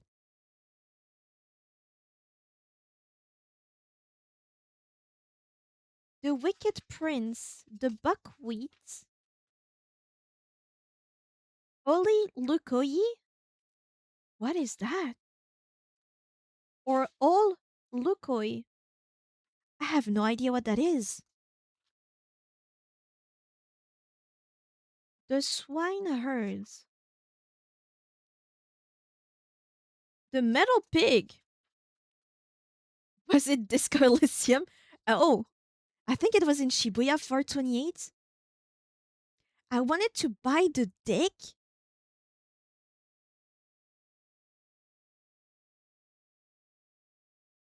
With the dig book, yeah, but you don't buy it, you know?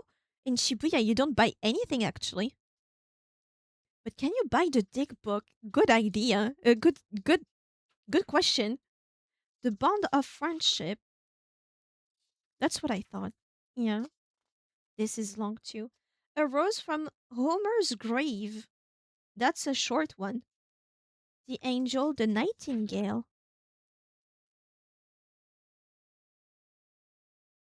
The ugly duckling. It's there. So it's one, two, three, four, five, 6 pages. 6 pages for the ugly duckling. I'm gonna put the bookmark. I love when hard book covers book, they have a ribbon for the bookmark. That's good. The sweethearts or the top and the ball. The fear tree. That one is long too. The snow queen. The snow queen, Elsa. Ah, that's interesting. I want to read it. That's very long though. Yeah, that's very long. Holy shit, that's long. The elder tree mother. Ooh, interesting. It's fairly long. It's like one, two, three, 4, 5, 6 pages. Technically five. The elf mounds. All of these that I never. The red shoes. Oh.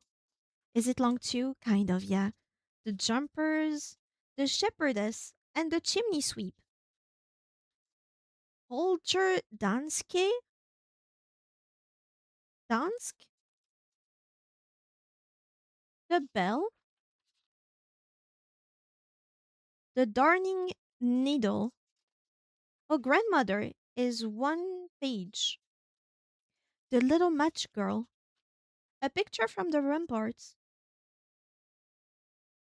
Interesting. The old street lamp. The neighboring families. Little tuck. The shadow. That's one for shadow bark. It's a long one. The old house. Do I continue to read stories? Do we do something else? The drop of water. Oh, that one is kind of short. The happy family. What is this about?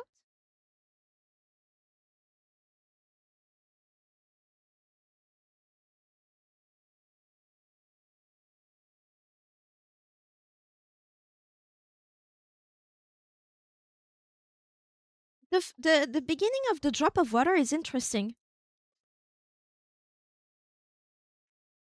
Of course, you must know what a microscope is. That round magnifying glass that makes everything look hundreds of times larger than it really is.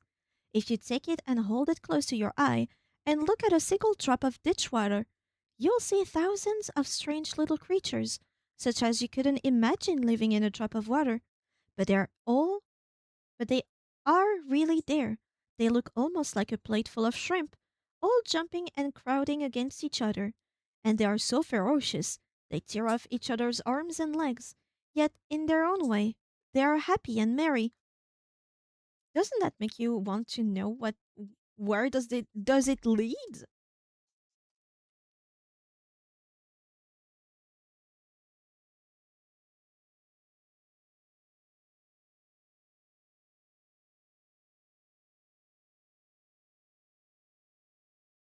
The story of a mother. Interesting.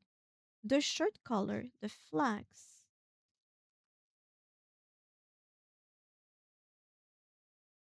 The puppet show man. The silent book. Ooh. Oh, this one is very short, the silent book.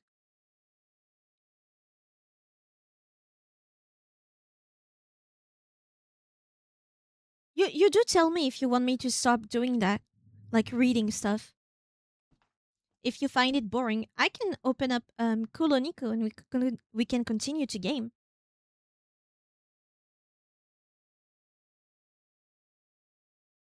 Especially if I'm not reading correctly. I tried to put more effort in that last one. You have a soothing voice, do I? Do I? Decidueye? Is that a Pokemon?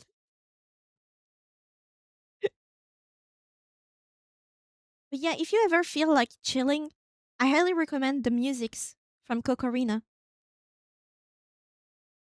They're really good. But also, I kind of want to practice reading. So even if you want to put me in the background, that's good too. I want to read the silent book. This one seems interesting. It's not boring at all. Love this segment. I'm just doing like 20 things at once now. Well then, carry on. I'll just be reading like a grandma.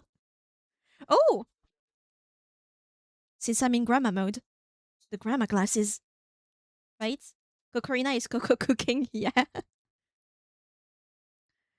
So, I need to try. Can I angle my phone because it makes me look down. I'd like to be like this. Grammatiki. Yeah. The Silent Book. On the high road in the forest, there stood a lonely farmhouse. The road passed right through its courtyard. All the windows were open to the warm sun.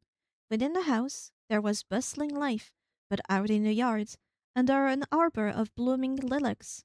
Lilacs? There rested an open coffin. The dead man had been carried to it, and this morning he was to be buried. There was no one to stand by the coffin and look down in sorrow at the dead, no one to shed a tear over him.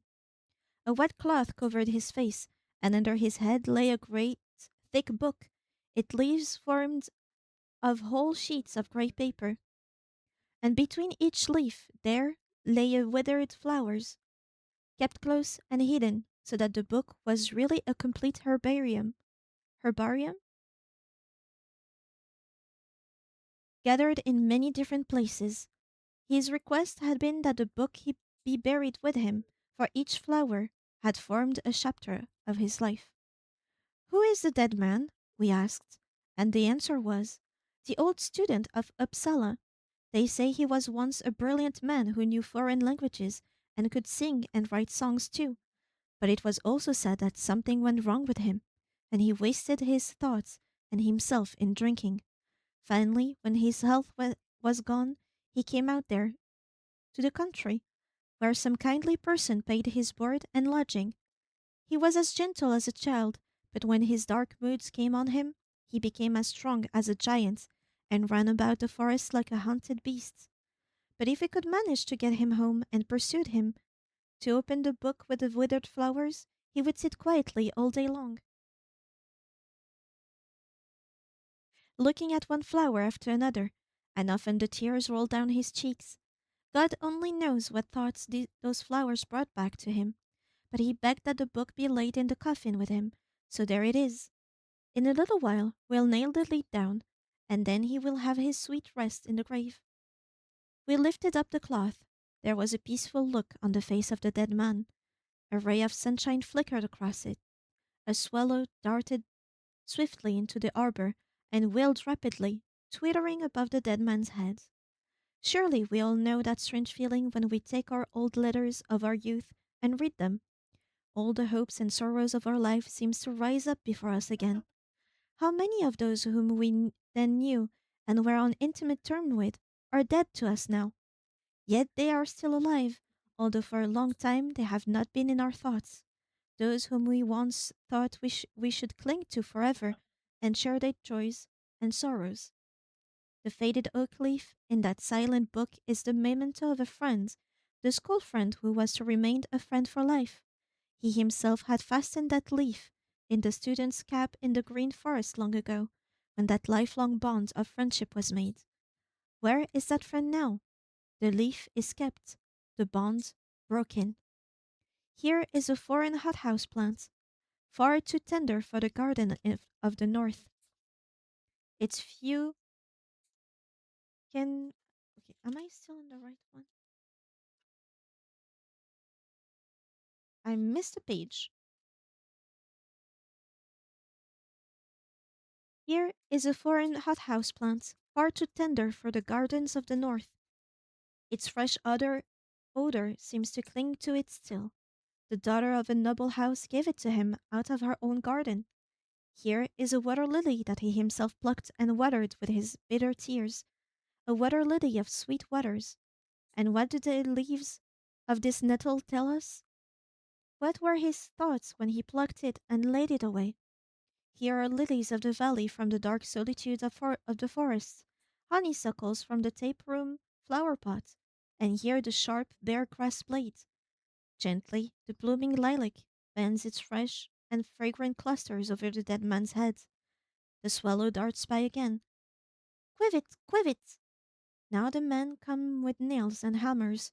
The lid is laid over the dead, who rests his head silently on the silent book, hidden, forgotten. That was grim, doesn't it? But also it's kind of beautiful. A dead man's treasure, just a book with flowers on it. That we'll never know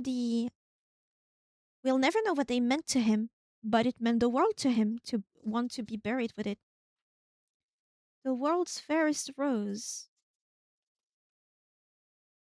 Oh, this one is very short, kind of.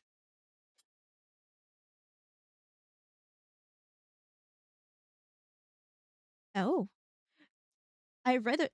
Agorep Gunai, thanks for stream. I didn't know that saying. Does that mean you're going to bed? That's it? I thought it was poetic. Thanks for reading. Was lovely. Thank you. Ah, good night. Yeah, good night to you too, Toastman. I hope it will help you sleep a little.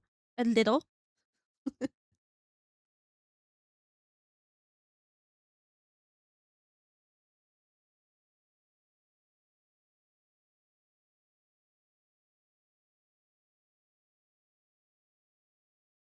I wish I had a mic that I could that I could catch the turning pages. That would be nice. Helped a lot. I'm glad to hear. Sleep well. Have your belly full of rest by tomorrow. That's your assignment from Grandma Tiggy.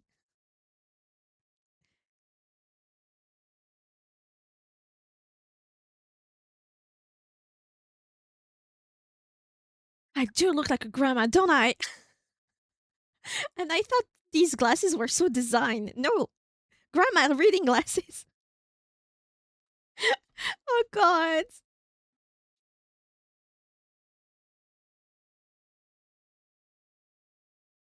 Because have you noticed there are fangs on the glasses? Have you noticed?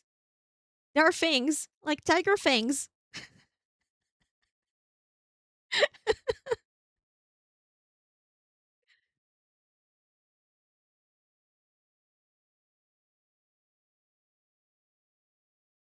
Oh, God.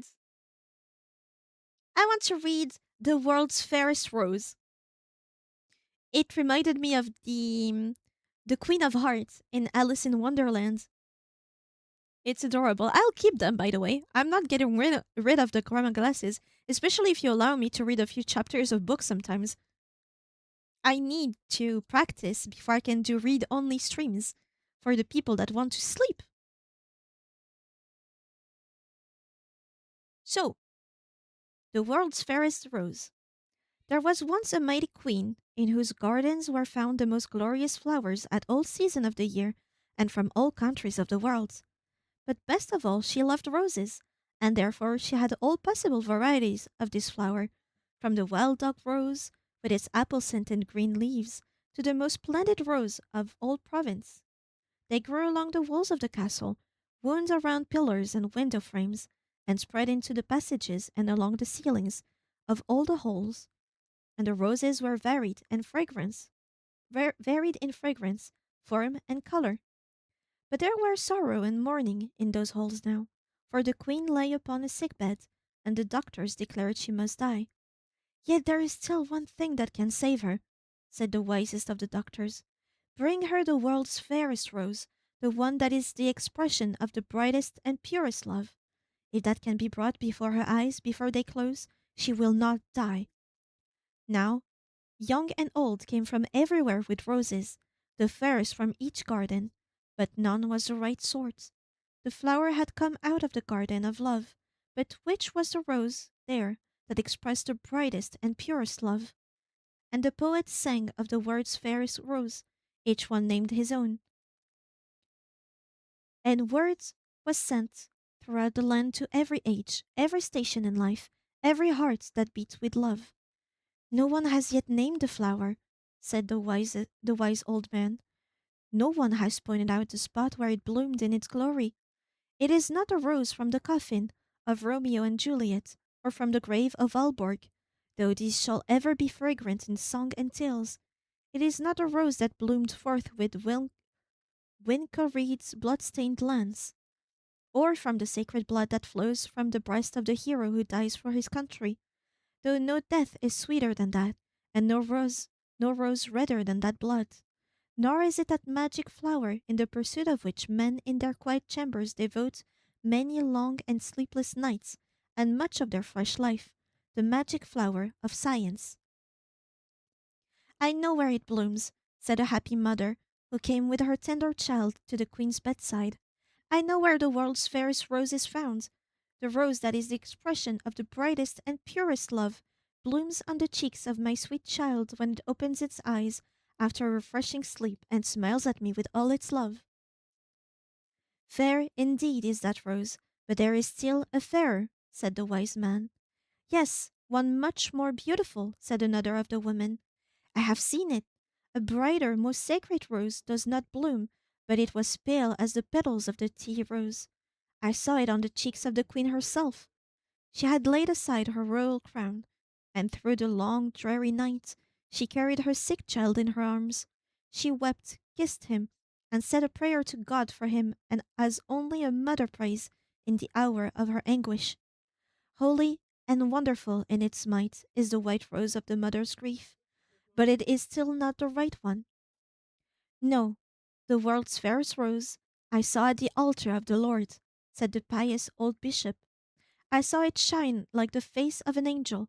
The young maiden went to the Lord's altar to renew the promises of their baptism, and roses were blushing and shining on their fresh cheeks. A young girl stood there. With all the purity and love of her young spirit, she looked up to God. That was the expression of the highest and purest love. May her love be blessed, said the wise old man, but not one of you has yet named to me the world's fairest rose.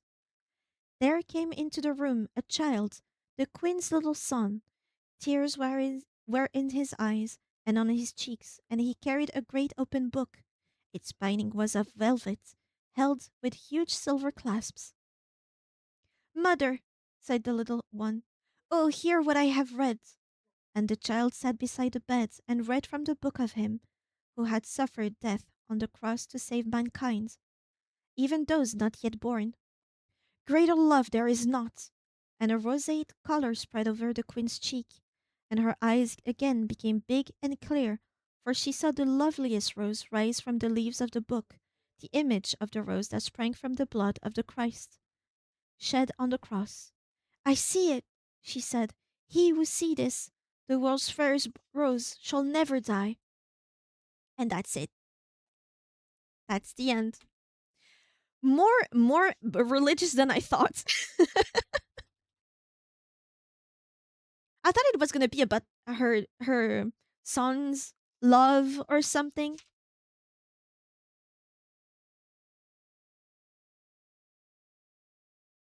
I thought it was gonna be about magic roses.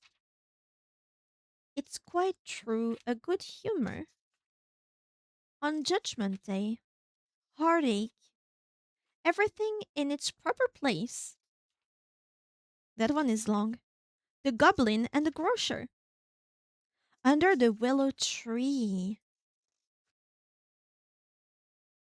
It's long.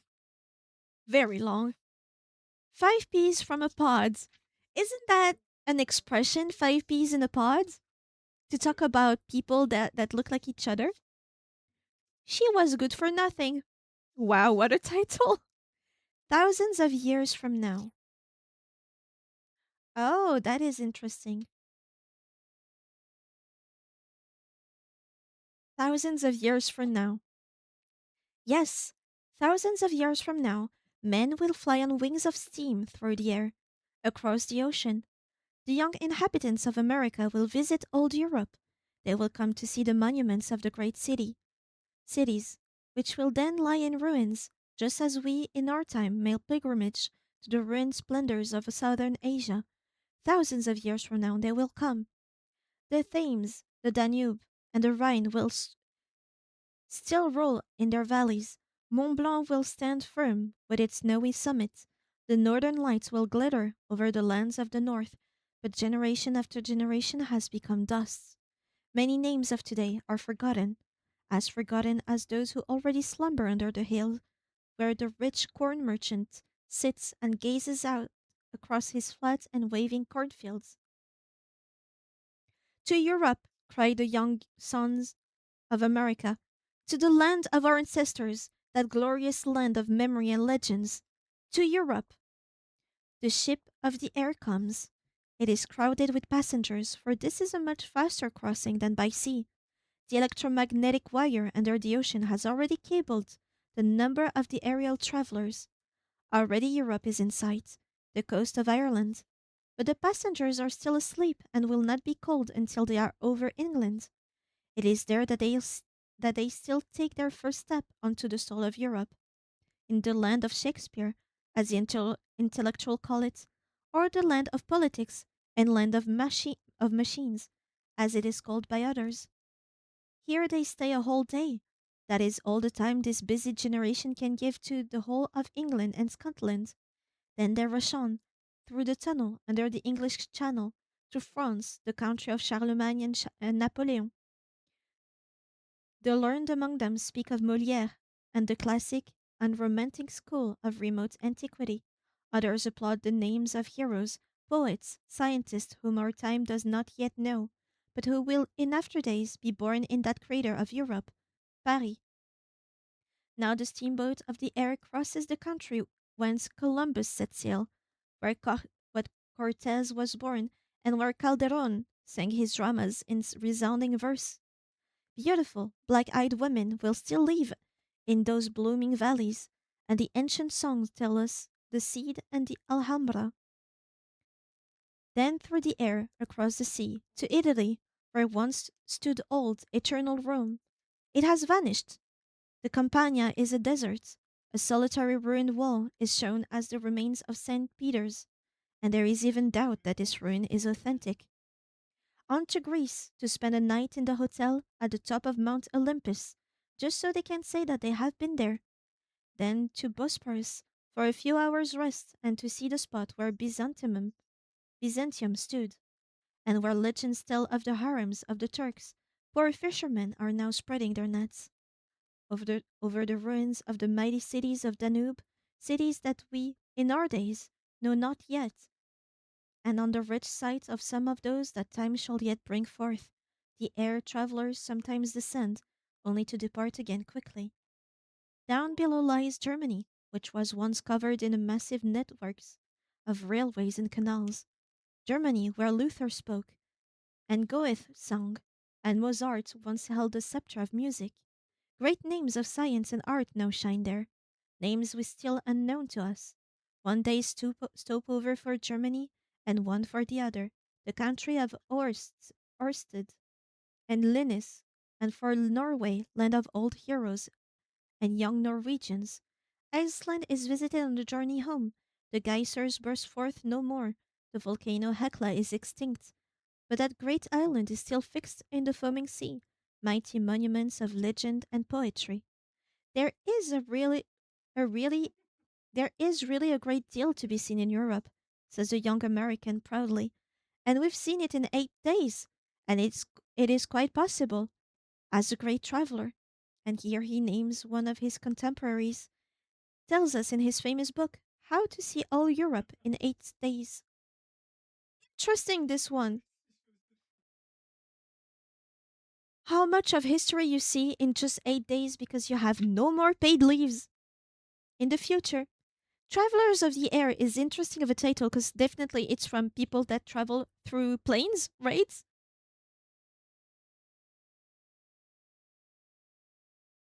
And this was written in 1853.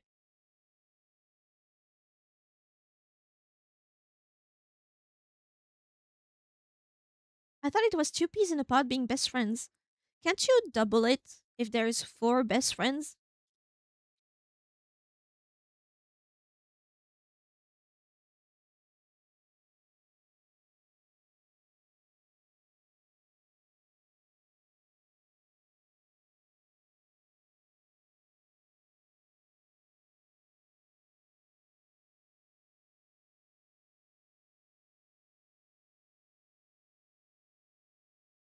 Two peas in a pod means two people who vibes very, very well together.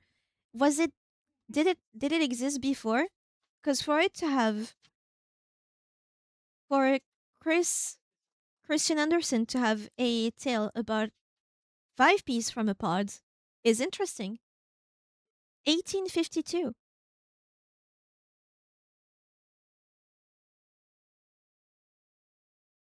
Hold on, I read the first line and it was interesting. Let's read it actually to see what it says. Five peas from a pod.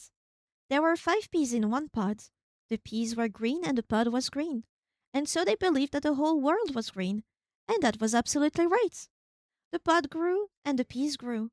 They adjusted themselves to their surroundings, sitting straight in a row. The sun shone outside and warmed the pod. The rain made it clear and clean. It was nice and cozy inside, bright in the daytime and dark at night, just as it should be. And the peas became larger and more thoughtful as they sat there, for surely there was something they must do. Shall I always remain sitting here? Said one. If only I don't become horrid from sitting so long. It seems to me there must be something outside. I have a feeling about it. And weeks went by. The peas became yellow, and the pod became yellow. The whole world's becoming yellow, they said, and that they had a right to say. Then they felt a jerk at the pod. It was torn off, came into human hands, and then was put down into the pocket of a jacket, along with other full pods. Now it will soon be opened up, they said, and they waited for that. Now I'd like to know which of us will get the farthest, said the smallest pea. Yes, now we'll soon find that out. Let happen may what? Let happen what may, said the biggest. Crack! The pod burst open, and all five peas rolled out into the bright sunshine. They were lying in a child's hands. A little boy held them and said that they were suitable peas for his pea shooter, and immediately one was put in and shot out. I'm flying out into the wide world. Catch me if you can. And then it was gone. I'm going to fly right into the sun, said the second. That's a perfect pod, and very well suited to me. Away it went. We'll go to sleep wherever we come to, said two of the others, but we'll roll on anyway. And they rolled about on the ground before being put into the shooter, but they went into it all the same. We'll go the farthest. Let happen what may, said the last one as it was shot into the air, and it flew up against the old board under the garret window, right into a crack where there was moss and soft soil, and the moss closed around the pea. There it lay hidden, but not forgotten by our Lord. Let happen may what may, it said. Inside the little garret lived a poor woman who went out by day to polish stoves. Yes, even to chop up wood and do other hard work, for she had strength and she was industrious. But still she remained poor, and at home in the little room lay her half grown only daughter, who was so very frail and thin. For a whole year the girl had been bedridden, and it seemed as if she could neither live nor die. She will go to her little sister, the woman said. I had the other two children, and it was hard for me to care for both. But then our Lord divided with me, and took the one home for himself. I want to keep the one I have left, but probably he doesn't want them to be separated, and she will go up to her little sister. But the sick girl stayed. She lay patient and quiet the day long, while her mother went out to earn money. It was springtime, and early one morning, just as the mother was about to go to work, the sun shone beautifully through the little window across the floor. The sick girl looked over at the lowest window pane. What is that green thing that's peeping out the window? It's moving in the wind. And the mother went over the window and opened it a little.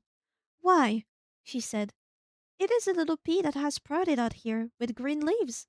How did it even get here in the crack? You now have a little garden to look at. And the sick girl's bed was moved closer to the window, where she could see the growing vine, and the mother went to her work. Mother, I think I am going to get well, said the little girl in the evening. The sun today shone so warmly on me. The little pea is prospering so well, and I will also prosper and get up and out into the sunshine. Oh, I hope so, said the mother, but she didn't believe it would happen. Yet she was careful to strengthen with a little stick the green plant that had given her daughter such happy thoughts about life, so that it wouldn't be broken by the wind. She tied a piece of string to the window sill and to the upper part of the frame, so that the vine could have something to wind around as it shot up. And this it did. You could see every day that it was growing. Look, it has a blossom, said the woman one morning. And now she had not only the hope, but also the belief that the little sick girl would get well. She recalled that lately the child had talked more cheerfully, and that the last few mornings she had risen up in bed by herself, and had sat there and looked with sparkling eyes at the little pea garden with its one singular plant. The following week, the sick child for the first time sat up for over an hour. Joyous, she sat there in the warm sunshine. The window was opened, and outside stood a fully blown pink pea blossom. The little girl bent her head down and gently kissed the delicate leaves. This was just like a festival day. Our Lord Himself planted the pea and made it thrive to bring hope and joy to you, my blessed child, and to me too, said the happy mother, and smiled at the flower, as if to a good angel from God. But now the other peas. Well, the one that flew out in the wide world crying, "Catch me if you can," fell into the gutter of the roof and landed in a pigeon's crop, where it lay like Jonah in the whale. The two lazy ones just got that far, for they also were eaten by pigeons, and that's being of real use. But the fourth bee, who wanted to shoot up to the sun, fell into a gutter and lay for days and weeks in the dirty water, where it swelled up amazingly.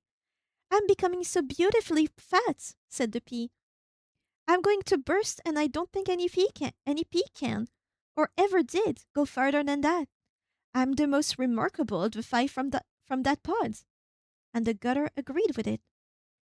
But at the garret window stood the young girl with sparkling eyes and the rosy hue of health on her cheeks, and she folded her delicate hands over the pea blossom and thanked our Lord for it. "I still stand up for my pea," said the gutter. And that is the end. You never know how these are gonna end. That is so weird. It starts with peas wanting to go farthest that's ever been, and one becomes a symbol of hope. Ah, maybe it's because that's not where he wanted to be, and still he became a symbol, probably way better than the others, right? So no matter if you didn't reach your goal, maybe the place you at that you see as failure is the place you were meant to be, and you will become more beautiful than if you were to go where you needed to be, where you wanted to be, right? Is that how you're supposed to interpret this? At least that's how I am.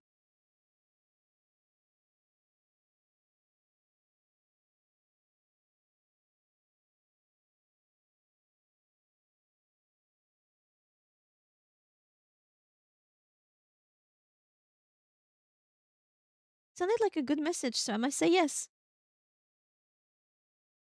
Wherever you end up in life, even if it's not where you want it to be, maybe that's where you belong more than if you were where you wanted to be at first. Wherever you go. But you're a P also, which is funny.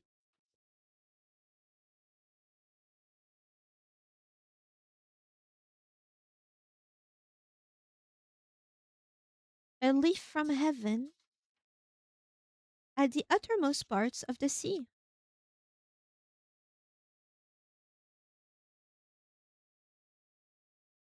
There's a lot of religion in that book, I will say.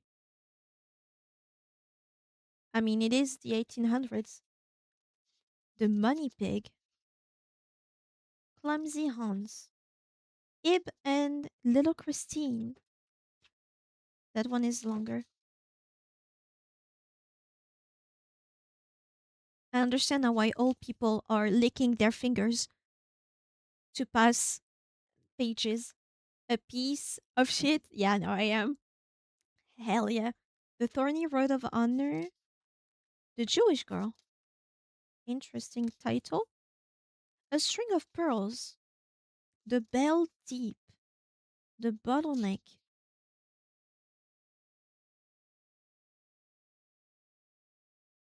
Soup from a Sausage Pig. What the fuck? That one is super long. But it's about soup and a mouse, apparently. The Nightcap of the Bebersvend. Very long as well. Something. Literally, the name is something. The Old Oak Tree's Last Dream. Sounds sad. The Marsh King's Daughter, fairly long. Sorry to leave early, but it's almost 8 p.m. for me, and I'm pretty sure I've been up since, like, do you feel sleepy? Have I made you feel sleepy? Are you ready to sleep? Is it time to rest? Because if so, that means what I'm doing is working. Yep. Then that means I'm reading well. I'll take it as a compliment. Go sleep.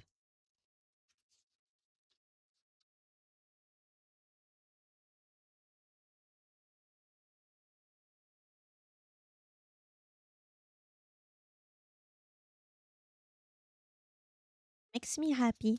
Oh, some pages are stuck together. The ABC book. Funny.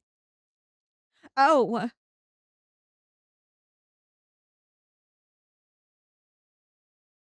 like I said, you have a soothing voice. I'm glad. Go sleep. I just woke up from a 3 hour nap. No sleep for me. Sparkly, do you want to go? So I will never read the ABC book because guess what? Guess what? Noun. Guess what word is in N? Not M. N. It's so problematic. Oh my god. I read the first name, like the noun standing for N. I read the sentence underneath. I was like, "Ooh, that's bad." And then the third one, it's horrible.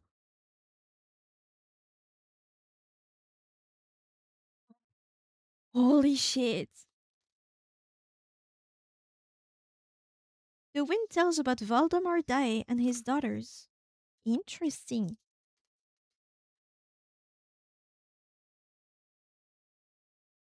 I really need to lick my fingers to pass the pages. I am that old. Ollie the Tower Keeper. And Lisbeth.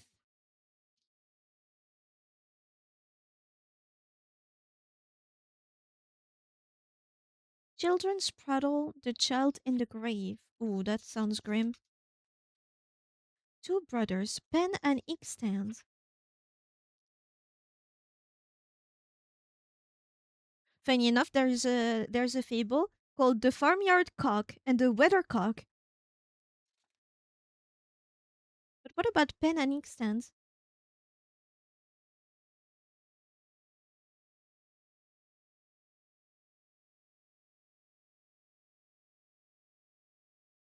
I want to read that one. Detectives?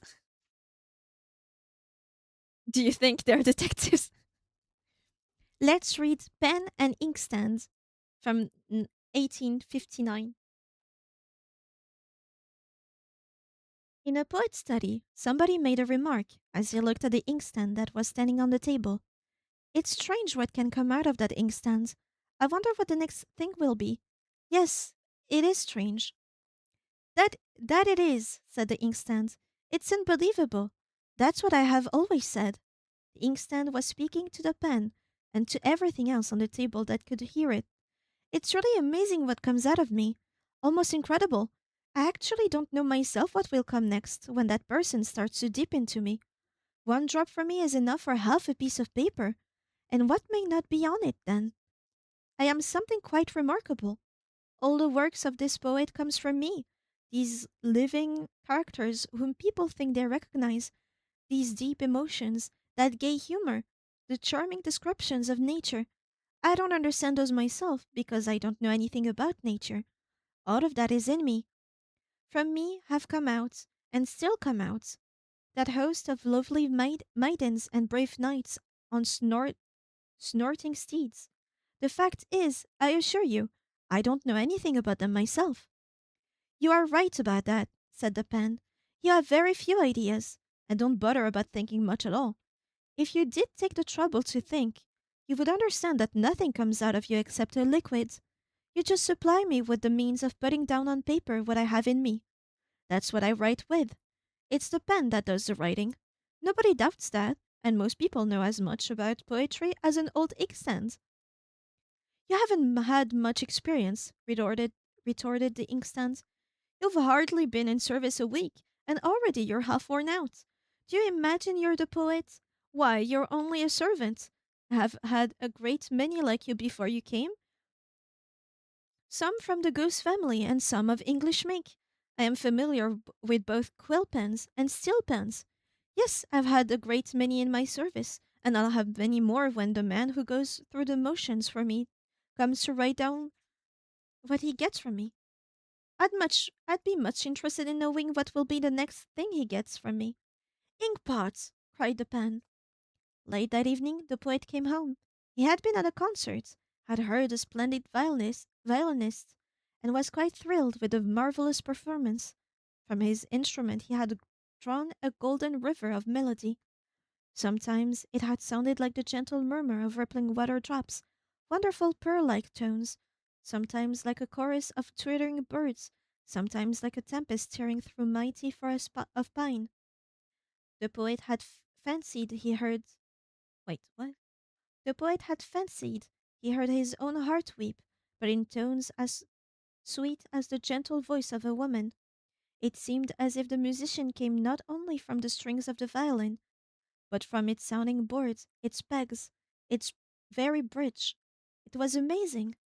The selection had been extremely difficult, but it had seemed as if the bow were wandering over the strings merely in play. The performance was so easy that an ignorant listener might have thought he could do it himself. The violin seemed to sound, and the bow to play, of their own accord, and one forgot the master who directed them, giving them life and soul. Yes, the master was forgotten, but the poet remembered him. He repeated his name and wrote down his thoughts. How foolish it would be for the violin and bow to boast of their achievements! And yet we human beings often do so. Poets, artists, scientists, generals. We are all proud of ourselves, and yet we are only instruments in the hands of our Lord. To him alone be the glory. We have nothing to be arrogant about. Yes, that is what the poet wrote down, and he titled his essay, The Master and the Instruments. That ought to hold you, madame, said the pen, when the two were alone again. Did you hear him read aloud what I had written? Yes, I heard what I gave you to write, said the inkstand. It was meant for you and your conceit. It's strange that you can't tell when anyone is making fun of you. I gave you a pretty sharp cut there. Surely I must know my own satire. Inkpots, said the pen. Scribble stick, said the inkstand. They were both satisfied with their answers, and it is a great comfort to feel that one has made a witty reply. One sleeps better afterwards. So they both went to sleep. But the poet didn't sleep. His thoughts rushed forth like the violin's tones, falling like pearls, sweeping on like a storm through the forest. He understood the sentiments of his own heart. He caught a ray of the light from the everlasting Master. To him alone be the glory. The end. Did I hear gay humor? Back then it used to be weird. It used to mean weird. And also potato. Also hi, potato. I forgot a word.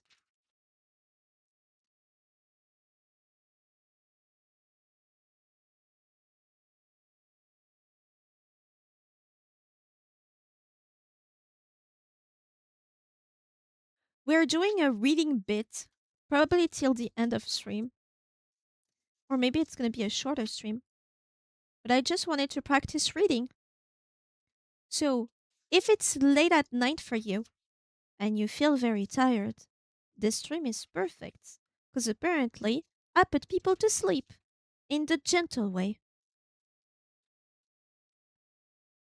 The butterfly.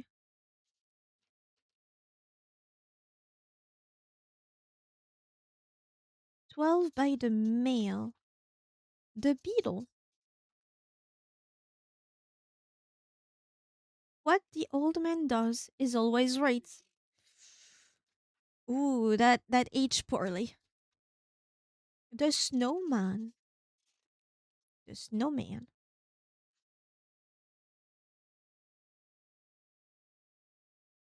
The duckyard. The ice maiden. That one is long.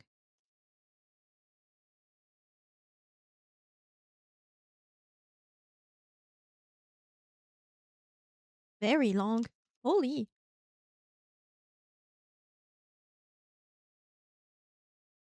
Very, very long. Holy shit.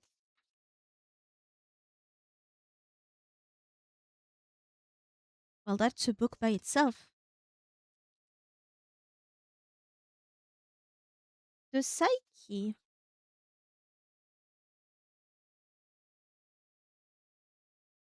Fairly long as well. The Snail and the Rosebush.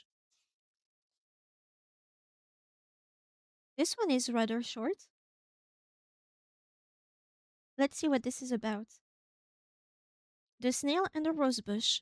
Around the garden ran a hedge of bushes, and beyond it lay fields and meadows with cows and sheep. But in the middle of the garden stood a blooming rosebush, and under it sat a snail, who had a lot inside his shell, namely, himself.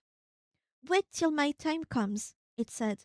I'll do a great deal more than grow roses, more than bear nuts, or give milk like cows and the sheep. I expect a great deal from you, said the rosebush. May I dare ask when this is going to happen? I'll take my time, said the snail. You're always in such a hurry. That does not arouse expectations. Next year, the snail lay in almost the same spot, in the sunshine beneath the rose tree, which was budding and bearing roses as fresh and as new as ever. And the snail crept halfway out of its shell, stretched out its horns, and drew them back in again. Everything looks just as it did last year. No progress at all. The rose tree sticks to its roses, and that's as far as it gets. The summer passed. The autumn came. The rose tree still bore buds and roses till the snow fell.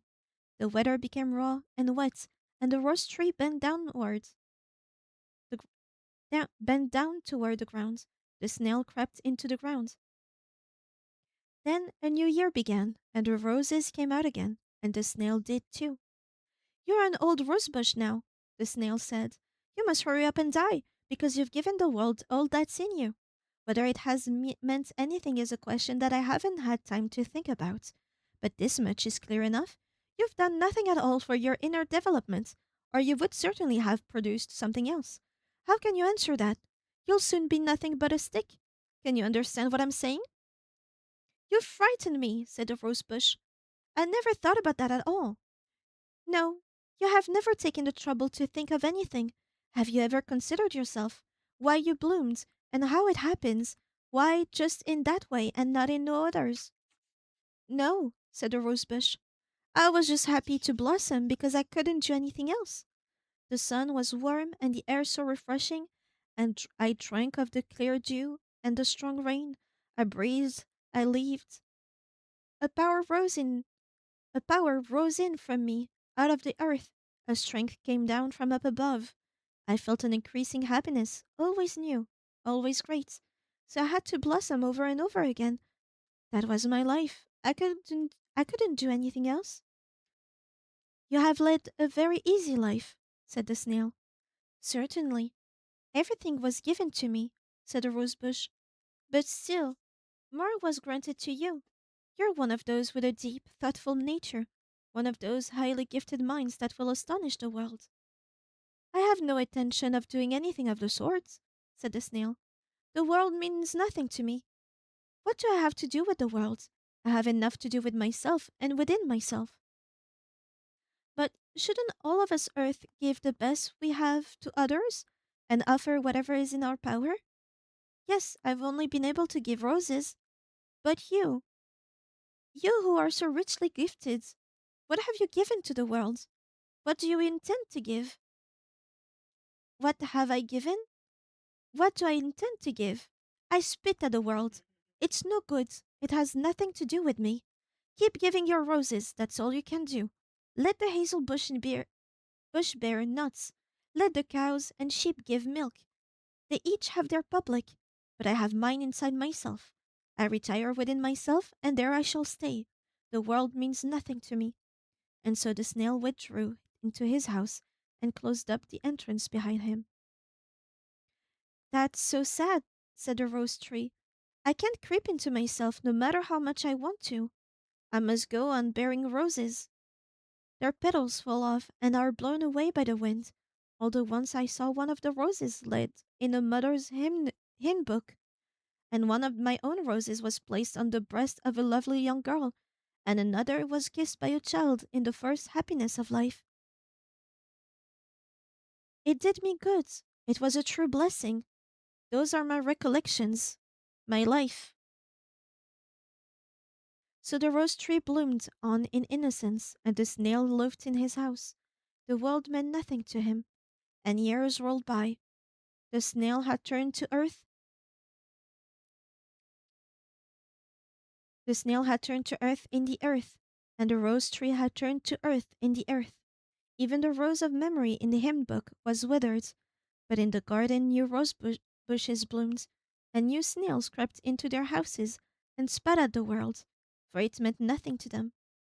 Shall we read this story all over again? It will never be different. The end.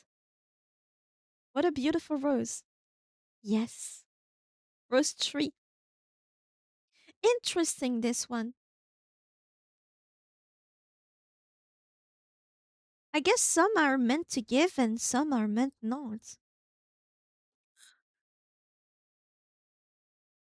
Don't really know what to make of this one. But I really liked how the rose talked.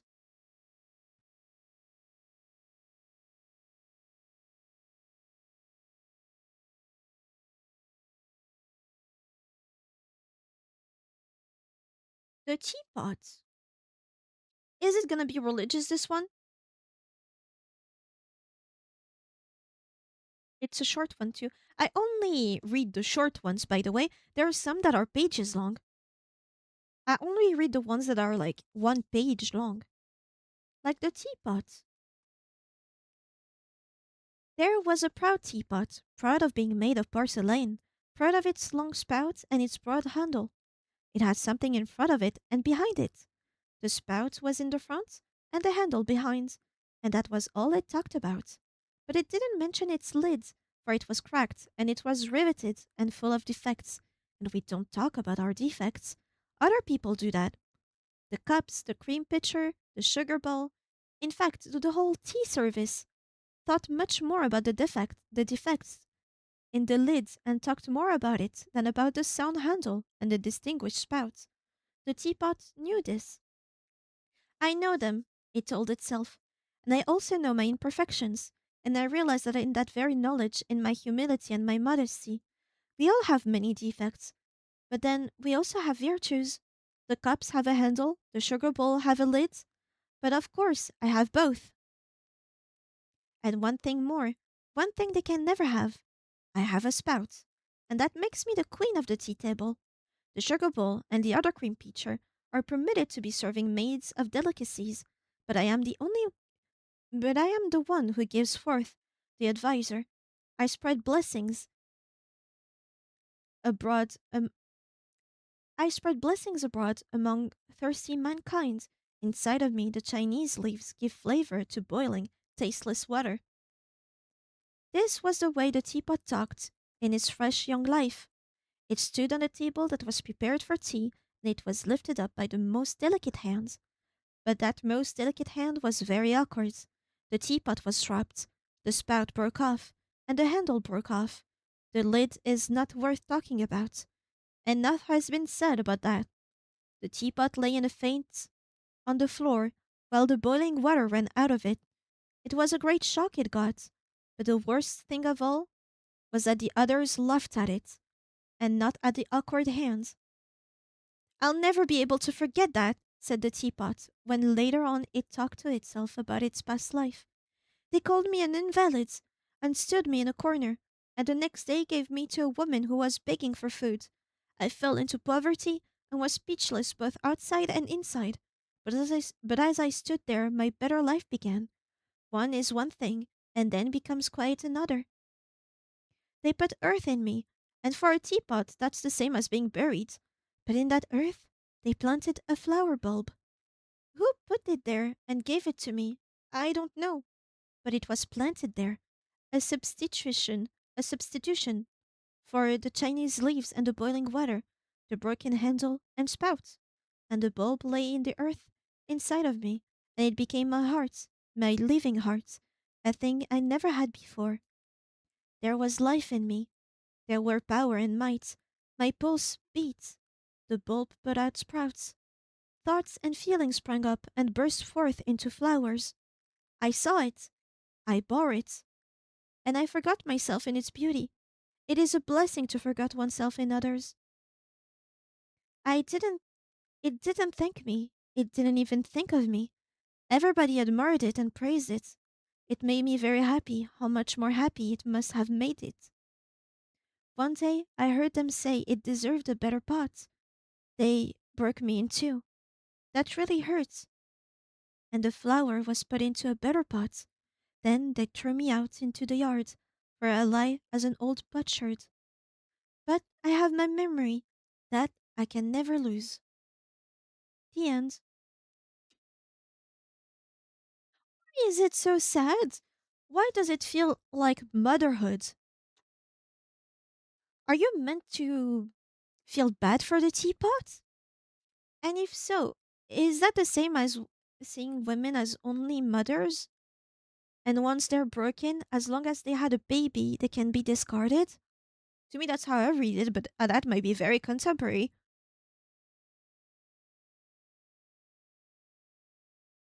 Maybe too modern. For 1964, there's one that is called The Willow the Wisps Are in Town. That is very interesting. But it's pages long, pages.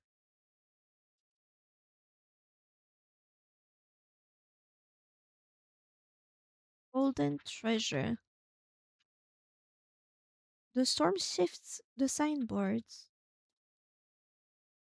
Kept secret but not forgotten. The porter's son.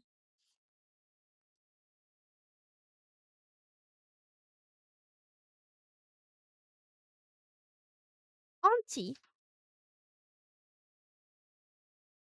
The toad. It's fairly long. The little green ones. Vano and Glano, the goblin and the woman. Just added Aika's new humor to her tweeting system. Already got 4 more followers in 2 hours. That's nice. Some even commenting. Nice, congratulations. The try it.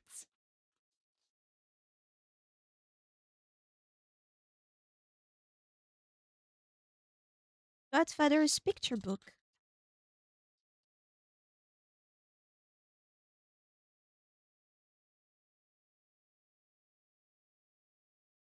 The music is becoming ominous.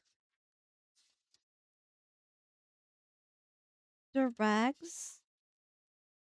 Which was the happiest? The days of the week. Peter, Peter, and Peer. Interesting. The court cards. Lucky may lie in a pin.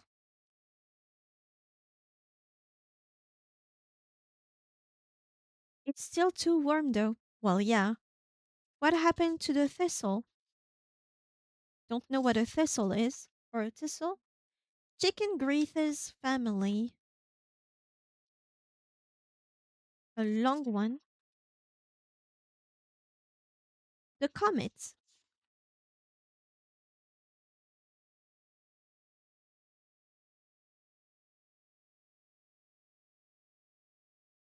It seems to be a religious one again. I think it's like a little branch, a thistle. Ooh, that might be right. The candles. Let's read the candles. It's a bit longer, but not by much. It's 2 pages long instead of one.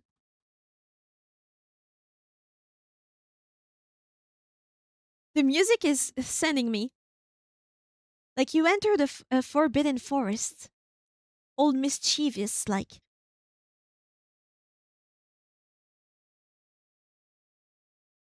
That part is the mischievous part. Da da da da da da da.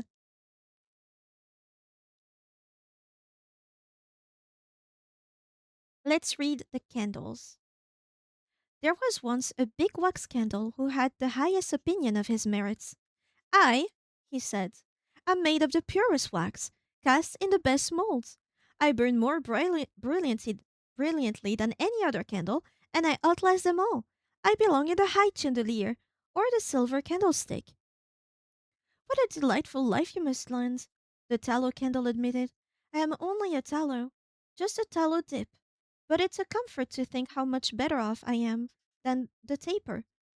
He's only dipped twice, but I am dipped 8 times to make a thick and respectable candle of me. I am satisfied. To be sure, it would be better to be born of wax than of tallow, and a lucky thing to be shaped in a mold, but one isn't asked how he wants to be born. Your place is in the big rooms with glass chandeliers. Mine is in the kitchen, but the kitchen is a good place too. All the food in the house comes from there. There are more important things in the world than food, the wax candle boasted. There's the glitter of good society in which I shine. Why, I and all my family are invited to a ball that's being given here this very evening. No sooner had he said this than all the wax candles were sent for, but the tallow candle was not left behind. The mistress of the house took it in her own hand and carried it to the kitchen, where a poor boy waited with his basket full of potatoes and a few apples that she had given him. And here's a candle for you too, my little friend, she told him. Your mother can use it to work by when she sits up late at night. The lady's small daughter stood close beside her mother, and when she heard the magic words late at night, she forgot to be shy. I'm going to stay up late night too, she exclaimed. Where we are to have a ball this evening, and I am to wear my big red ribbon. No candle ever could shine like the eyes of a child. Happiness is a blessed thing to see, the tallow candle thought to himself. I mustn't forget how it looks, for I certainly shan't see it again. They put him in the basket and closed the lids. Away the boy went with it. Where can he be taking me? The candle wondered. I may have to live with poor people who don't even own a brass candlestick, while the wax candle sits in silver and beams at all the best people. How fine must it be to shine in good company? But this is what I get for being tallow, not wax. And the candle did come to live with poor people. They were a widow and her 3 children, who had a low ceilinged room across the way from the well to do house. God bless our neighbor for all that she gave us, the widow said. This good candle will burn far into the night. She struck a match to it. Fud fie, he sputtered.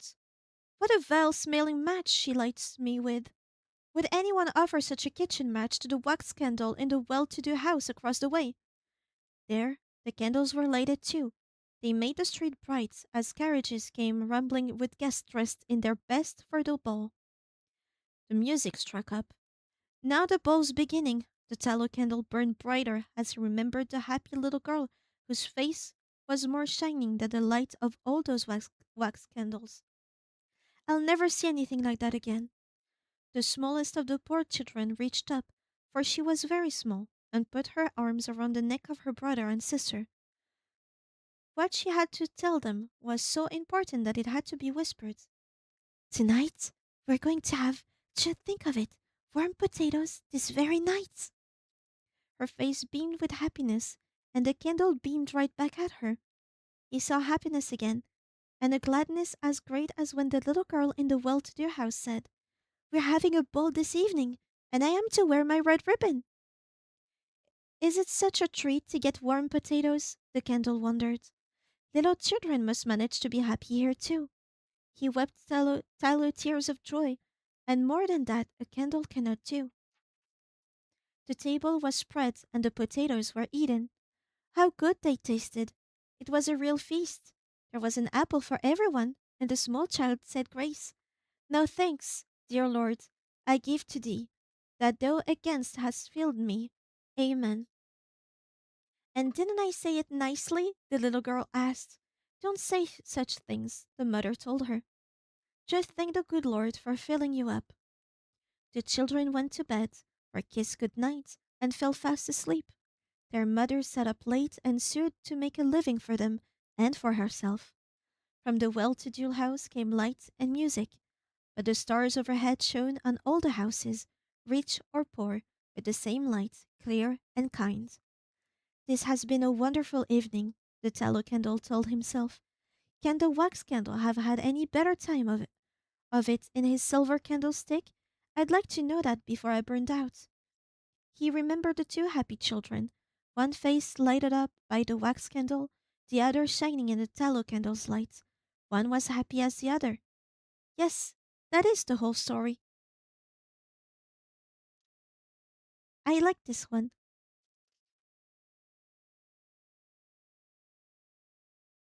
I think the lucky peer. There was a part that gave us Dutch popular tales.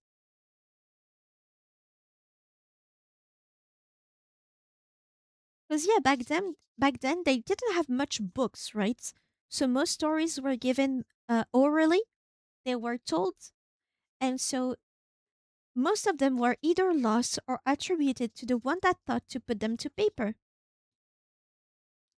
Hans Christian Andersen might not have written everything, but he has written the things that he grew up with or was told orally, and now they're credited to him because thanks to him we have them on paper.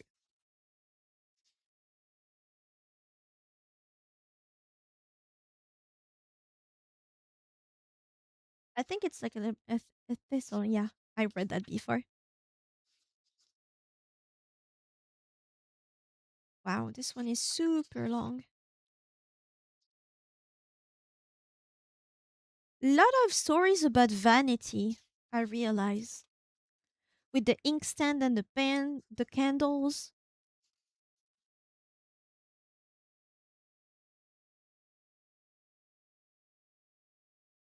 even the peas.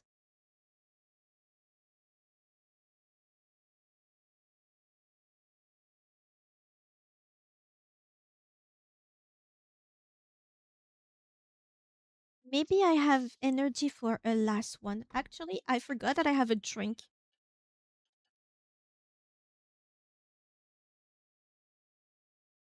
Ah, that's good. Forgot to drink again.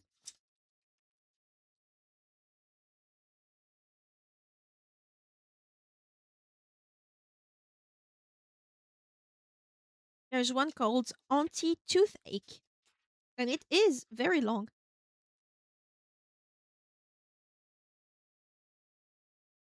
The flea and the professor. Flea? Like the insect? The penman.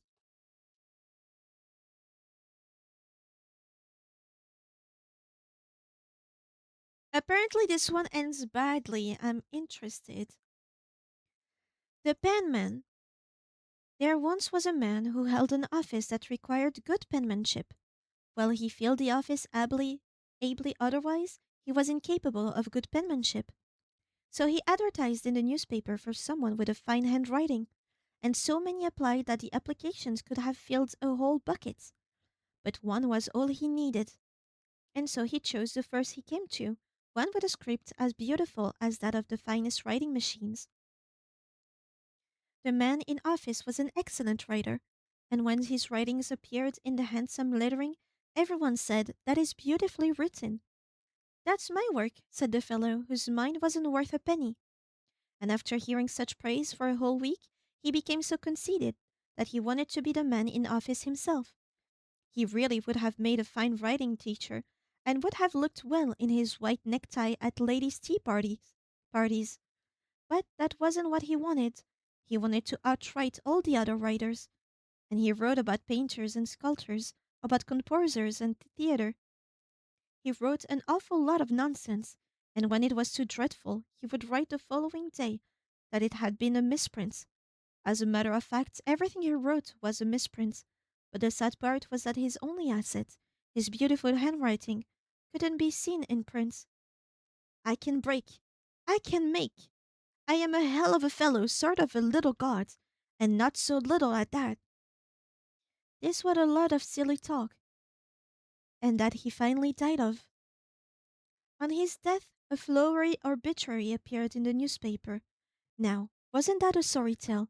He is being painted in glowing terms by a friend who really could write stories.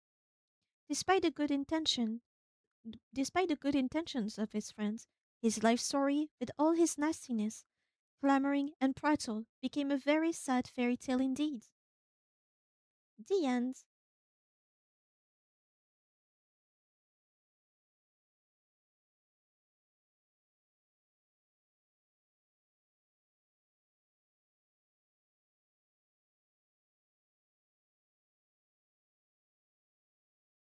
There is another one. The end. Yeah, because sometimes they end so abruptly and they're so short. I have to say the end.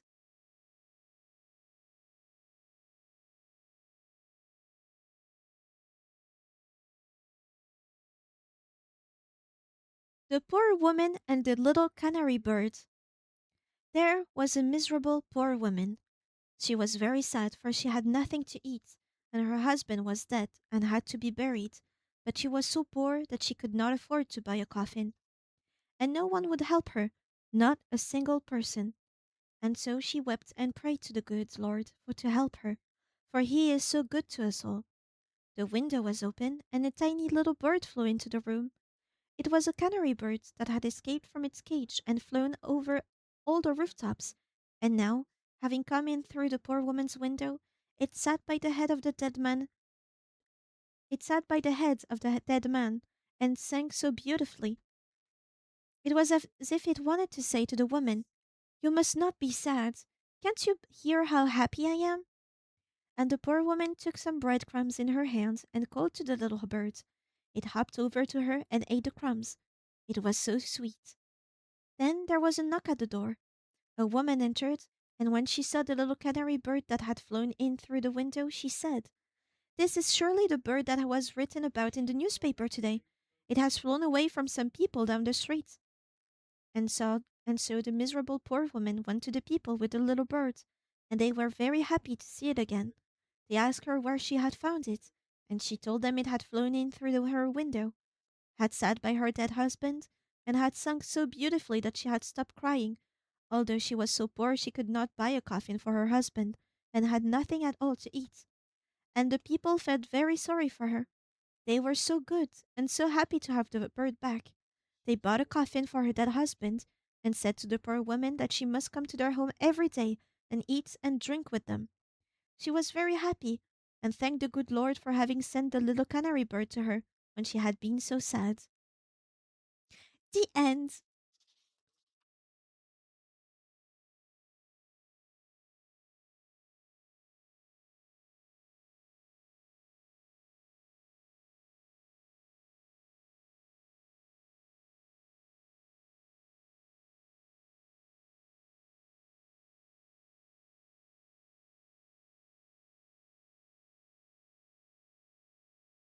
Should I read one of the most known ones?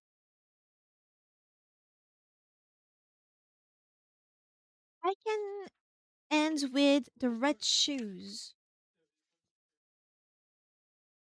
That would be the last story I read and the end of the stream, I think. This one is how many pages long? One, two, three, and I'd say 3.5 pages. So far, we've only read stories of either 1 page or 2 pages long.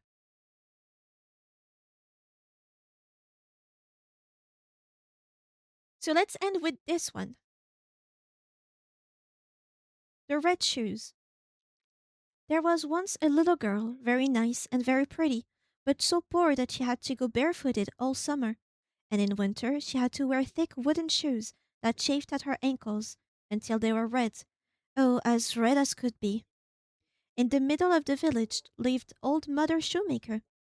She took some old scraps of red cloth and did her best to make them into a little pair of shoes. They were a bit clumsy, but well meant, for she intended to give them to the little girl. Karen was the little girl's name.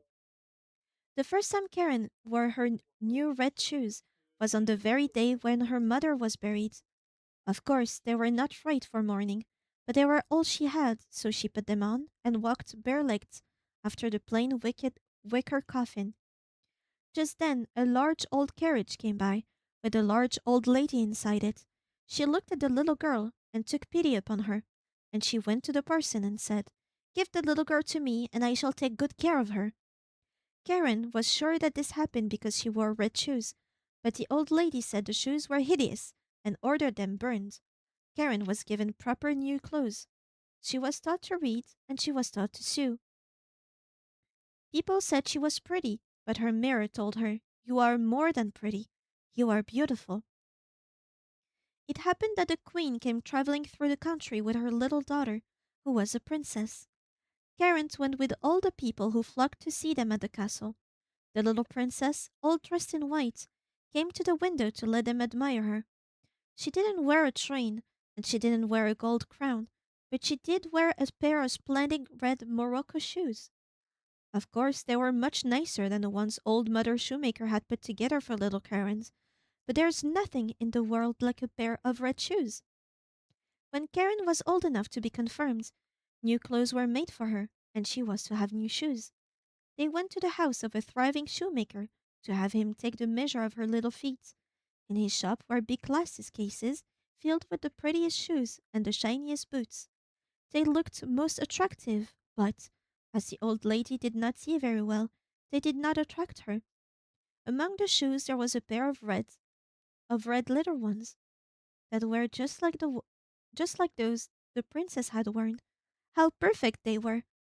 The shoemaker said he had made them for the daughter of a count, but that they did not quite fit her.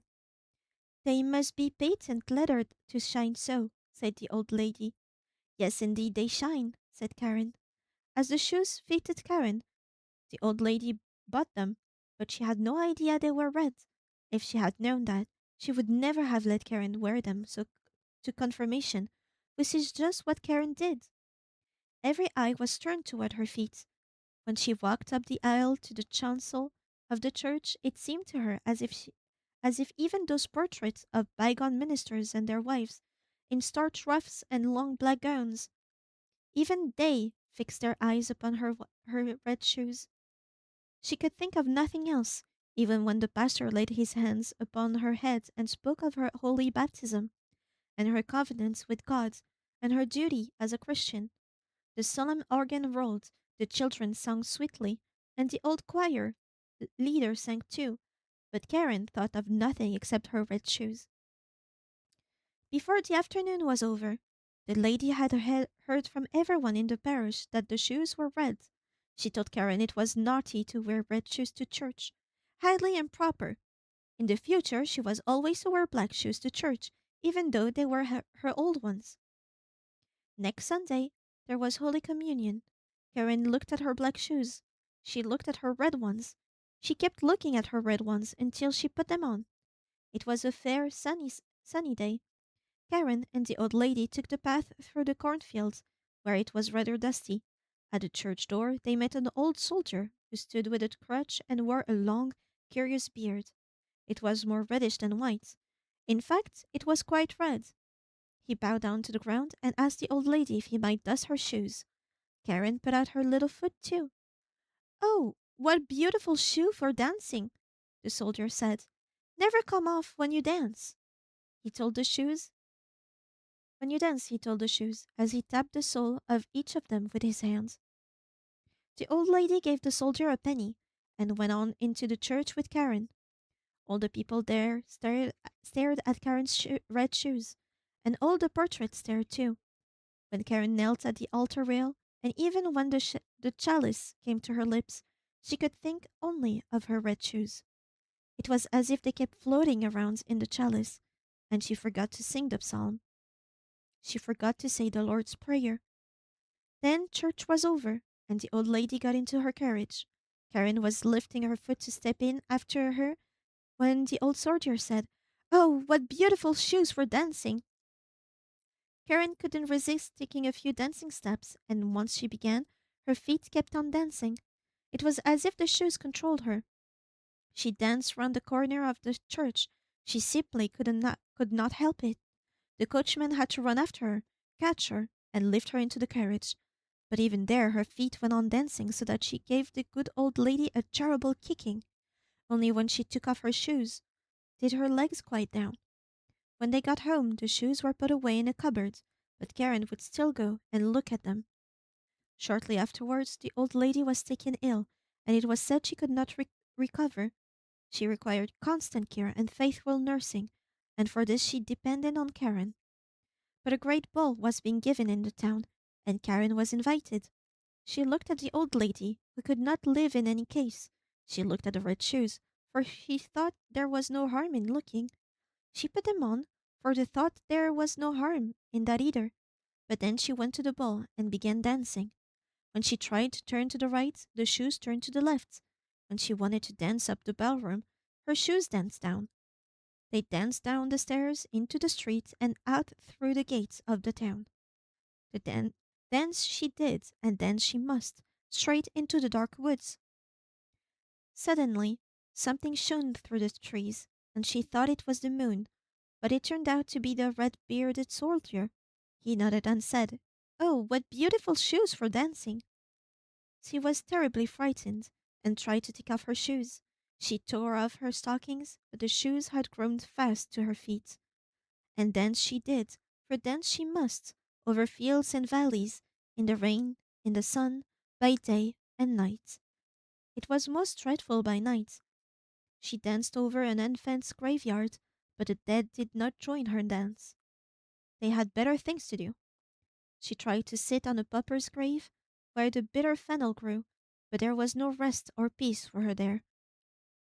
And when she danced toward the open doors of the church, she saw it guarded by an angel with long white robes and wings that reached from his shoulders down to the ground. His face was grave and stern, and in his hands he held a broad, shining sword. "Dance you shall," he told her. "Dance in your red shoes until you are pale and cold, and your flesh shrivels down to the skeleton. Dance you shall from door to door, and wherever there are children proud and vain, you must knock at the door till they hear you and are afraid of you. Dance you shall, dance always." "Have mercy upon me!" screamed Karen, but she did not hear the angel answer. Her shoes swept her out through the gates and across the fields, along highways and byways, forever and always dancing. One morning she danced by a door she knew well. There was the sound of a hymn, and a coffin was carried out covered with flowers. Then she knew the old lady was dead. She was all alone in the world now, and cursed by the angel of God. Dance she did, and dance she must, through the dark night. Her shoes took her through thorn and briar that scratched her until she bled. She danced across the wasteland until she came to a lonely little house. She knew that this was where her executioner lived, and she tapped with her fingers on his window pane. "Come out!" she called. "Come out! I can't come in, for I am dancing." The executioner said, "You don't seem to know who I am. I struck off the heads of bad people, and I feel my axe beginning to quiver." "Don't strike off my head, for then I could not repent for my sins," said Karen's. "But strike off my feet with the red shoes on them." She confessed her sins, and the executioner struck off her feet with the red shoes on them. The shoes danced away with her little feet, over the fields into the deep forest. But he made wooden feet and a pair of crutches for her. He taught her a hymn that prisoners sing when they are sorry for what they have done. She kissed his hand. She kissed his hand that held the axe and went back across the wasteland. "Now I have suffered enough for these red shoes," she said. "I shall go and be seen again in the church." She hobbled to church as fast as she could, but when she got there, the red shoes danced in front of her, and she was frightened and turned back. All week long she was sorry and cried many bitter tears. But when Sunday came again, she said, "Now I have suffered and cried enough. I think I must be as good as many who sit in church and hold their heads high." She started out, unafraid, but the moment she came to the church gate, she saw her red shoes dancing before her. More frightened than ever, she turned away, and with all her heart she really repented. She went to the pastor's house and begged him to give her work as a servant. She promised to work hard and do all that she could. Wages did not matter. If only she could have a roof over her head and be good with people. The pastor's wife took pity on her and gave her work at the parsonage. Karen was faithful and serious. She sat quietly in the evening and listened to every word when the pastor read the Bible aloud. The children were devoted to her, but when they spoke of frills and furbelows and of being as beautiful as a queen, she would shake her head. When they went to church next Sunday, they asked her to go too, but with tears in her eyes, she looked at her crutches and shook her head. The others went to hear the word of God, but she went to her lonely little room, which was just big enough to hold her head, her bed, and one chair. She sat with her hymnal in her hands, and as she read it with a contrite heart, she had she heard the organ roll. The wind carried the sound from the church to her window. Her face was wet with tears as she lifted it up and said, "Help me, O Lord." Then the sun shone bright, and the white-robed angel stood before her. He was the same angel she had seen that night at the door of the church, but he no longer held a sharp sword. In his hand was a green branch covered with roses. He touched the ceiling with it. There was a golden star where he touched, and the ceiling rose high. He touched the walls, and they opened wide. She saw the deep toned organ.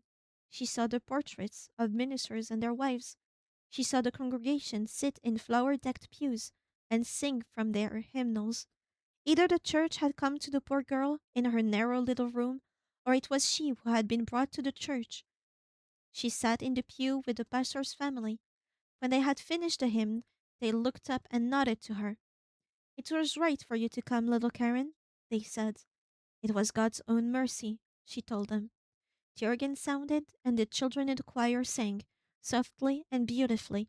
Clear sunlight streamed warm through the window, right down to the pew where Karen sat.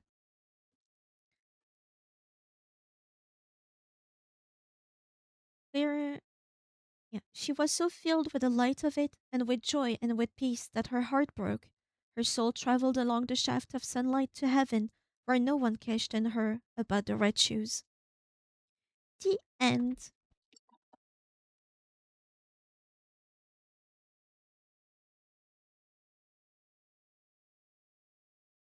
The end. The end. What a weird one. But again, about vanity. They really were against vanity in the 1800s, right?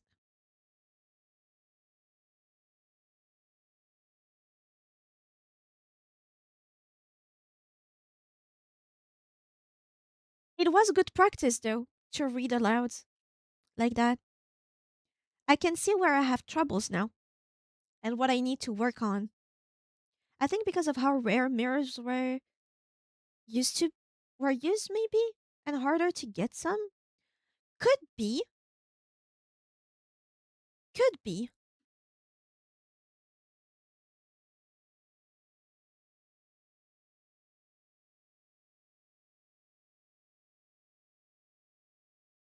But also it was seen as a waste of time because you can see Karen being like obsessed with her shoes, and I think they're more metaphorical than anything.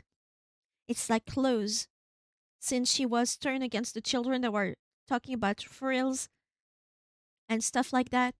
Seems more about clothes vanity than anything else.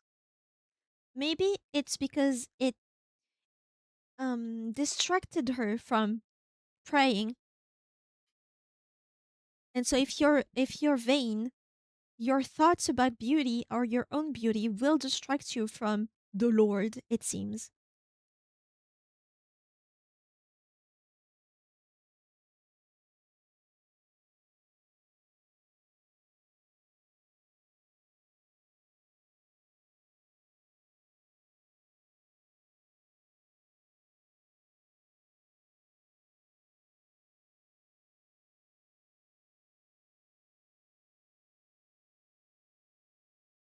Maybe from time to time I should end streams with reading sequences. I kind of like that. It's more chill.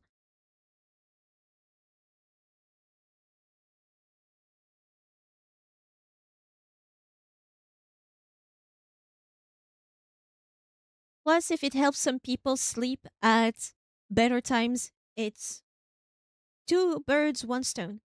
Someone from the 1800s would faint at the amount of social media we have today. Oh, yeah. We would all be sinners. They'd faint from anything, really. Just the air quality. Women in pants, they would faint. Women outside without husbands.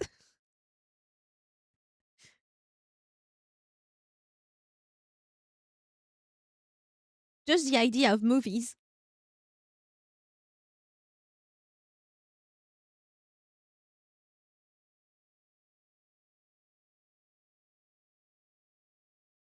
But yeah, it's interesting. And also, what other books are there in that collection? Because this was my birthday gift. It's Simon that gifted it to me. Of course, I told him exactly what book I wanted. It's too particular for him to guess.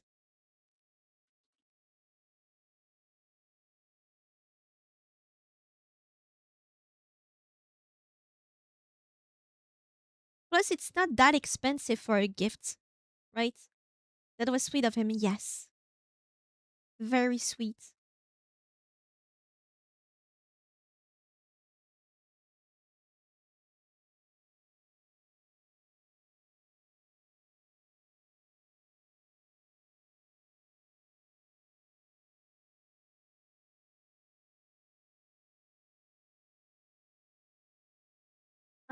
Oh, Grimm's fairy tales. That's true.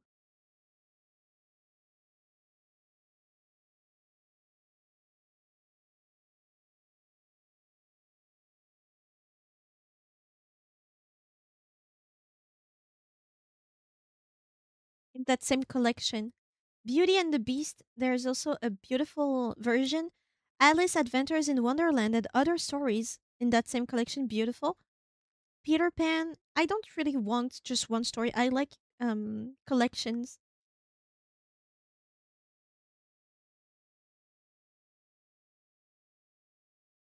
But I prefer fairy tales, I think, over fables.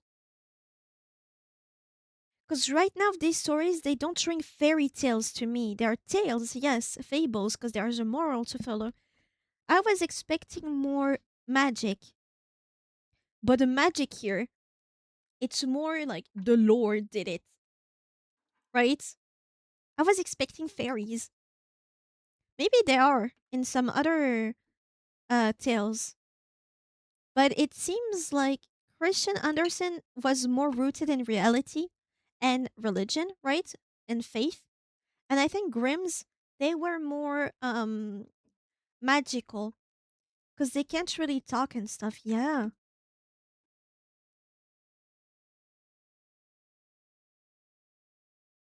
From the tales that we read today, turns out Arabian Nights is more magical than this. The magic is the animals and plants and stuff being personified. I guess. Can I find a short one from Arabian Nights?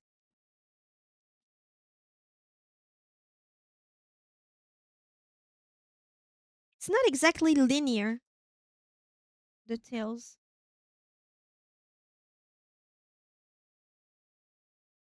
but they are quite long.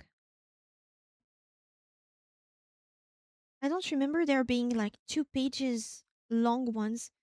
She is supposed to say those tales to save her ass. So,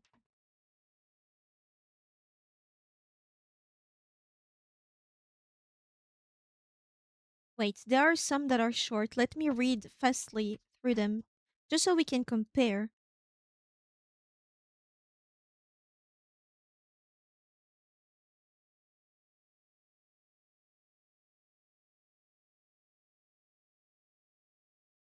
This one is sad.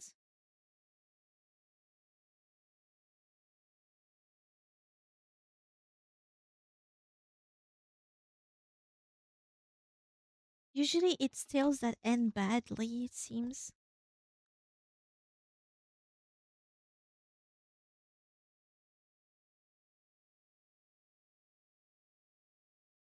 The Fisherman and the Genie was interesting from what I remember, but it is long, so no.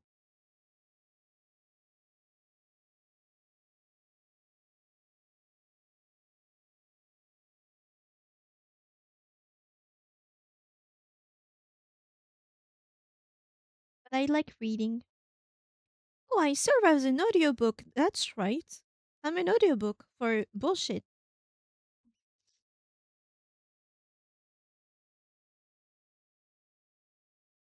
for fairy tales.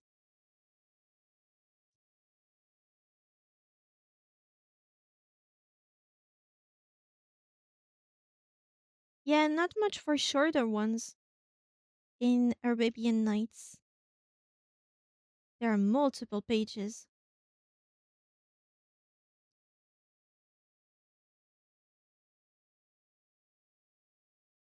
Anyway, I hope you still enjoy that segment. I know it's very different. Hope it brought some calm, if not sleep.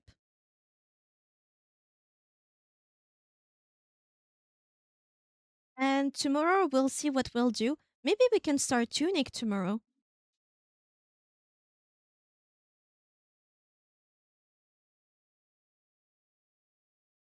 Did you hear a difference when I just started reading? Like the first time I read today, and then when I got really into it, for real. Did you hear a difference in pacing and stuff like that? A lot of sleepy whispers. Yeah, usually that's what happens, right? And this time I convinced them to go to sleep instead of sticking to the end, which is good. I'm glad. I really want to start doing these, maybe more in recordings, and maybe edit them for YouTube as sleeping aids.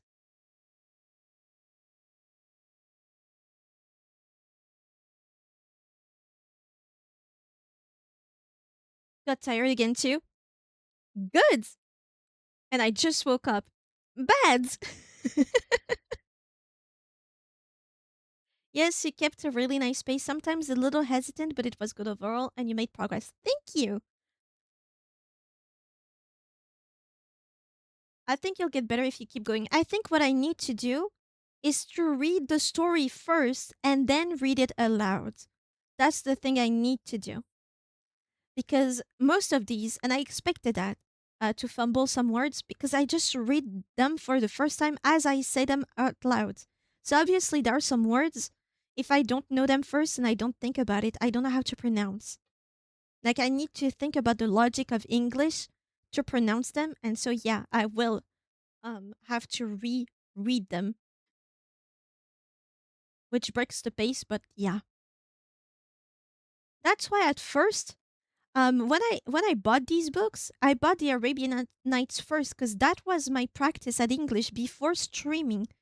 Like before I came back to streaming, I bought that book thinking, oh, I'm gonna read that aloud so I can practice pronouncing English. This was the worst book to choose because it's old English, so it's hard.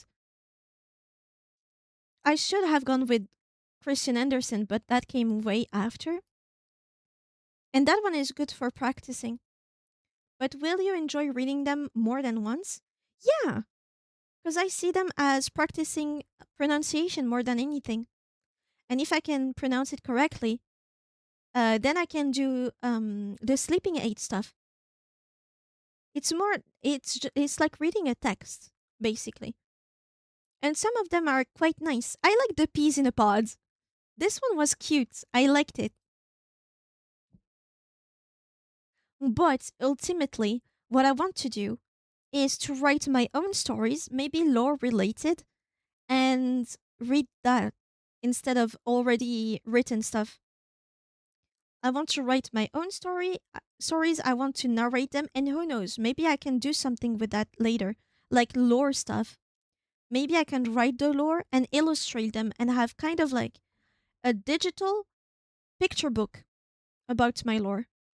Because I don't think I would be able to afford or create animation unless it's slight animation. Maybe I can turn my lore into an audiobook kind of for YouTube.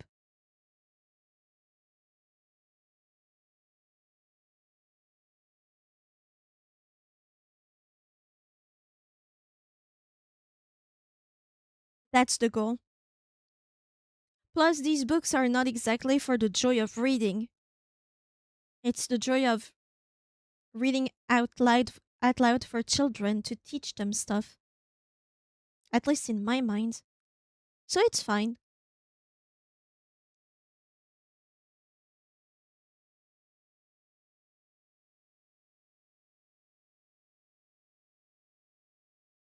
Also, did you like the music?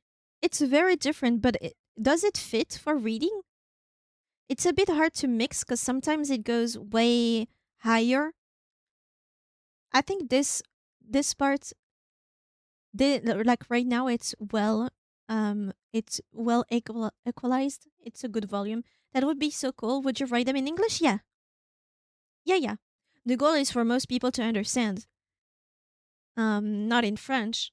I think I would handle it better in French, but it would also take away, or maybe it would add some sort of um poetics with subtitles.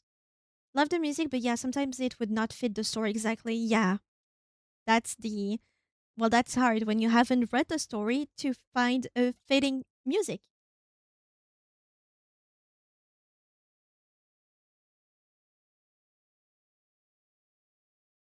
And yeah, also reading fairy tales, it also helps me understand how a fairy tale like tale is written, like what turns of phrases they use, what kind of imagery, what kind of vocabulary.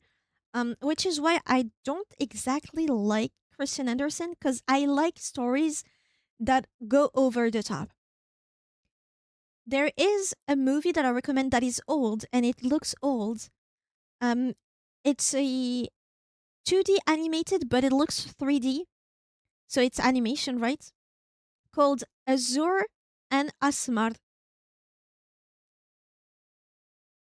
If you have not seen it, it's an older movie. Yeah, it looks kind of bad today, and it looked weird before too. But the tale that it shows is very Arab tale, very Arab writing because I think it's Algerian in heart. Like the person that created it, the producer Michel Oslo, really loved Algeria.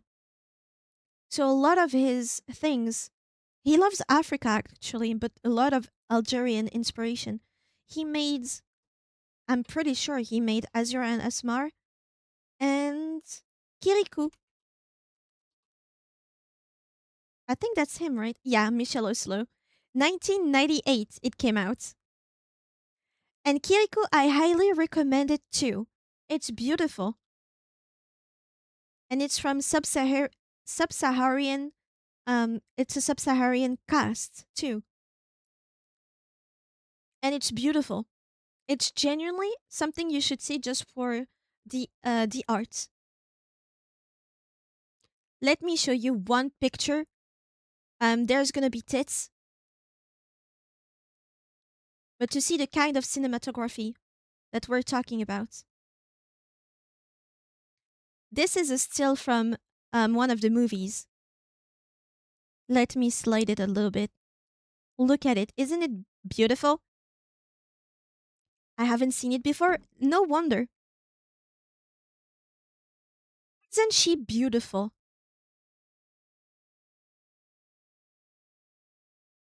But yeah, everyone is naked in that movie, almost. This is the protagonist. Don't look at this. I'm censoring. Look at him.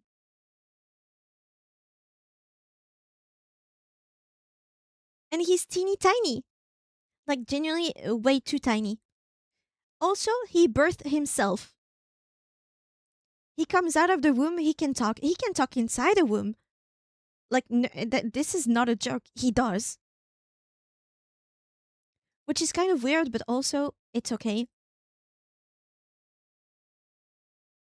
But it's an all black cast and it's beautiful. Ooh, I remember him, the sage, the wise one. Beautiful.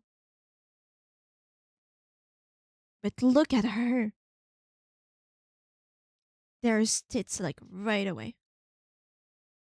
It's just a beautiful story. I highly recommend. He's a real boy. Yeah. Um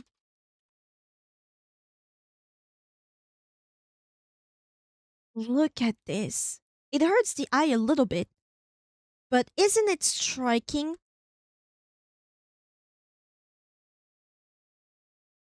It's striking. And this is the whole movie is like this. Another one.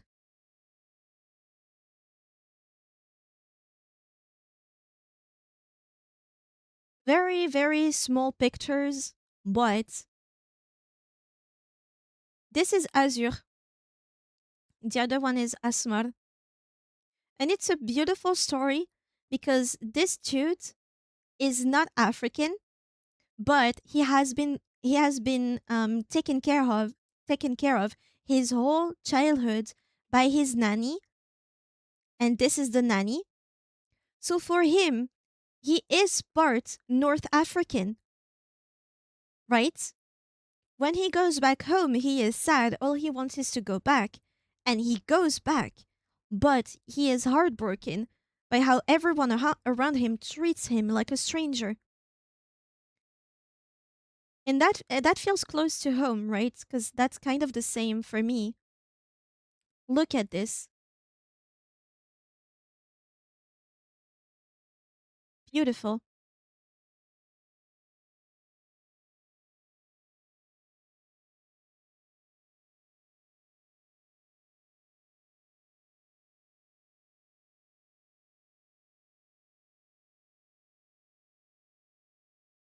Highly recommend. Ooh, that is a beautiful poster. Unfortunate for the quality, but this is a beautiful poster. And that's his adopted brother, kind of. He considers him a brother, and this is Asmar. Gorgeous movie, highly recommend. All the work of that dude is incredible. The art scheme is very unique. It is. If you've ever seen Tales of Prince and Princess, I think it is.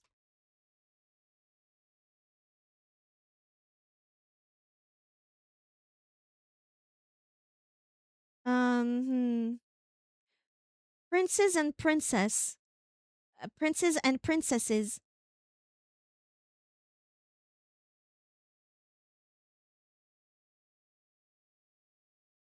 Hmm.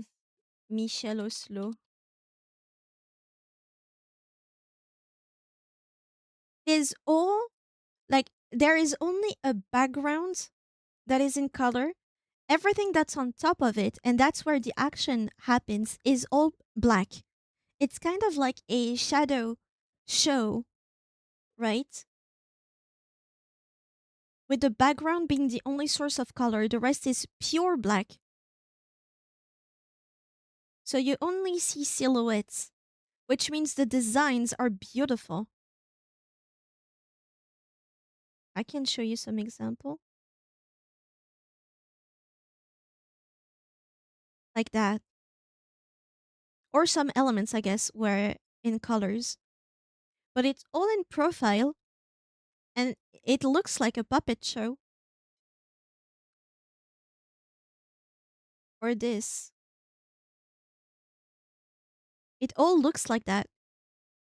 And it's people playing characters like that, and they have a machine that prints out their outfits and stuff, and they play out a scene like a theater. Genuinely beautiful and worth a look. That's wild. Yeah, all little stories. It's one movie with many little stories. Oh, there's another one. Okay, so this is the last one. The last one I showed. This one is gorgeous. Look, do you see the type of animation that's gonna be? It's always the same angle, always.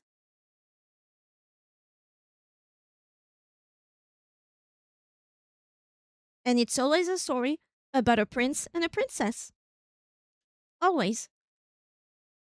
Princes and Princesses is the name of the movie by Michel Oslo.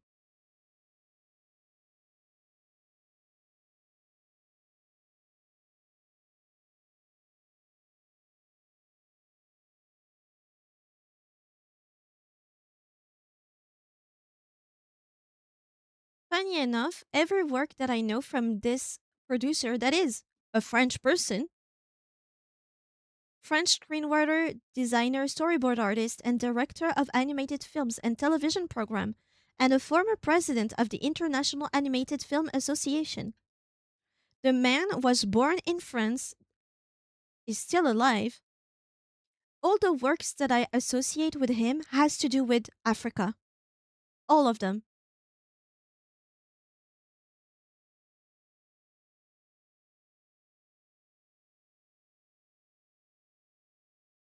Wait, he there's a movie that came out in 2022?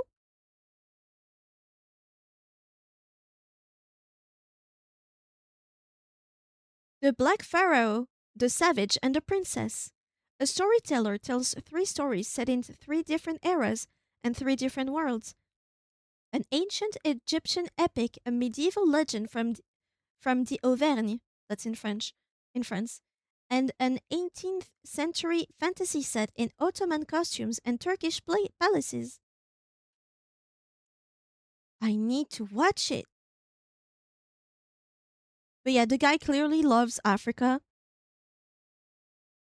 Couldn't tell you how realistic it is or anything, because I don't know. I'm not from there. But I highly recommend any of his works. Start with Kirikou because it's for children, so it's kind of nice. I think it would be hard to find in any other language than French. Maybe. I'm not sure. He has received like awards and stuff for his work. Highly deserved. But yeah, that's some arts knowledge I'm giving you. These movies they shaped my childhood, by the way. When I was in middle elementary school, the only play that I was part of was a recreation by children of Azur and Asmar. And funny enough, the protagonists they meet again, right? So they were best friends, almost brothers. They consider themselves brothers. One is North African, the other is French. They were both um educated by the same nanny, except the nanny was the mother of Asmar, the North African boy, right? That's his mother. And Azur came here and lived with them for years. Then he had to go away because his father wanted him to be in mainland France. And when they meet back, they are years apart. Like he is a young man now. They both are. And when he reconnects with his brother does not consider him a brother at all now. Almost enemy, like a colonizer. You have nothing to do in my country. Then they both set off on a chase for a princess, the princess of the elves. Elves, as in little fairies. And so they both have to find three keys, defeat a monster, and find the princess, etc., etc. I don't remember in what context, but they both set off on the same journey. And of course, without spoiling, I mean, full spoilers, there's not one there's not one princess. It's not princess, it's queen. You have the queen of the fairies and you have the queen of the jinns. One of them is fair skin, blue eyes, and blonde. The other one is tan skin, brown eyes, and brown hair. Who do you think ends up with who? I'm gonna tell you because it's funny because they were woke like that back then. The blonde boy ends up with the brown woman, and the brown man ends up with the fair skinned lady. Mixed match, but it was beautiful. So imagine me, little child, brown skin, brown hair. Who do they make me play? Yes, the fair skin and blonde queen of the elves. And my best friend, who was light skin, blue eyes, blonde, was made to do the other one. I was candled. It was scandalous. I was so sad.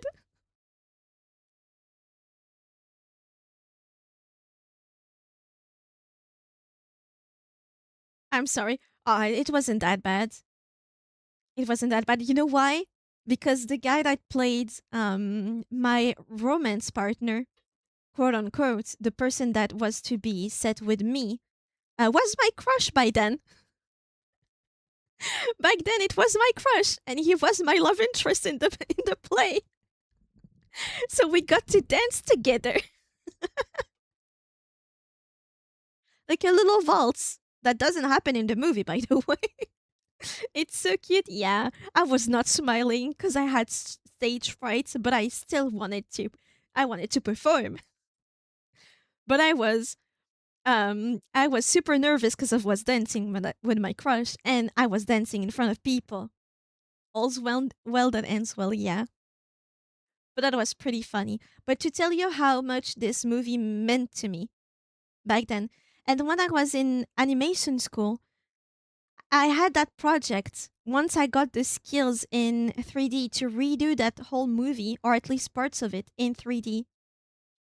I was like, maybe I can ask the guy, Michel Oslo, because he's not hard to reach out to, if I could have authorization to redo something, not claim anything as my own. It would be one-to-one remake just for YouTube. Never got to it, but sometimes I'm like, maybe I could redo one scene, even if it's not animated, just redo one.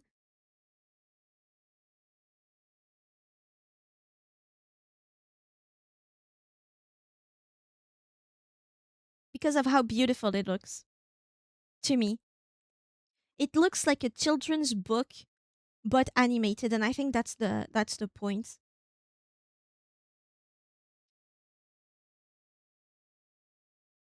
That music is putting me to sleep, so I think we will end it here.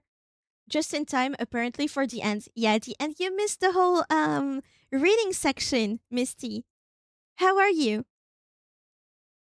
I was sleeping. Oh well, you would have been sleeping regardless, I guess. I sent at least 3 people to sleep by reading. It's like a sentence. I sentence you to sleep. Hear me read. It was so precious. Yeah, they fell like flies. I should do that again.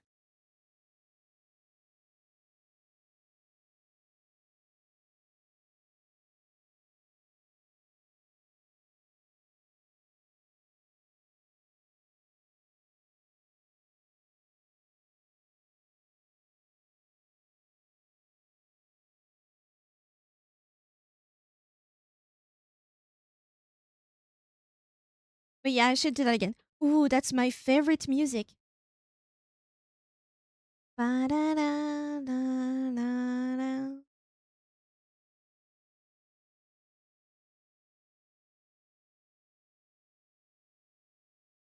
Again, that music is by Kokorina with 2 R's on YouTube, and I listen to that every time I sit down to read. Every time. It's only this channel.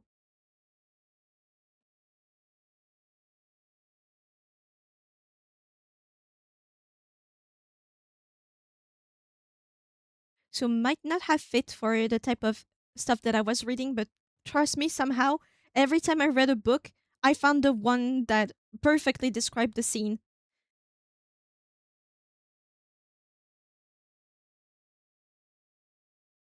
Or at least it puts me in a mood to read. So yeah, go listen to their stuff, and I will see you next stream. Hopefully, it stays cool. Right now, we've had some good good temperatures, I will say, especially yesterday. But yes, I will keep you informed regardless. But thank you for seeing me finish inKONBINI and listening to me read and listening to me end the stream too. Hi, Misty. And for everyone that slept, I hope you had a good sleep. Take care of yourselves, drink water, and bye bye.